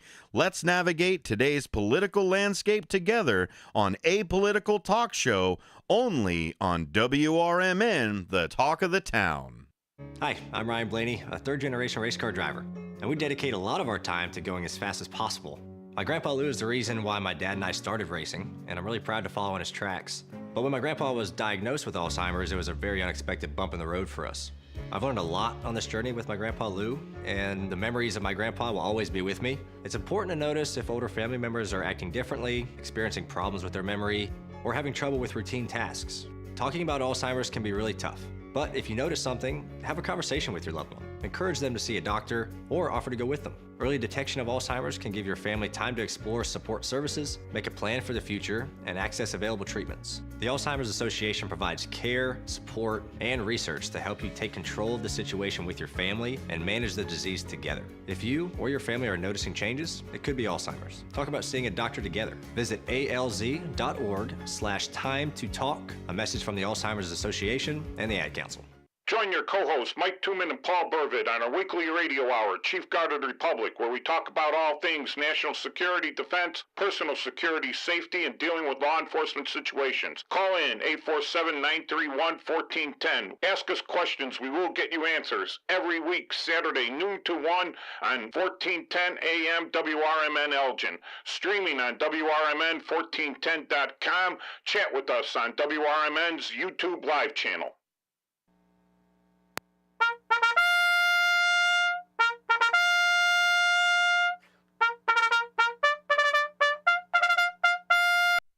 Fixed Bayonets, comrades, we're back. Chief Guard of the Republic radio show with your co-hosts Mike Tooman and Paul Burvitt. So when we left earlier for the commercials, we were talking about Greenland, and Greenland is possibly a territory and then becoming a state of the United States, and how important Greenland was and how we were countering Chinese influence in the area. So with all the hyperbole up there about that, you have to get out and you have to talk. And when the press brought that up, when I think the key thing is when President-elect Trump brought that out and brought it up, it's now become part of the public. There's a good phrase for it.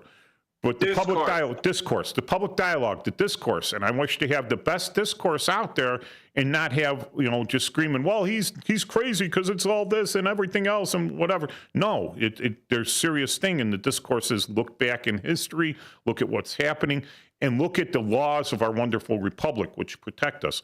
Now, I want to talk about Panama, a place where I've actually been. I haven't been to Greenland, been to Iceland, just kind of landed there a couple times, but haven't been to Greenland, but I have been to Panama. I like, Panama's a nice place. I like it. I actually do like the people of Panama. They have a real interesting view on things. The world is one, for them, the world's a big party. They know how to party, but you got to have money to party with sometimes. So January 9th, it was an important day in Panamanian history and in our history too. And it was in 1964. And in the Canal Zone in 1964 in Panama, this is what led up to the 1999 us pulling out of Panama. We had troops down, we had bases in Panama. In 1999, we pulled out. In 1979, we turned over control of the canal to the Panamanians, but that was directed by the Canal Authority that was still there, that was pulled out in 1999. And again, that was under a treaty. But in January 9th, 1964, the Panamanians call it Martyrs' Day. And they had a student riot in the Canal Zone where a Panamanian flag had been torn. And this caused a large riot, and the Canal Zone needed to call in the U.S. military from the bases there. There's Howard, there's Clayton, there's a couple other bases, names right there by the canal, and to put this down. And during that time, we lost 4 soldiers. 4 soldiers were actually killed, 3 by snipers.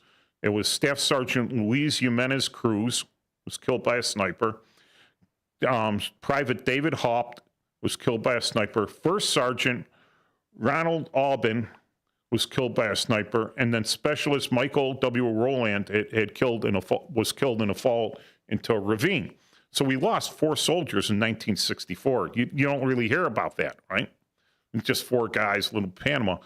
But research led that this student action was actually agitated by Castro and his people, had come down there with communist agitation against the United States in the Canal Zone. And because of this big riot and everything, I was around in 1964. I wasn't aware of much. But the crocodile tears, and everyone said, oh, this is terrible, because there was about 21 students that got killed. Right? This is terrible. We need to renegotiate Panama. And when President Carter was running against former President Carter, who's just passed, which is, Martyrs' Day, was that not his, that was the 9th. Martyrs' Day was when they buried him. That was his funeral. And so he was at first against any turning over the Panama Canal. Being a Navy man, a veteran, he realized the importance of the naval fleet and the importance of the Panama Canal. And he believed fully at that time that the U.S. military, the U.S. had to have control of the canal completely for our own national security. But over time, I don't know how he was convinced or anything, that he entered into this treaty with the Panamanians and returned the Panamanian Canal to them, which is, how the canal existed. It was built by the United States, built by investors and pretty much the power of the United States. Teddy Roosevelt pushed it through. But in 1903, we were entering it. Panama was part of Colombia. So it was part of Colombia at the time. And we were trying to enter into a treaty because the Panama Canal had been earlier in the 1800s, they had tried to do this, and they didn't have the power, they didn't have the technology or anything else, and it was a massive failure. But the company doing it still started to continue to exist. And they're trying to enter into a treaty with Colombia to dig this canal. and to have it as an American Canal Zone, a territory of the United States. Like we said, you enter into a treaty. These things are brought by treaty. Well, the Colombians didn't like it. And lo and behold, right after Colombians didn't like it, the Panamanians decided they wanted independence. And they declared themselves as a separate state from Colombia. And of course, we recognized them. And we entered into a treaty with the new state of Panama, and we dug the Panama Canal.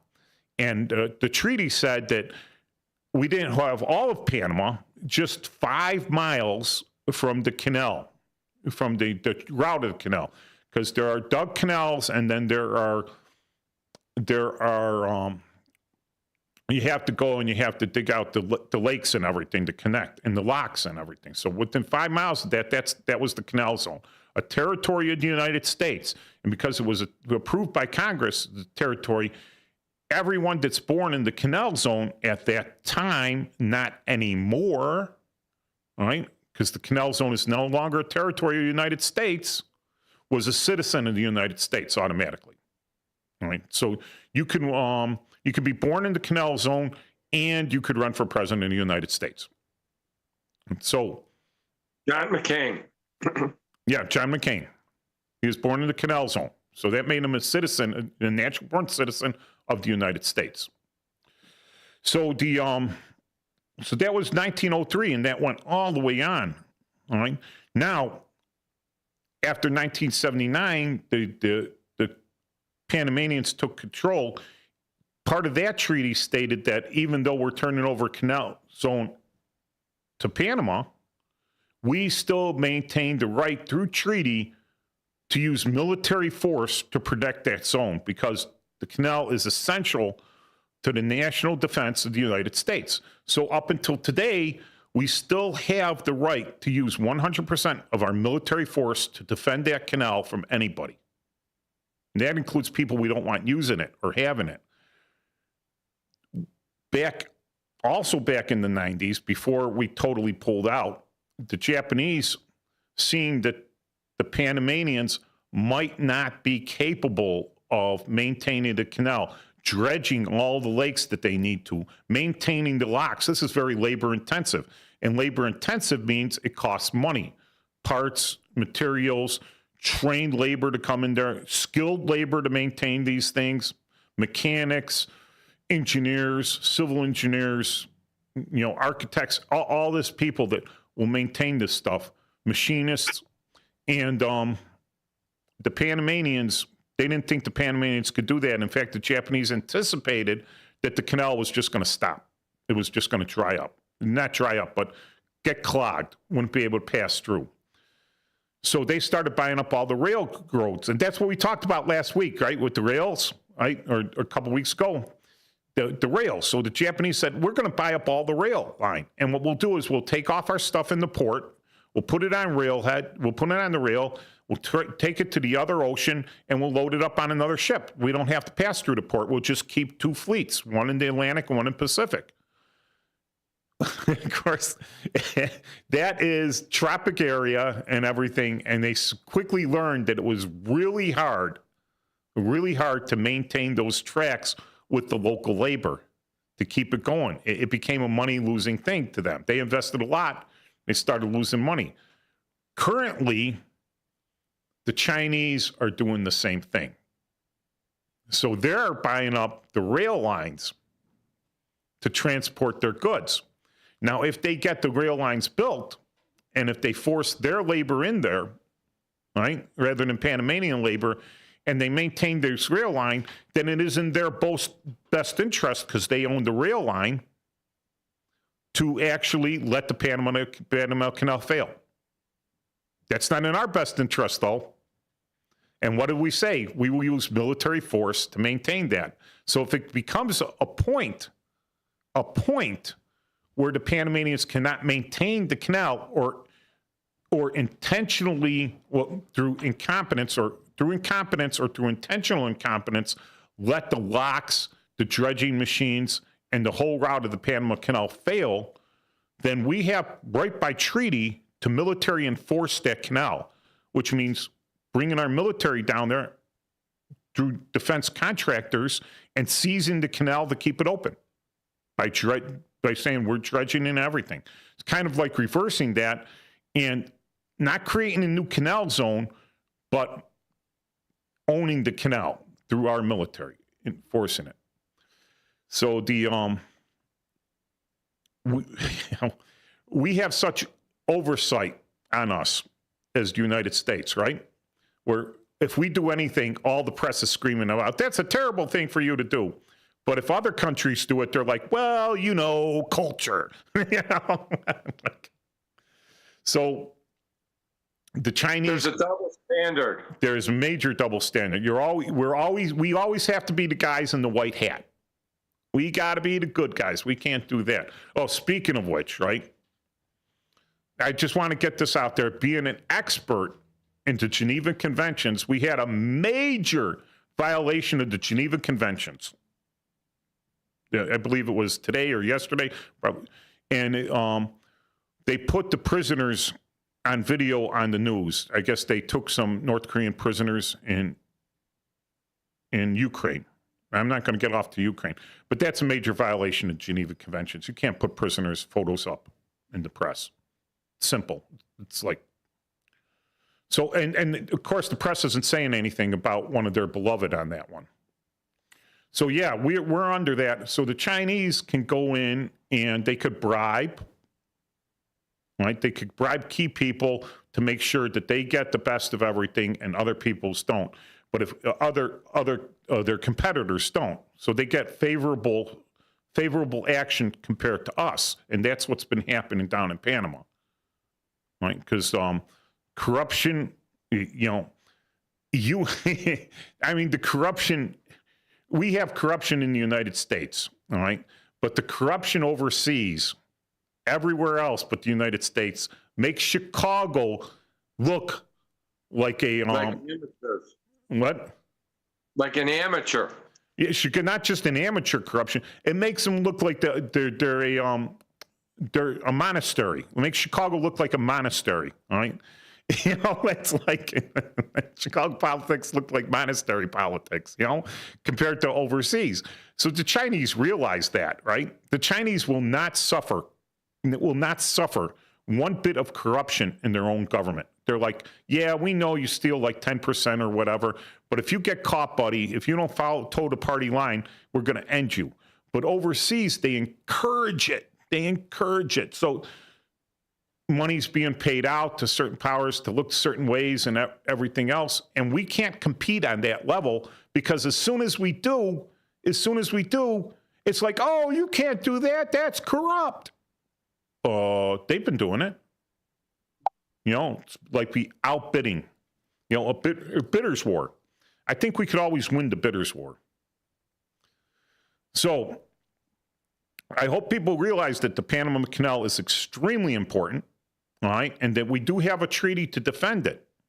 And if we need to reseize the canal zone to maintain that thing going, I think that's a good thing. You got to look ahead. You can't just react to something. If all of a sudden the canal didn't work, stopped like one day, it's going to take us months and everything, maybe years to repair the damage, to go down there, a lot of money and everything. If we look ahead and we stop what's happening now, prevent it from happening, it saves time and money and heartache for everyone else. So if you're not looking at what's actually happening in Panama with the canal, right, the threats to it, not overt threats like blowing stuff up, all right, but making sure you have incompetent people doing incompetent things to let the canal fail. And then infiltration through sabotage is what they would do too. Yeah, but you don't even have to sabotage it. Infiltration through incompetence. Yeah. Incompetence. Right. Make sure the incompetent people get in. Right. We've seen that.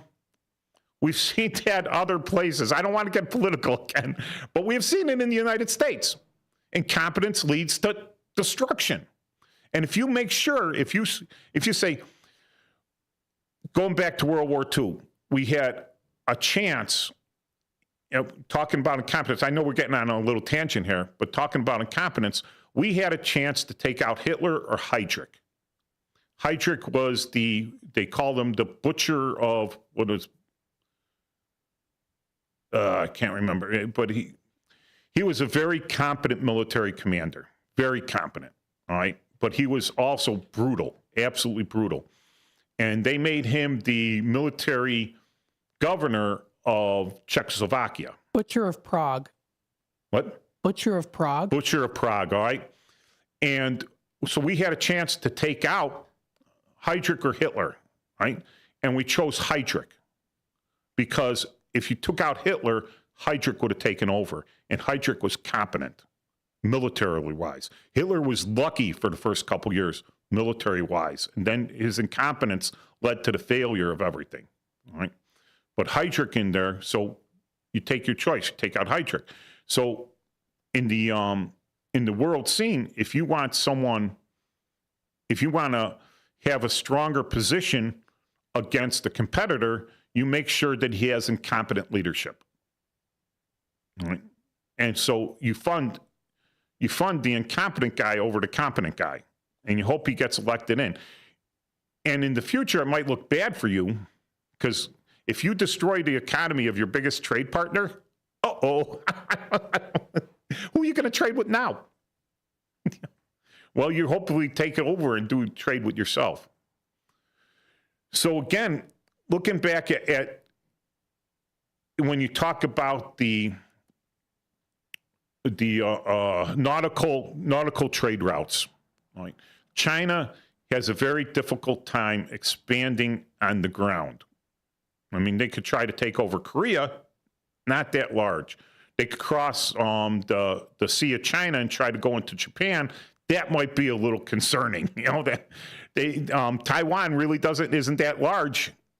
You know, Formosa. The island formerly known as Formosa isn't that large.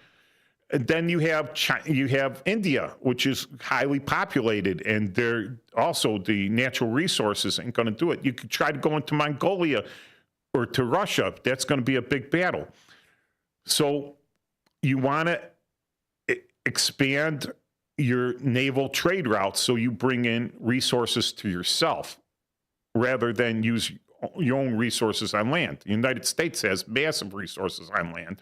Russia has massive resources on land. We don't need on our own property, which is self-sufficient. So is Russia. We don't need the trade routes to bring this in, but we need to enforce the trade routes to protect ourselves. China has to have good trade routes, but we have to keep that in our best interest. So Panama Canal, the Northwest Passage, Canada, and Greenland, it all brings it into this public discourse. But to have the knowledge of why that is, as opposed to just screaming that it's ridiculous, it's not going to happen. Well, like you said, we have to look in our best interest. And if our best interest means that we have to enter into a treaty, and in order to keep that treaty going, that has to become a territory, then I think we should do it. But absolutely, there is a legal way to do that. The president can enter into a treaty. Yes, he could discuss, he could negotiate a treaty, but that treaty cannot be ratified by anyone except Congress on a 2/3 vote. Period. 5 minutes. All right. So, does anyone out there have a call in about this, or no text in, or anything else? Nothing on our Facebook chat. So, Paul, what do you think China? If we close off all their, if we take care of these problems, what do you think their next move is? Well, you know, they're building islands that are like aircraft carriers in Asia now, and they're bringing like construction teams out there, and they're trying to build like little islands so that they could put their air assets over there and their naval assets. So they'll just expand. That's why you bring this up. There's an interesting thing going on right now. Canada is trying to get some more submarines, and they're entering into these contracts, and the same thing is happening down in Australia. So there's what's going up in Canada is going in Australia, and the Australians are worried about the expansion of China down there, and they're starting to build up their military too. So what you're saying is exactly true. China is looking for markets all over, South America, Southern Hemisphere, all over. And there's a big thing going on with Africa. They tried to get the market on the cobalt mining, and, they've turned countries in Africa into really slave economic states. And they've got child labor going on there that they don't care about because they're making money for the lithium batteries and all this stuff, and they're just expanding, but they can't expand enough right now, and they need to be contained to where they can't do a forced projection. And but we're working at it on a bunch of different fronts, like what you're saying. We're working at it with Japan, with Australia, with Taiwan, with Canada, with other countries. So they need to be blocked wherever they can be, so that they try to go to another route where they're not firmly established. And I think that's important. Yeah. And the other thing is poaching, international fishing, right? So Denmark, right? If the Chinese bring in some fishing trawlers in there, large super container ship fishing trawlers, and do some massive fishing and deplete they don't care. They just don't care. They don't care about wiping out a species, right? And they start depleting that stuff. Is Denmark going to seize that ship from China? No. They won't be able to. Are they going to ask us to? Well, I'm sorry, Denmark. We're not enforcing your international fishing waters, which is part of what Greenland is, all right? You go 200 miles out there, they're talking our border goes 20 miles out, but our fishing rights go out 200 miles compared to yours. So the Chinese come in there and they start poaching fishing rights. There's a lot of stuff between Russia and the United States there. Ships are getting seized all the time, and hell, you're in the wrong waters. You're poaching in our waters. The Japanese do it, all right? But the Chinese will do it with impunity. Impunity. You want to talk about wiping out stuff, wiping out whales. They don't care about your international thing about whales. Yeah. We want whale fat, we're going to take it. They're not concerned about green anything except for green money. And if you've seen, their Coast Guard has even been ramming other Coast Guard ships in the Philippines and all over. They're acting like they're the big brute in the area, the bully. Yeah. And the reason they put up those islands is the same thing. They're going to claim 200 miles international fishing water from that island. Right. 20 miles out and 200 miles deep. They're going to say, oh, these are our international fishing waters because we got 3 guys on an island. Right. All right. So next week, we'll have another fun topic talking about things that are in our national security interests. And if you got questions, call in. If you see this on the channel WRMN 1410's Facebook, make comments and send us questions. Check out our webpage, cgr.silink.net. So cgr.psylink.net, and have the links. And we'll be back next week. I love this show, man. I can see how these guys have it. And Paul, thank you again. The works of Michael Tuman, now featuring their international crime thriller, I Married a Bot Madam. Available on Amazon in hardcover, paperback, and Kindle editions. The paperback is also available at other book retailers. Check out Michael Tuman's webpage at psylink.net. That's Papa, Sierra, Yankee, Lima, India, November, Kilo, November, Echo, Tango. Join your co-host,